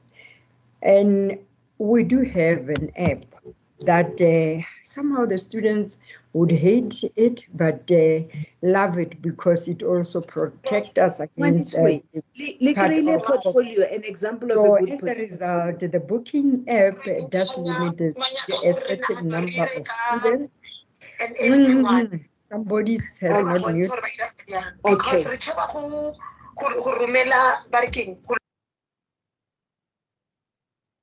Okay, thank you very much for that. So I was still on the part of technology enhanced learning to indicate that we do have a booking app, and the booking app is assisting the students to follow the COVID-19 protocols.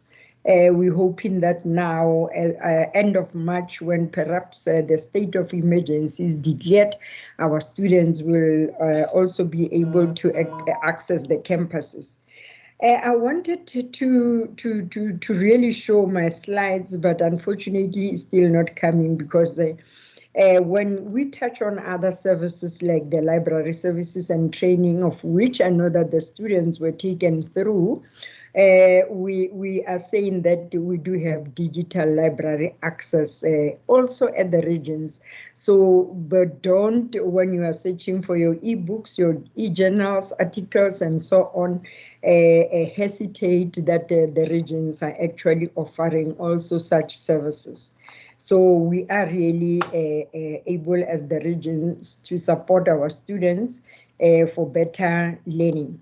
We're also having counseling services. The previous speakers went in depth of what the counseling services is doing, but we are saying that in the regions, we will also have such facilities whereby we look at their career development. We also look at offer personal counseling on emotional issues, and we also offer academic counseling that is related to the problems that our students can experience. But at the end, we also take them on the graduatedness workshops whereby we share with them issues of employability, interviews, career fairs, and summarize, other that is available. I'm just 1 minute left. We've got AppSuite where we assist with assistive devices, and we modify and adjust others that are not there.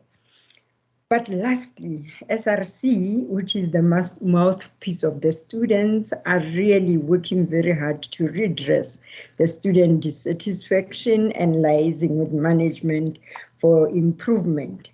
One other thing that I wanted to show, Prof. Mahanu, Program Director, on my last slide was the QR code that our students with their phones, they can just show the camera there, and then it shows you all the centers that we are having. Thank you very much. Thank you very much, Mema Salisa. We know that you are carrying the entire regional services directorate, and thank you for giving us a glimpse of what is happening in the regions, and the students will now walk to the nearest region to get the services that are being provided. Thank you so much, ma'am. You can email the slides to Maud, and she will paste them on the chat so that the students can see and get contacts, ma'am. Will do so, Prof. Thank you very much. Thank you very much, ma'am. We appreciate your time. Colleagues, we are really under time pressure. Dr. Miren and Mr. Christy Kotze, can you just take the podium to address the PGCE? The students need to get the PGCE, and I'm happy our portfolio is here. Dr. Maja, you are going to display how the students must compile a portfolio for PGCE assessment, depending on the questions that will come. Prof. Patudi, you have something to say? Okay, Dr. Miren, over to you. Okay, let me come in. I've just spoken with Dr. Pala. They could not find any portfolio that is relevant for this year. I think the others are old portfolios. Remember that we change them every year. So they will bring the portfolio, an empty portfolio, and take students through what is expected from them. Okay, thank you very much. All right. Dr. Miren, the platform is yours, followed by Dr. Christy. Okay, thanks, Prof. Mahano. No, Christy will do both. The PGCE at TPS 3705 and TPS 3706. She just needs to get the presentation mode to be allowed to unmute. Okay. Can Maud unmute? It's a Christy Kotze. Yes. CRISTY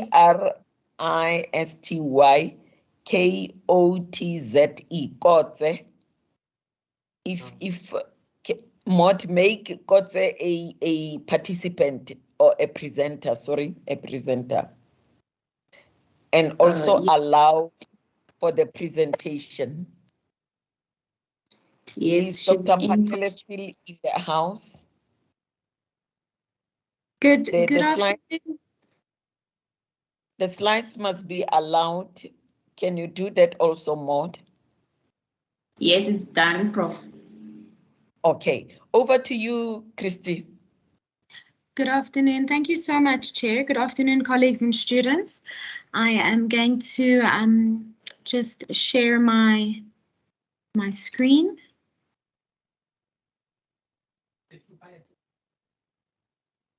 I'm so sorry, Maud. I'm not finding the option to allow me. Oh, there we go. Okay. I'm going to share my screen. Can you see my presentation? Yes, just make a slide presentation mode so that it becomes bigger for our eyes. Thank you very much, Christy. Thank you. Thank you so much, Prof. Mokhano. Thank you. For our students, I'd like to mention for the PGCE in the senior and FET phase, you will be required to complete 2 teaching practice modules in order to complete this certificate. The first teaching practice module that you must complete is TPS 3705, and this will see you completing your teaching practice in the senior phase for grades 7 to 9. TPS 3705 is a compulsory module for your PGCE certificate, and for your TPS 3705, you must complete 2 assignments throughout the year, and these will grant you access to your practical components, in other words, your teaching practice. You must complete 5 weeks of teaching practice at a school in the senior phase, grade 7 to 9 only. You may complete it only with grade 7s if you are in a primary school, or grade 8s and 9s if you are in a high school. And it's very important to please understand that you must complete this teaching practice in the subject methodology that you are registered for in the senior phase in the same year. So if the students are not going to be completing their PGCE in 1 year, but they are choosing to complete it over more than 1 year, with the maximum being 3 years, then they must complete their TPS 3705 in the same year that they are registered for their subject methodology in the senior phase. Continuing for TPS 3705, this teaching practice experience is recorded in a detailed portfolio. So the students will write down their teaching practice experience in a portfolio and submit it via My Unisa. This portfolio will make up 80% of their final mark, and there is no written exam for TPS 3705. I'd also like to mention that this teaching practice is done following a whole school approach. So we would really like to encourage our student teachers to become actively involved in all aspects of teaching, including extracurricular activities. Then there is an option that we're going to provide to our students as student support for the COVID-19 relief. Students may choose to complete 4 weeks of teaching practice at a school, and then they will supplement 1 week of teaching practice, completing teaching from learning activities. They will find this in tutorial letter 104. So the minimum amount of weeks that the students can be at a school will be 4 weeks, and then they must complete the portfolio in tutorial letter 104 to substitute the 1 week of teaching that they are not in the class with teaching from learning activities. The lecturer contact details are displayed on the screen right now and are also available on the My Unisa site and in the tutorial letters. The second teaching practice module that our PGCE students must complete is TPS 3706, which is teaching practice in the FET phase. This is also a compulsory module for the PGCE certificate. The students must complete 2 assignments during the year, and these assignments grant them access to the practical component to their teaching practice. TPS 3706 also requires another 5 weeks of teaching practice in a school teaching in the FET phase. Students may teach in grade 10 or 11 or grade 12 during their teaching practice for this module. Again, students must please complete this teaching practice in the same year that they are registered for the subject methodology in the FET phase. So the same year that you are registered, for example, for your economics or your business studies, whatever your majoring subject is, in the FET phase, that year you can complete your TPS 3706. Continuing for TPS 3706, the teaching practice is recorded in a detailed portfolio, and this is submitted via my Unisa. There is no exam, and this portfolio will make up 80% of their final mark. Teaching practice is done following a whole school approach, so we would like to encourage our students to become actively involved in all of the aspects of teaching, including extracurricular activities. And again, the COVID-19 relief option for TPS 3706 allows the students to do a minimum of 4 weeks of school-based teaching practice, and then they will supplement 1 week with teaching from learning activities that they can find in tutorial letter 104.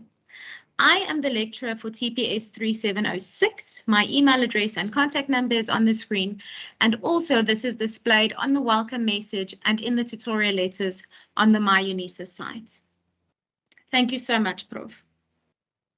Thank you so much, Ms. Gotze, for keeping it short and sweet.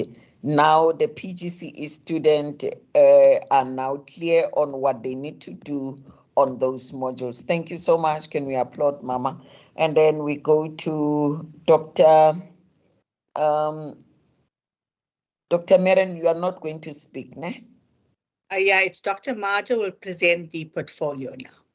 Okay, we are going to have Dr. Maja presenting the portfolio from Curriculum and Instructional Studies, and then we are going to have for foundation phase, it will be Ms. Manyaga presenting the portfolio. Over to you, Dr. Maja. Thank you, Prof. Mahano. Can you see my presentation? I see the tutorial letter 103, TPN 3703. Yes. Oh, thank you very much. This is what I want to present as a portfolio.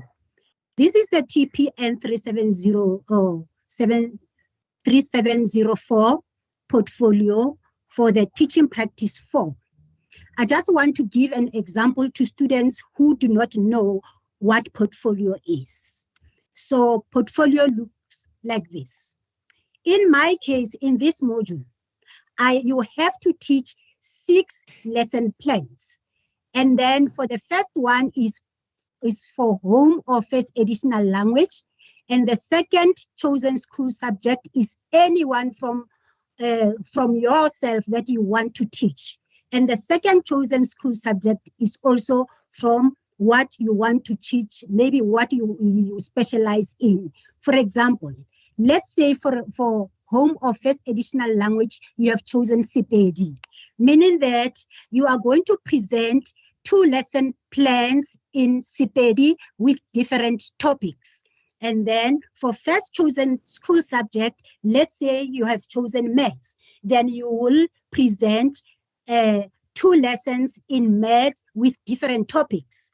And the second chosen school subject is, let's say, geography.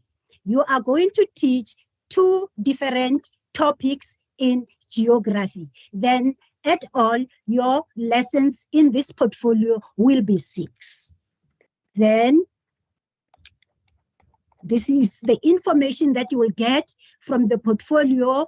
This is the general information about the teaching practice. These are the survival tips. And then the teaching and learning methods. You need to read this because this portfolio has an information. It also guides you on what are the teaching methods. So it is very much important to read this portfolio before you can start writing. It also has the learning aims and objectives. And then here is what to observe when you are there during the teaching practice.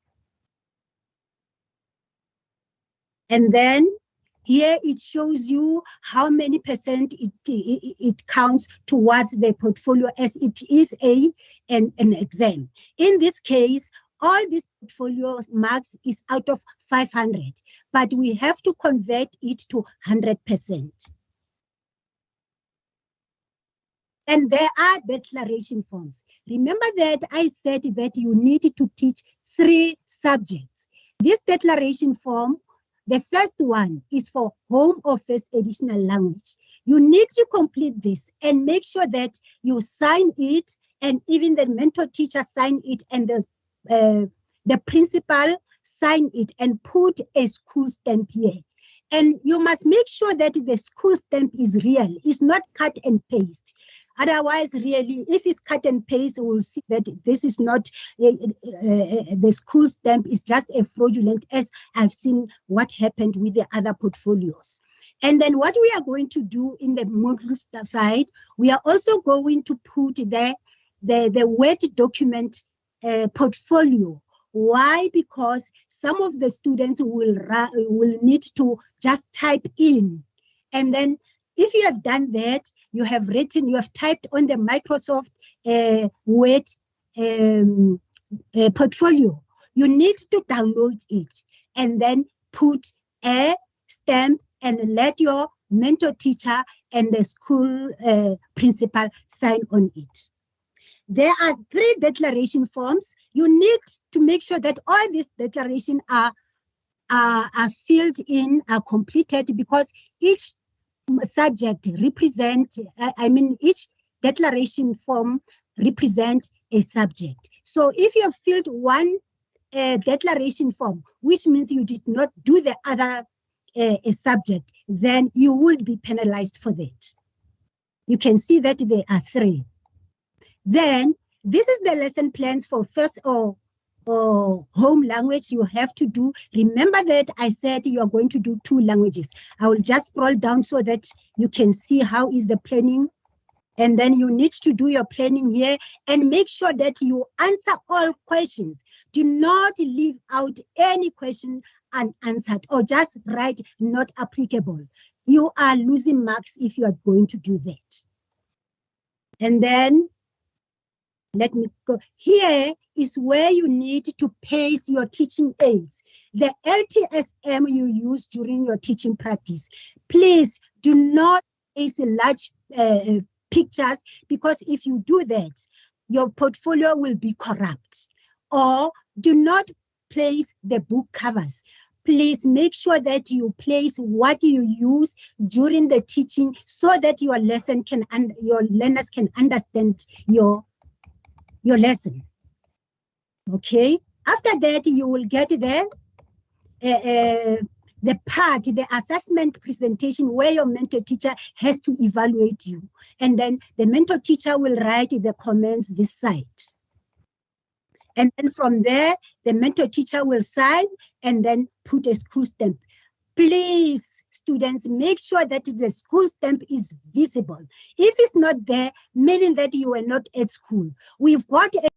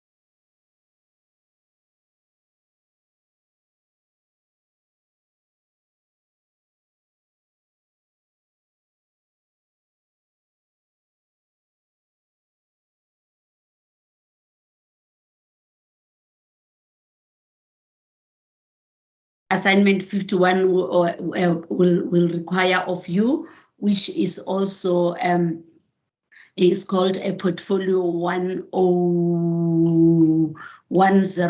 Let me check again. It's portfolio 104. So it's also called assignment 51, but we'll explain because now it's going to turn out to be assessment 4 or 5 on the new learning management system. So all the information that you need will be on the first pages. And as you continue for level 1, we are going to fill in general information, and the general information is really general. Are you permanently employed? Are you an intern? Just to get to understand where you are coming from. Then a student declaration to say all photographs are your own. We are trying to avoid the plagiarism. We really encourage you to read here so that don't just tick, make sure what you are writing here is correct, because you will be caught up if it's not. And then attendance register, as I said in my presentation, very, very important. This is only our affidavit, because you know you went to the school or your mentor teacher know, but we're not there. This is our only affidavit where you will fill in as you go to school. You must sign, and the mentor teacher should sign for you for each day that you attended. We need a school stamp. And that declaration will be coming from the principal. You are credited for this because it's also important for us. In our level 1, they even have a marking grid, because we are now training them to understand the different levels of Bloom's taxonomy, and also the different modules that will be included for them to observe. There are activities where they are supposed to fill in on Bloom's taxonomy for every aspect that is required. And remember, you must also align. We try as much as we can to align with CAPS. Here, these are the lessons that you will be observing. As I said, in level 1, that's where we are starting to empower yourself about what really happens at school, specifically in the classroom, and also the school surrounding itself and the administration, which will differ from other levels. So these are the activities that you will be able to fill in as you observe. And I think you'll have or be given an opportunity to go and teach at least in grade R, just to apply what you have been observing. But most of the time you'll start by observing. I'll just go through, you see the different roles and responsibilities of a teacher. As I said, we are introducing you to understand what teaching is all about. So this you will be done, you will interview even the teachers that are there so that you understand responsibility 1 and you explain. That's what you are doing. And administration, there you are. You observe throughout the 3 weeks. Then you look at the registration, the planning, filing of lesson, permission slips. You can see that this all the introduction into the environment of teaching. And then different philosophies there that you need to answer questions on. Remember, you are not alone. You are supported by your mentor teacher. The parent involvement, every aspect that affects the school and the learner, community involvement, and inclusive education. Remember, now we are trying to make sure that every student that graduates, has a knowledge on inclusive education in line with the government policy, where we do not want to continue having special schools. We should be able to attend to all students. Lesson presentation, that's where now you're going to start into lesson presentations. As I said, you will observe, and at some point you should be able to do your own lesson. So I just decided to use the level 1 as Dr. Maja used level 4, and I'm also in level 4. But as I say, they will differ from one qualification to another, from one level to another. But gradually, as you go, there's going to be where you are now doing working with your mentor. There's going to be until you get to level 4 where you do your own independent teaching. So you take you step by step, but all information, as we say, we're excited about the new learning management system because we're going to interact with you to say, when we say learning outcomes, what do we mean? When we talk about resources, what do we mean? Giving you example, online lesson, etc., etc. I think I can stop there, Prof. Thank you very much, Memanyaka. Thank you. And I see also that student is very happy to say, oh, this is what we mean by portfolio. So thank you very much. Dr. Maja is now ready with the 4th level because you presented the 1st level. And I think this will differ from one module to another. So students, you'll get an overview of what a portfolio is, what you must do. Some are asking, are they going to print these pages right by hand or will it be converted to Word and they type in? Please respond on the sites, academics who are present here. Thank you very much. Dr. Maja, continue. We are sorry about technology that kicked you out. Yeah. No, where can I start? Where can I start? The declaration. You were on questions. You were responding to questions because we were all of us were kicked out. That is why the number of students is now. Did I explain the declarations? Yes, all declarations were explained. You were even on, I think it was a lesson plan and rubric, something like that. I think that's where you stop. Yeah, you pass these blocks where students must paste in their pictures, but they mustn't be too big because it will make the file too corrupt. Yes. Okay. Then in this portfolio, as I've indicated that each and every lesson has a reflection, the reflective self-assessment. You must make sure that all these spaces are completed, and then you make sure that you reflect truthfully to your lesson. How was the lesson? About the way you presented the lesson, what were your failures? How can you improve on your next lesson presentation? Then, and never just write not applicable. Not applicable meaning that you lose marks. And then you will get another activity on observation of school activities. And then you need to observe what is happening in that school. What activities that are done at school. For example, here you need to observe on the following aspects: the disciplinary protocol followed at the school. Observe the teachers, observe the principal, observe the committee there, then write what you have observed here. Now I need to rush on this. And then you go to another, this is another lesson plan. I'm going to skip it because it is the same with the previous lesson plan, so that I can go to another activity.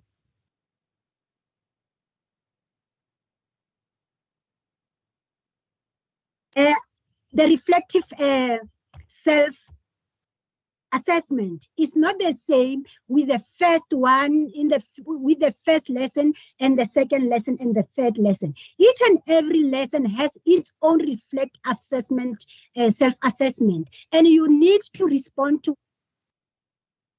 because they are not the same. As I've indicated that, please do not write not applicable. The lessons will never be the same. Each and every lesson you learn something new, and then you need to improve on that. Okay, here is school documents. You need to take it's an annual teaching plan. Remember that when you are at school, you are working with the mentor teacher. The mentor teacher has to teach you some of these,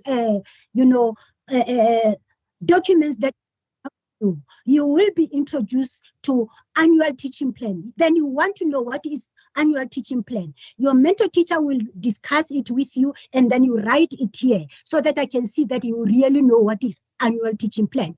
And even the program of assessment. What is program of have to give learners the program of assessment. Then your mentor teacher will explain it to you so that you can have. And the other thing again, there is an activity on the discussion forum or WhatsApp group on interaction with diverse learners. Remember that when we go to school, you are going to meet different learners. Learners will never be the same in the classroom. Tell me, how are you going to teach these learners? Because each and every need a different mode of teaching. We don't do one size fits all here. Then, but you need to discuss with your peers, whether in the discussion forum or that you can share the idea on how to teach the different learners' abilities in the classroom. And then let me rush to the last one.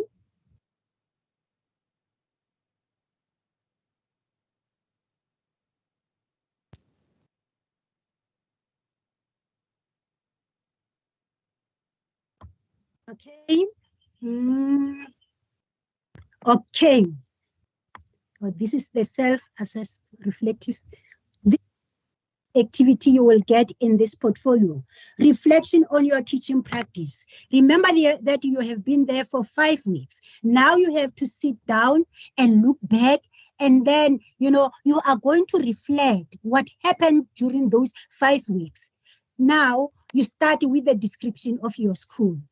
You tell us what is happening about the LTSM, the atmosphere of the school, and then the description of the learners you have taught, the number of learners in the classroom, and then how did you plan your lesson plan, and then what are the, maybe you've got problems in when you teach lesson 1 or lesson 2. You tell everything here. And then make sure that you write more on this activity because it carries 70 marks. And then this marking grid is there to guide you. It tells you that when you write the declaration form, each and every declaration form, you get 1 mark each. But remember that if you don't put 1 declaration form, meaning that you did not teach that particular subject. So meaning that you are going to lose 2 lessons here. So make sure that you write all the lessons and make sure that you respond to all the questions so that you cannot lose mark. You can see that reflective self-assessment, all of them is 27 marks. And the observation of school activities is 55 marks and school documents is 40. The discussion forum is 10 marks and reflection on teaching practice is 60 marks and the ends is 300. And the overall neatness of the portfolio is 5 marks. And then the grand total for this portfolio is 500, but we are going to convert it into the percentage of 100%. And at the bottom of this tutorial letter, there is a glossary. Remember that sometimes we don't understand some of the words in English. Then there are different languages that can assist in explaining the words that you don't understand. This is the transformation we are doing. We are now in Africanization of our teaching practice and our learning. That's why we have to put different languages. This is the last part of my portfolio. Thank you very much, Prof. Thank you so much, colleagues. And I just want to appreciate the support that you accorded our students within a short space of time. This was not on the program, but we were able to bring the portfolios since we looked at the chat box and the students wanted to know what is a portfolio? How do I do that? And you were able to come forth. Thank you so much. Professor Patudi, come and talk to us. Hi, thank you, Memahano. Thank you as the program director for the day, and thanks for this opportunity that you are giving to me.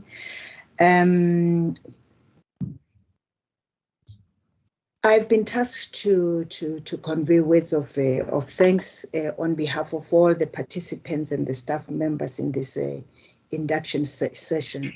Let me first start by thanking the Executive Dean in her absence. She was with us this morning for the warm welcome to the staff and also to the students. And let me also thank her for reminding students that learning at an Odell institution is a choice that they made, and that they have to give in 100% of their effort into making sure that they succeed at the end of the day. Yes, indeed, studying at an Odell institution is a lonely journey, but the study staff is there to accompany you in this journey, to make it easy for you to navigate, but all they need from you is 100% of the effort that you put into your studies. I liked also the analogy again that she made use of again today of a village, that we're members of a village. Therefore, we have to work together with our fellow students and with our lecturers to be successful. And studying indeed is not easy. Yes, it's a journey full of detours and potholes. But with the support from the academic staff, with the support also from the support units of the university, I think you will be able to navigate through all these hurdles and make it through at the end of the year. Let me just thank again our ED for being this warm, caring mother, who takes to heart the welfare of her children. We are safe in her hands. Thanks very much. And to the student representative structures within Unisa, to SEDUSA, and also to the Mr. Shai, and also the NSRC, Ms. Poshoko, let me also appreciate the time that you gave to the students today to share with you the student structures, what are their objectives and their responsibilities. We appreciate really the work that you do in ensuring that students are familiarized with Unisa students, and we are all aware that they are very, very intricate, to navigate. Students, please know that SEDUSA is there for you. The NSRC also is there for you, for your somebody. There's somebody at the back. Please know that the NSRC and the SEDUSA, they are there at your service. For any challenges that you have, if you do not know any of the support units at the university, they are there in the regional centers in all the provinces in the country. It's just for you to go and meet them and introduce yourself to them. To Dr. Ramashego Mphahlele from CPD on navigating Unisa. I know that Prof. Mphahlele, you always make navigating my Unisa so simple up until you try it yourself.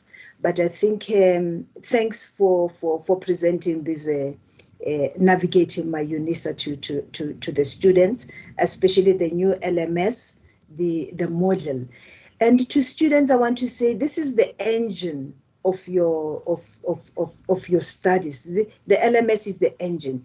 It's where you're going to get your study materials, your announcements, your assignments, and you have to be up to date with all the demands of the module. My life, as she explained, is the admission towards my Unisa. So please know that from now henceforth, you don't have to communicate with any one of the academic staff using your Gmail. Please communicate with us using My Life. Then we will respond. But using the Gmail, we might not even respond to your query, however serious that query may be. Please follow all the steps Dr. Mphahlele explained to you to log into my Unisa. I always say that knowing my Unisa is the first step towards becoming a fully fledged Unisa student. Without the knowledge of my Unisa, you are lost. So please make sure that you familiarize yourself with this and that you know how to navigate my Unisa. To the teaching practice team, starting with the teaching practice office, Dr. Maapula, thanks very much, Dr. Maapula, for introducing to the teaching practice office to students, for sharing also the roles and the responsibilities of the unit, and also to tell us also that about the high ethical standards that you uphold, and also the proficiency that you aspire to, and that all these underpin what the unit stands for. We're very glad that you have shared the process of students, of the placements, of supervision with our students, and we hope that the students will familiarize themselves with this information so that in future, when they have an issue, they have a query, they don't have to send it to everyone at the university, but they know exactly who to direct the query to. Please remember, we have the tutorial letters. We have also my Unisa, where we communicate with you. Please know the lecturers who are responsible for your modules. Do not send all queries to everybody at the institution. And also to the academic departments responsible for teaching practice, to the Department of Early Childhood Education, Dr. Pala and Memanyaka. Dr. Pala, you highlighted the status of teaching practice modules, that they are of the same value as the theoretical modules. This also is the case again with the teaching practice module in the intermediate senior phase, and also the FET level, and also including the PGCE. Teaching practice modules are not add-ons or optional, but they are the compulsory part of the B.Ed foundation phase curriculum, and they deserve to be treated with the same respect as all other modules. I hope, please, you are going to memorize this, what I have said right now. You are going to internalize it, and please know that don't come back and tell us that the teaching practice module, you put it aside because you had an examination. Know that teaching practice is summative, so it's just as important as the theoretical module. Thanks also to Memanyaka for sharing with us, the information regarding the teaching practice from level 1 also up to level 4. I want to urge all our foundation phase teachers, those who have registered for foundation phase program, to please follow the guidelines shared by Ms. Manyaka. For you, if you want to enjoy the journey at Unisa, and also your quest also to become a teacher. Indeed, she talked about integrity, and I'm also emphasizing integrity and integrity. And we want really to uphold integrity to protect our qualification. We cannot have experience in 2 different schools by 2 different students, which is the same, and lead to a twin portfolio. That is not possible. Immediately we discover this, please know that we're going to disqualify your work. And that disqualification, as Mr. Rankutike said, might also end up in an expulsion from the university and from all the universities in the country. And to the intermediate, the senior phase and the FET, Professor Van Wyk and also Dr. Mieren, I also want to thank you also for introducing, in detail the teaching practice, which poses some difficulty, especially the first year teaching practice to students. And I know that yesterday somebody talked about the difficulty in transitioning from the schooling system to the university system. So thanks also for making that transition very easy by simplifying this process. And also to Dr. Mieren and also to Dr. Maja, thanks also for sharing that information pertaining to 2nd year to the 3rd year and also to the 4th year be at a foundation phase. I hope students, the presentation that we had today, they are definitely going to be available to students, and I hope that students will have the opportunity to go through them, in the comfort of their homes at their own times, to familiarize themselves with what is it that is expected from them. Please know, teaching practice is an integral part of your B.Ed program. It is not optional, it is compulsory. Please know that one. If we say 5 weeks in a year in a school, please, it is 5 weeks in a year in a school for a level, and not from first year up to 5 years, meaning that you have a 5, 10, 15, you have 20 weeks, 25 weeks all in all for you to complete your teaching practice for the whole year. With the academic integrity, yes, it's indeed correct that our academic work is expected to be ethical. It must show some honesty and truthfulness. And that's what we expect from you as a student, and that you don't go out and copy work from somewhere else. And also, if you refer to work that is in articles or in books, that you cite correctly, because let me just okay. Sorry for that. Okay. And also that you cite correctly, you acknowledge who the original source is. Remember that we have what we call academic, theft, and we don't want you to be involved in that. So please make sure that you move away from plagiarism tendencies, and that the work that you submit is wholly your own work. And the data from the student support, this is also an engine also for SEDU. All the challenges that we have, even we always, channel them towards this office. And I really want to say thank you also for the good work, for the sterling work that you are doing, in advising students, in pointing to the right direction, students' queries have to go to. Thanks very much, Ndate Moloto. Ndate Madiope from the Odell Acceleration Unit. This is the unit that simplifies the work that we give to students in the form of the visual material, in the form of the videos, in the form of in YouTube. They upload it on YouTube. So I want to say to you students, please make sure that you access this material, because this material, it goes hand in hand with the theoretical material that we give you in the form of study guides. So if you use this material, definitely it's going to assist you a lot in understanding what has been packaged in the study material. And you are also urged again to take advantage of the e-learning labs across the country in the teachers' centers to access these materials. These materials, they have been put at those labs around the country at the teacher centers, so you can just go in there and go and access them. To Prof. Jojo on academic writing, thanks, Prof, for introducing students to the type of writing acceptable at higher education, and reminding them that when writing, the audience the work is meant for should inform the text to be put on paper.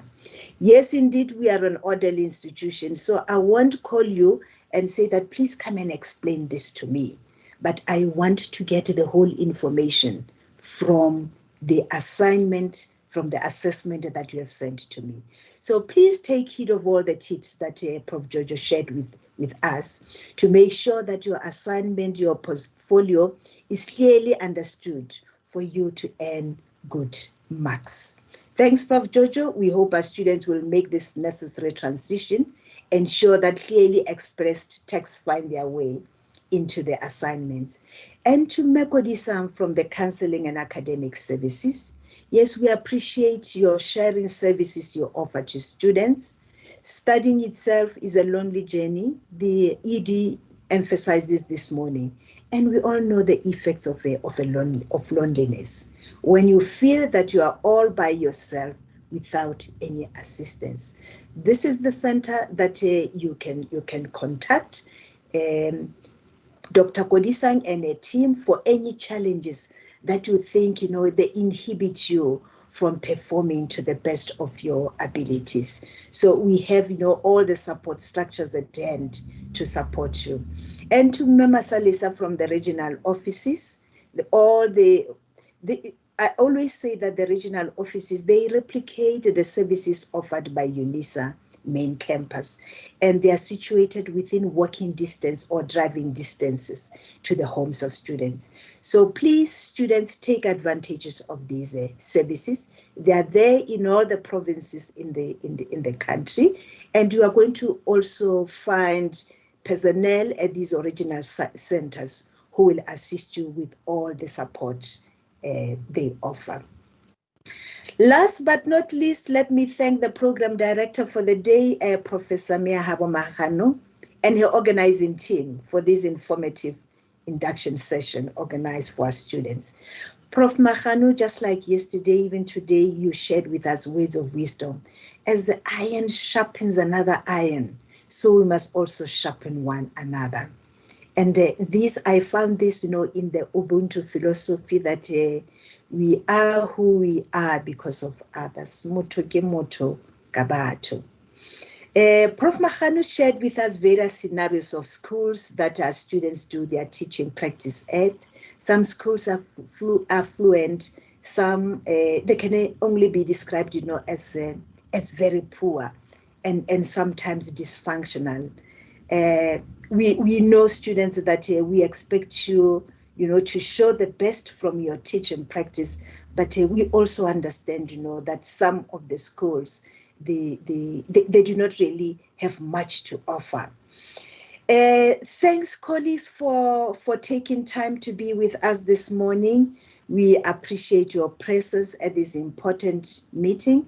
And lastly, let me thank all our students, our primary stakeholders, for their active participation, the questions asked. You show that you are alive, and you have kept to your lane, as the executive dean reminded us this morning.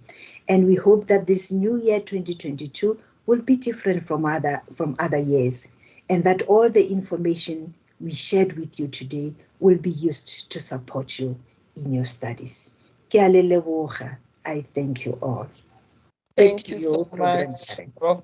Hadudi. Thank you so much, colleagues. Thank you so much, dear students, for staying till 2:46. Thank you, and we wish you the best in your studies. In the schools where you are going, we pray for your safety, and also that you get mentoring from the mentor teachers, and that you enjoy your career as a student. Goodbye. Just go to the kitchen and now enjoy some snacks. Thank you so much, colleagues. Bye. Are you sending us some Uber Eats? Yes, and Ojo and Uber and okay, thank you, colleagues.